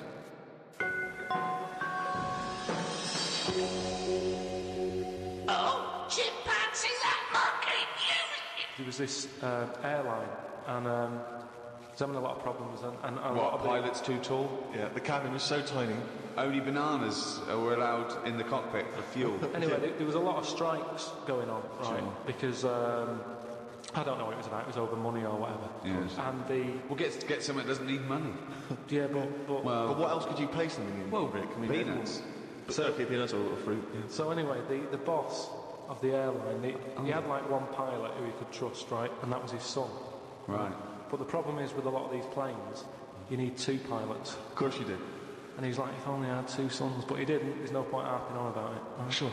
He runs an airline. He runs an airline, yeah. But how many pilots are there? Because there must be loads. No, there's loads, but the problem is a lot of them are going on strike. Ah. And each week you can see that he's struggling here. We But how haven't can got they? enough But pilots. it was just the pilots that were striking, was it? Yeah, the pilots were striking, yeah. So all the ground staff and luggage handlers and all that was okay in the cab. They were fine, it's just pilots were not happy with the deal and what have you. Well, just close it down. No way, you can't do that. No, Rick. I can't. It's You can't costing do them a that. fortune if he closes it down. Yeah, but what one plane's not going to make a difference in an airline, is it? No, it's all the It's all the planes. planes, mate. Yeah, I know exactly. So if he's only got one person he can trust, knock it on the head. No. What's the point? You've got to keep going. You can't just nip stuff in the bud like that. If you got a dream, keep it alive. I know, but not with one plane and your son. So anyway, I don't know. Well, but that's the least of his problems, Rick, because he's got his son who's a brilliant pilot, he's the only guy he can trust, but it takes 2 people to fly. Well, you can't fly then. so the son, he's flying the planes and that. He's getting worried for his dad because of his business. It's falling Sure. apart. He's like, anyway, listen. Well, one plane won't make any difference. Don't worry about it. We've found someone who you can work with. And he's like, but I get past the picket line because, they know I'm your son anyway and they'll leave me alone. But any other pilot, you're going to start giving him grief. They're tearing him to shreds, He said, don't worry about it. Unless he could swing over the heads of all the strikers. He said he's staying over near the sort of quarantine area where all the animals are kept and stuff. They won't be looking in there. They won't bother. No. So he's like, all right. But there's no animal that could be a co-pilot, that's why. I'll see you. He'll meet up with you in the cockpit. He'll be out in the cockpit, yeah, sure. So anyway, he gets in there, he meets them. At first, a little bit of a shock who he's going to be working with, but Why? he's thinking, as long as I can keep my dad's business alive, I can Not with keep a one job. plane. Not So with one plane. anyway, what happens is the strike's going on. He's flying. He's Yeah. got his mate with him flying, helping out. Who's his mate? What's his mate's name? The flights are brilliant, right? Everybody's loving them. They can't believe how smooth they are. Sure. The shares are going through the roof. Everybody's like, what? There's this one plane they've got. That wouldn't make any difference. Everyone's saying, it's only a small plane, but it's worth getting on there. And if it's you a can. small plane Sure, as because well.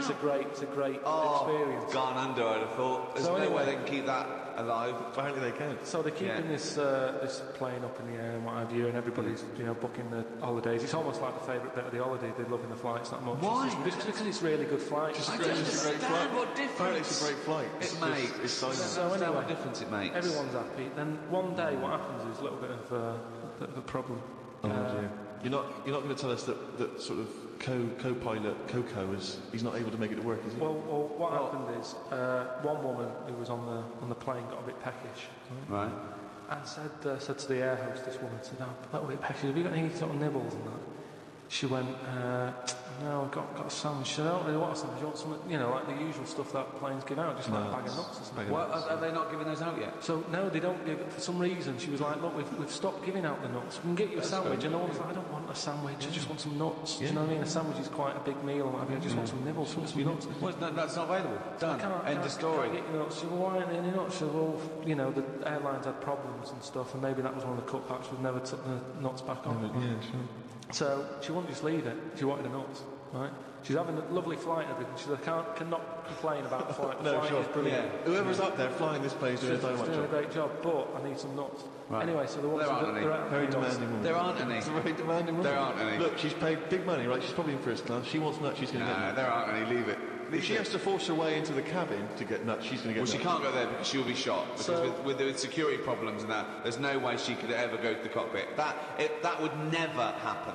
So she said, well, you're saying there aren't any nuts. She said, but earlier I saw you put a tray outside the cockpit, right? It had a sandwich on it, 2 Cokes and 2 bags of nuts.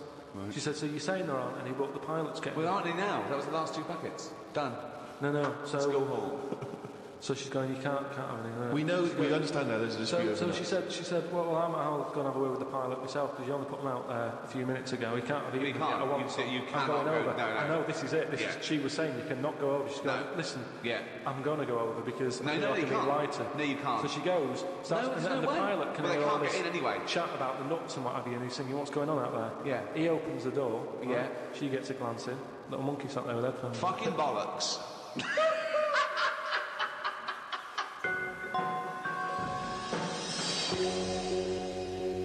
Well, that's the end of another podcast. Do register on rickygervais.com.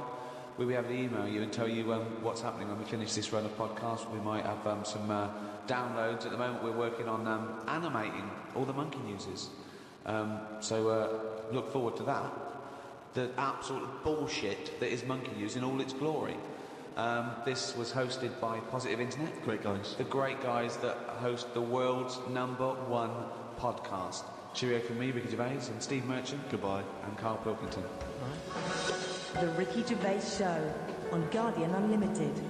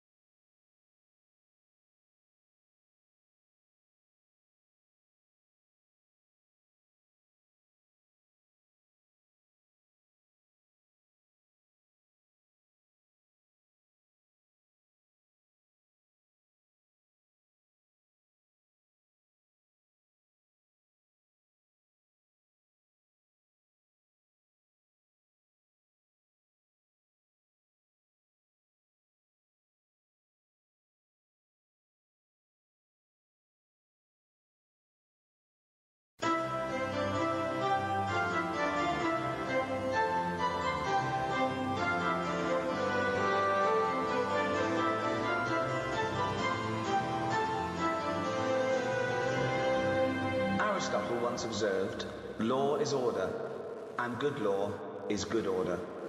A seemingly simple concept, but the realities of making those good laws and enforcing them have troubled society since time immemorial. From community service to capital punishment, everyone has a view on how we protect the innocent and punish the guilty. Is one man's law another man's tyranny? Is justice available to all? Does prison work? Should we lock up lawbreakers and throw away the key, or does that fail to address the root causes of crime? To discuss these questions and more, I'm joined by Stephen Merchant, award-winning writer and graduate of the University of Warwick. Hello. And Karl Pilkington. Look at that fucking head. Right.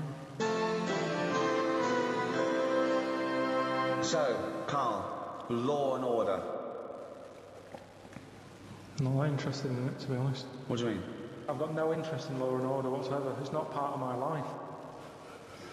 That's the problem. You keep picking topics that don't buzz me. Of course they do. No. Well, let's talk about this. You're a man quite obsessed with law and order. Based on what? Well, law and order is basically to protect the innocent, isn't it? I mean, when we think of law and order, we usually think of crime and punishment, but it's all about protect our person. We have the right to walk the streets without getting mugged. When someone wrongs us, we want justice. It's fundamental. And you do. You were sitting in your old flat in London, phoning me every day that you wanted to go downstairs and smack their heads in for being late and shouting around and being drunk, and you could hear it. You wanted some justice. Yeah, but nothing would have happened if they called someone up and said there's people doing noise pollution. Even though there's a law for noise pollution now, it's not really taken seriously, is it? Well, So it you isn't. are, see, but you are concerned with law and order. No, you but there's wanted no your point. rights, and Oh, you he's ended up quiet. moving. He's moved in now. He's moved to lovely sunny Hampstead, just down the road from us. So you're having a better life. Yeah, So but I shouldn't have to move because of some noisy people. no, you shouldn't. But I'm saying you were No one stressed, cares, though. and you wanted justice, but you thought you couldn't get justice, so you moved away. Yeah, so I dealt with it in my way. Yeah. I hated them. Right. Because they didn't care about anyone else. Exactly. But the police wouldn't get involved. There's other people who live around there who had to put up with it. No one cared. So what did it feel like every night when you were trying to watch telly, and it's hot, and you've got the window open, or No, you could just hear stuff. And it's that thing of you get a lot of tourists in London, so they're talking. It's not even as if you can listen in to what they're saying and have a view on their opinion because they're foreign. Would that be entertaining for you? Well, yeah, because if you can hear what people are saying, you go, oh, yeah, that's a Switch good the point. telly off. That's a good point. There's some I sort don't of- want to hear anyone talking. I'll tell you what, I really feel sorry for people with like neighbours from hell. Because it's, I mean, I'm not saying it's justified, but I can see why people go mental with someone when they're bullied or, constantly harassed and no one cares. And when you can't go to the police, you can't go to the police and go, there's a bloke next door, he's got his television loud, he's always pissed, he's shouting about, if you don't do something, I'm going to go around there and crack his head in. You'll be the one that... But isn't it your own fault for living in central London? Well, not really, because it wasn't always like that. I'd been there years, and then all of a sudden, good fellas turn up. They sat down there making a racket. What can you say to them? You call down, they can't hear the phone ringing. Could I just say that Goodfellas wasn't a pizza joint? He No. called the loud people that because he thought they were gangsters. Right, They sure. did what they wanted and sat outside and... Yeah. So, but it's louder, I think it is louder abroad than it is here. Whenever I go away on holiday, I always notice that it's always a couple of decibels higher. Really? Always. Like the sound of bird noises and that are louder abroad. Because they're trying to get a nut above the noise of the noisy people. No, that's not true. They are. When I was in, where was I? Menorca or something. It was like lying there. If it wasn't a noisy local, it was the people in the villa next door. If it's not them, they suddenly collected the bottles from the bottle bank. That's a nice noise when you're just relaxing. The bottle bank. Pop that there where the villa is. So that was a racket. There was always there was just so much noise. Animals, creatures. You can't escape it. It's the one thing you can't escape, noise. Your ears never turn off. No. They're always there. But I've told you before, wear earplugs if you have to. I don't like But he it. doesn't like... He says he can hear the sound of his own heart. Well, there's always a sound. Like your eyes, you can close them. My eyes close all the time. And if I don't like the look of something... Yeah. No, but Yeah. if I don't like the look of something, they close before even I've thought about if I want to see it or not. What do you think exactly? I just mean if I see something on the telly or like one of those casualty programmes or something, Yeah. it's like my eyes know that I'm not going to like the look of it. No. So they close no, quicker. No. My ears, they seem to be interested in everything. Even though I'm not.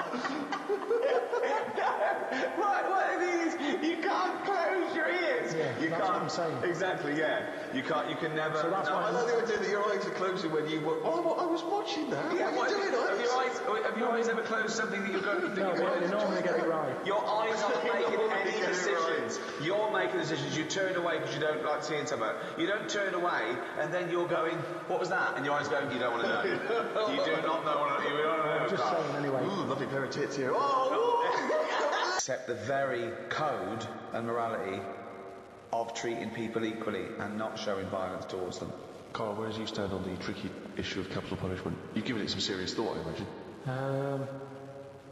So what you're asking me, like, should he be on death row? Well, should someone flip the switch, send him to his death in the electric chair?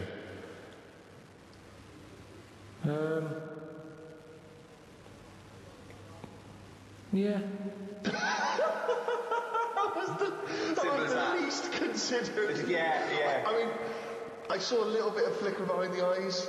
I don't know what. Well, just take us through the mental process that you arrived at the yes with there. So you know, I remember because there was quite a brief gap there. I just was thinking, it's not a nice job if you work in there and you've got to flick the switch. Right. But I was wondering if it's possible to just do it so it's linked up to someone's switch What do you mean? when they put the lights on or something. So it's like sometime tonight when the sun goes down and people start putting the lights on in their house, it could happen. But we don't know what household. They might be away on holiday, so you might get an extra 2 weeks.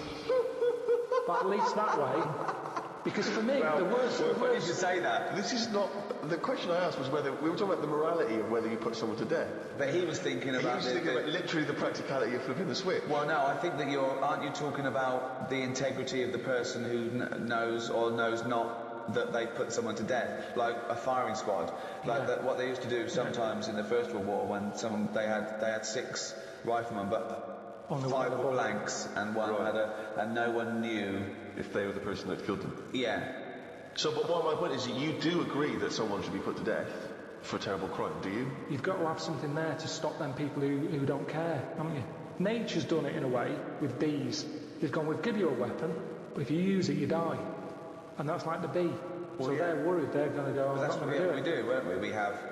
We have people saying, 1, you can't do that. That's step 1. Here's the law. Don't do it. There's a lot of people who go, I'm not bothered about the law.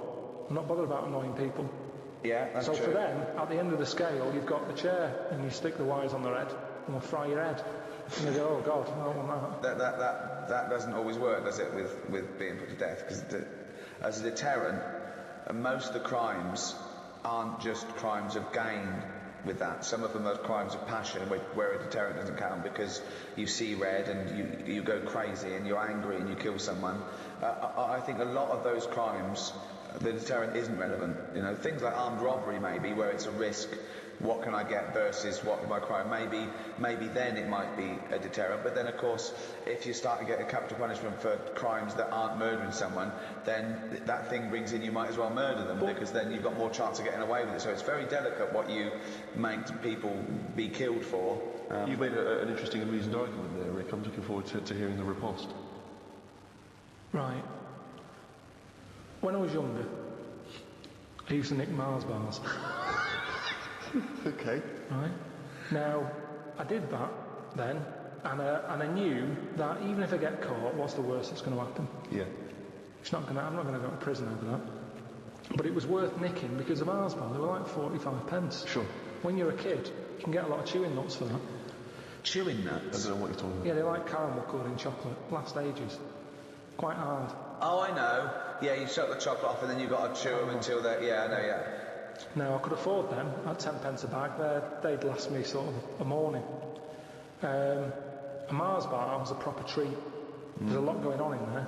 Not chocolate, not caramel. Yeah. Like I say, 45 pence. Yeah. So, to me... That was like an advert that went wrong just at the end. They started off good. They go, this guy's good. So you go there. Mars bars, a lot in it. So keep going. Yeah, it's got caramel. So yeah. But it's 45 pence, which is too fucking much. So fucking nick it, you got. But when I was younger, that was worth a risk because I knew that I'd be getting something worth 45 pence for free. You weren't going to get the electric and I wasn't going to get done. So the stakes were high, the risk were low. No, wait. You mean the stakes were high, the risk were low? I think he's just trying to sound cool. The stakes weren't high. The stakes are what can happen to you, and the risk. The stakes and the risk are the same. The risk is the stake, okay? Yeah, unless you're nicking meat from a butcher's, then the stakes are high and the risk is low. I don't know what the fuck you're talking about, but what you meant was the gain was high. The game was high. Yeah. The game was high. Yeah, the risk was low. Yeah. But no, it wasn't, was it? Because 45p isn't a lot unless you're a kid. It is when you're a kid. It is when you're a kid. Because I was getting but then 50 surely pence. getting caught for nicking a Mars bar's higher when you're a kid. No, it's not. Look, you see, most of the time, I didn't want to say which shop it was that I nicked it from, but it's where I did my paper round. Now, the thing is... So it's nicking from your own boss?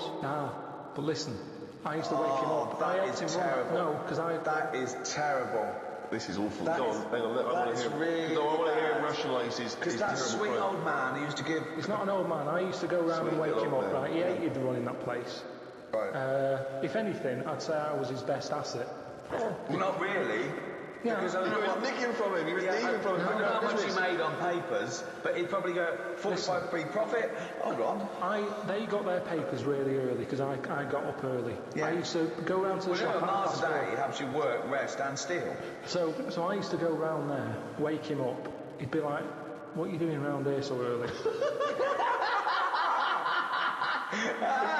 Don't know, just hungry. What? I'm just hungry for work. No. Oh, well, good work there. I'm just going to turn away a minute while you stand there in front of the confectionery. I'll turn away now, and I'll look back now, and here's the papers. And thanks so much, Carl, because you're a lovely It's like kid. an honourable and trustworthy Yeah, I can't guy. really afford to. I've been betrayed so many times. That's why Yeah. my lovely wife's no longer with me. You know, she went off with Ken. Yeah, but, I mean, at least I've got a friend. Yes, you've got one young You turn friend. up early, oh, God, it's brilliant. Oh, and Carl, keep a look out, because... Someone's been nicking your Mars bars. Yeah, I know it's not you, because I trust you implicitly. And by the way, Carl, why don't you take a Mars bar for free?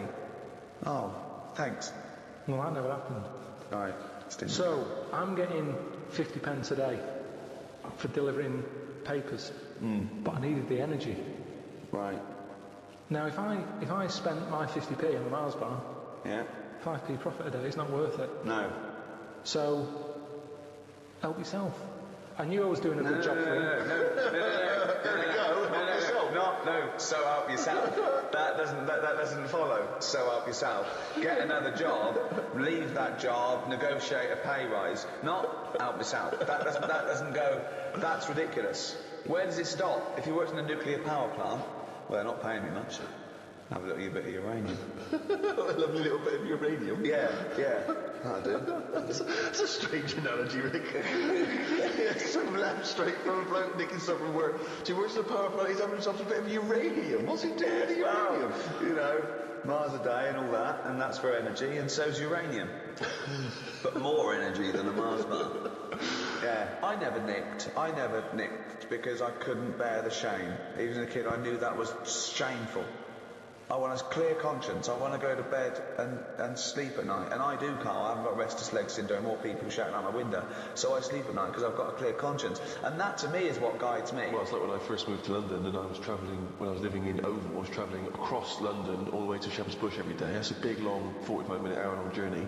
And there were not barriers at either end in those days. So I could get on the tube at one end and get off the other end and no one ever checked my ticket. And I was buying tickets every day for months and months and months, and it was starting to seem to me weird. It was like, well, no one's ever checking this. So, of course, you know, a little bit lazy. Maybe I stopped buying tickets occasionally, taking the trip back and forth, boom, boom, boom, boom. And then for maybe a month, travelled without a ticket. And then I was coming up, kind of got a bit blasé, obviously, coming up in Oval Station. Someone steps up and says, "Excuse me, can I see your ticket?" And that's terrible because when you're in your mid-20s, it's not like a kid anymore. No. I mean, you are an adult. You've made a reasoned decision there. You can't plead ignorance. So I said, sorry, yeah, let me see your ticket, please? I went, yeah. I was looking through, because for some reason I used to keep a lot of old tickets, and I was looking through, pretending to look for my ticket. I went, I don't know what's happened to it, but I did actually, I bought one at Shepherd's Bush. And they went, okay, if we phone up Shepherd's Bush, and there's no evidence of you buying the ticket, you can go to prison. I'm going to ask you again, have you got a ticket? No. Oh, no. How embarrassing. It was unbelievable. Being told off is worse. It's worse, Well, isn't it's it? because there's people walking by, and then I'm being told off by a woman who's at least a foot and a half shorter than me, wearing a uniform. And it was so embarrassing. It was so cripplingly embarrassing. Yeah. And I asked you again, have you got a ticket? No, I haven't. No. So you like it? Yes, I did, yeah. Okay, we're going to have to take your details. But honestly, being told, and that's it, there's the shame. Maybe it's a good bit of upbringing. Unlike Carl, obviously, who's a man who's got no guilty conscience at all about the whole Mars bar incident. But whereas you and I, Rick, have raised obviously by better parents, and we are, it's been drummed into us, you know. How much was that train journey? Is, you know, we do feel that guilt, and that's maybe one of the reasons why we don't transgress. Look, and this is an interesting, you know, we talked earlier about the murder thing. Well, of course, there's that sort of idea which has often been used in films. You know, in a godless universe, and if you do not feel guilt, what's to prevent you from committing a murder? If you can get away with it, if you could commit a murder, let's say you wanted to, and you could get away with it, there is no one to judge you in a godless universe, and you can live with the guilt, what's to stop you doing it? Well, I'd just like to say now, it is a godless universe. As an atheist, there is no God, and I'm a good person, not because I'm going to get rewarded for it in heaven, because that's the way I want to live my life in a society that treats people like that. So a lot of the laws of the land, not just in England, in many countries, are from the Bible. I mean, that kicked it off. I mean, there was laws before, obviously, and there were different gods before this one was invented. But let's have a look at the Ten Commandments. I think that lays down most of the. A lot of them are good rules of thumb. You know, we've got to go along with them. They certainly didn't invent those rules of thumb. I think that mankind were adhering to most of them before it was handed down. So let's have a look at them. There's a website here, a Baptist Christian website forum, and this guy, maybe I shouldn't say his name. I mean, he's put it up there for public, but I don't want to embarrass him. He says, brethren and sistren.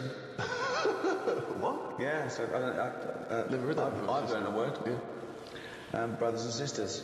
Could have said that, but he's not. He's Yeah, just a he classic. could have said people. Could have said people, could have said folks, say folks. It has come to my attention that not only are many of our members unable to correctly recite all the 10 Commandments, it's probably a big problem. I don't know, he goes around testing them going, number 3, get out. Go and learn it.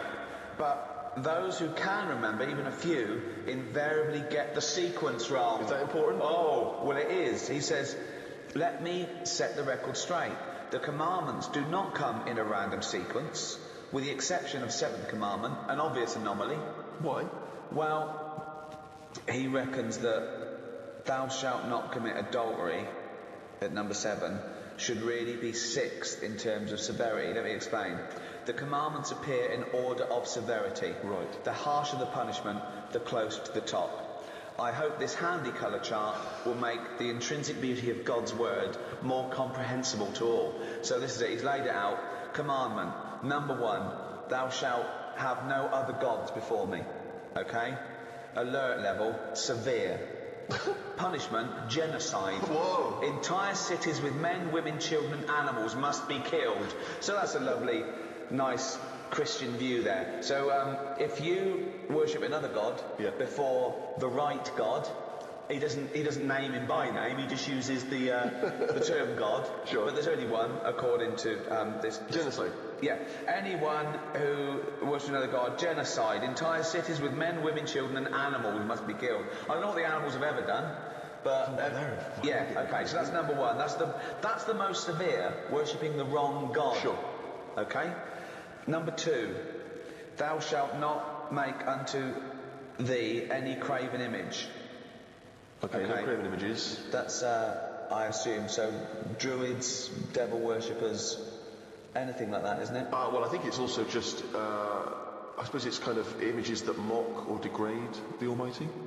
Okay.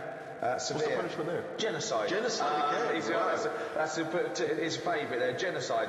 Entire cities with men, women, children and animals must be killed. What worries me is we're a couple of smart guys and we're not entirely sure what that commandment means. No. So we could go, but we could accidentally. Yeah. 3, thou shalt not take the name of the Lord thy God in vain. Okay. I assume God made these, did he? He's used the first 3 talking about himself here. Alert level high. Capital punishment. Capital punishment. No. You're just going to be. Yeah, you're just going to be put to death there. Not all your friends and family and dogs. Sure. Leave the budgie. No. Number 4. Remember the Sabbath day. Keep it holy. High. So alert level high. High. Yeah. Capital punishment. Death. Capital punishment again. Yeah, You forget the holy day. Well, what makes me laugh is that sometimes you can be walking along and you go, all right, all right, I'm just going to. I keep thinking it's Monday. You what? You forgot it's Sunday? No, I just went. Death. Number 5. Honour thy father and thy mother. High. Okay, so and if you don't honour your mother? Capital punishment. Capital punishment. Lot of death. Lot of death. Again, at the capital moment. punishment is so strict. Yeah. We haven't even got to thou shalt not kill yet, and yet he's killed everyone so far. Wow, jeez. Now 7, he's put at number 6 here. He's put them out of order 6 and 7 because he thinks this is higher. Thou shalt not commit adultery. High. Capital punishment. Capital punishment again. Now the fellow who did this website, he's put thou shalt not commit adultery above thou shalt not kill. God had it the other way around.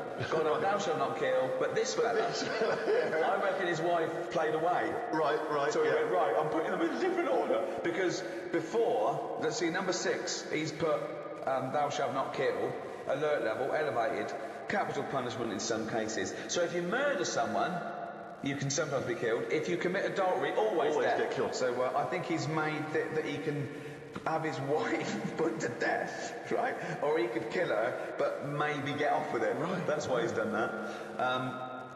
Number 8, thou shalt not steal, guarded, excessive fines. Only in rare cases capital punishment. Oh, just excessive fines. Yeah, excessive. Number 9, thou shalt not bear false witness to thy neighbour. So basically lying, low. Despisement and scorn. Is that the punishment? Yeah, for lying. Yeah, despisement and scorn. Despisement and scorn. Yeah.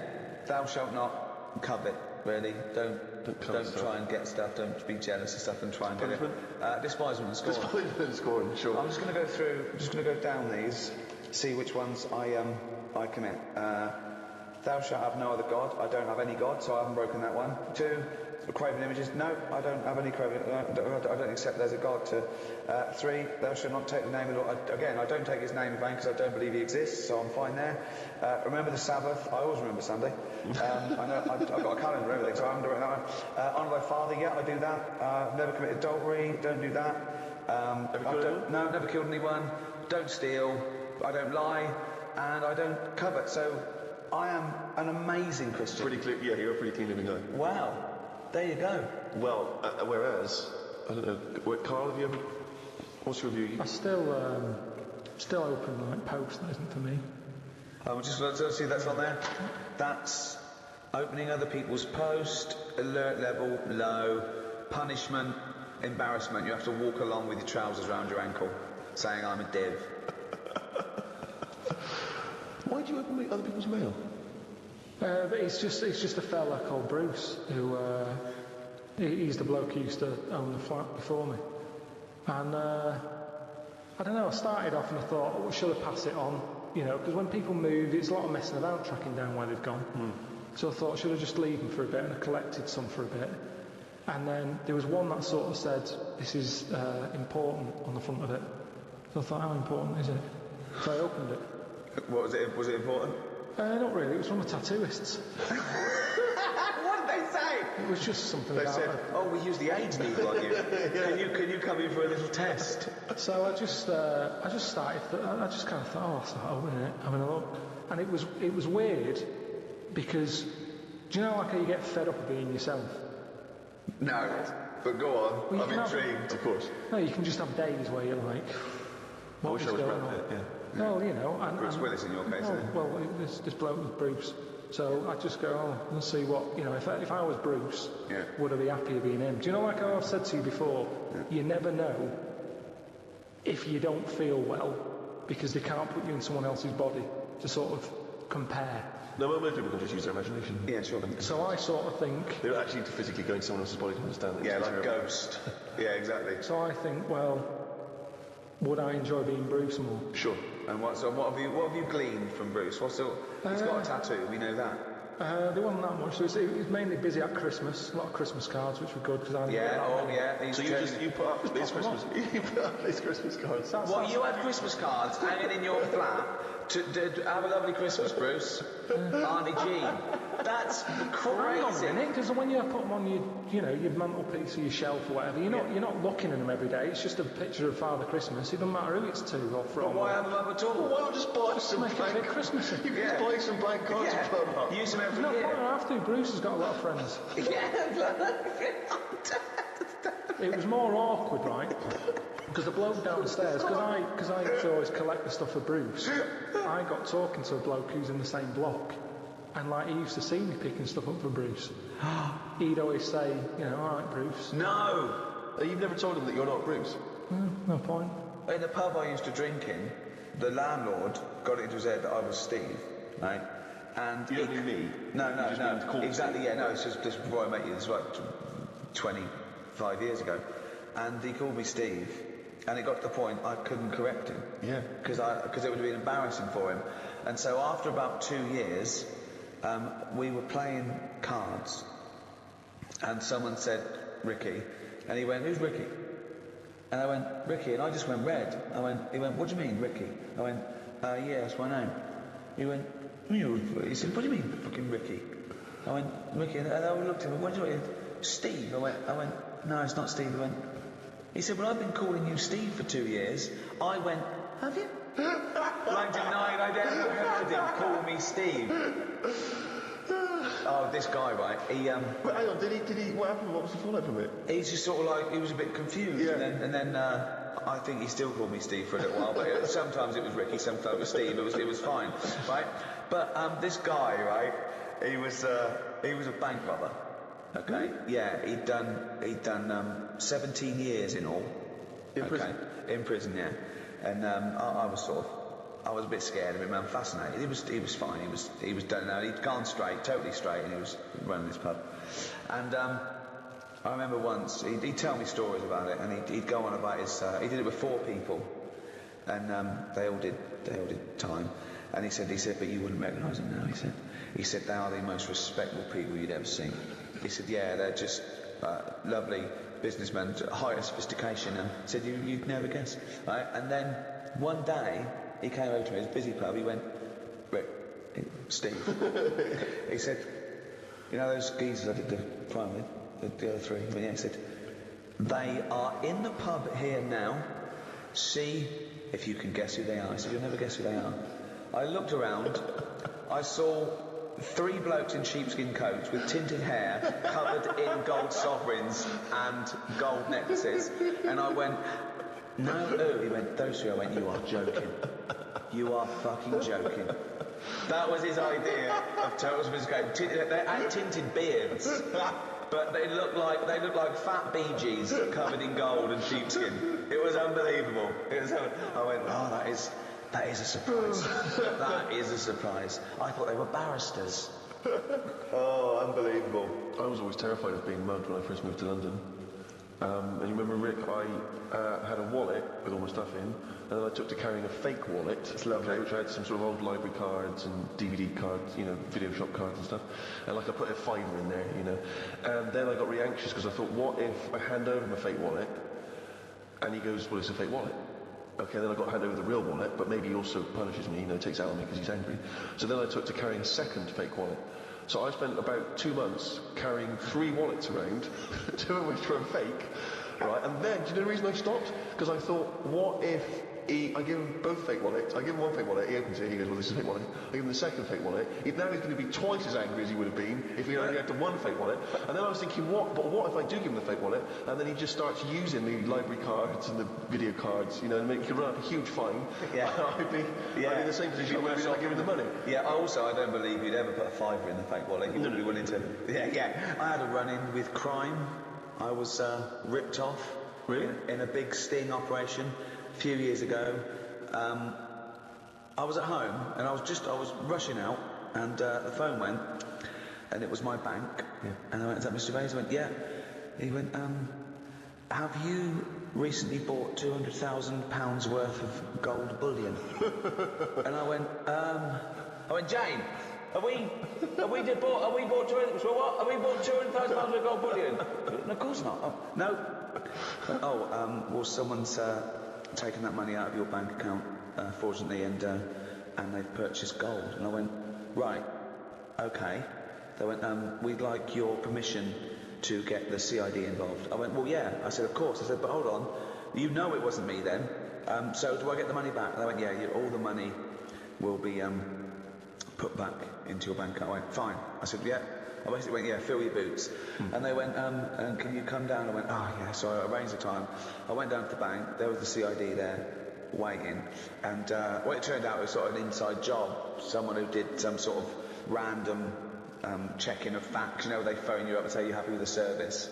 They put down the phone and went, oh, you never guessed who I spoke to, that Ricky Gervais. Right. And someone overheard. They were involved. They got a payoff from Mr. Big somewhere. It was out of the country. And but isn't there more? I mean, you can't just, even if you work in a bank, you can't just walk off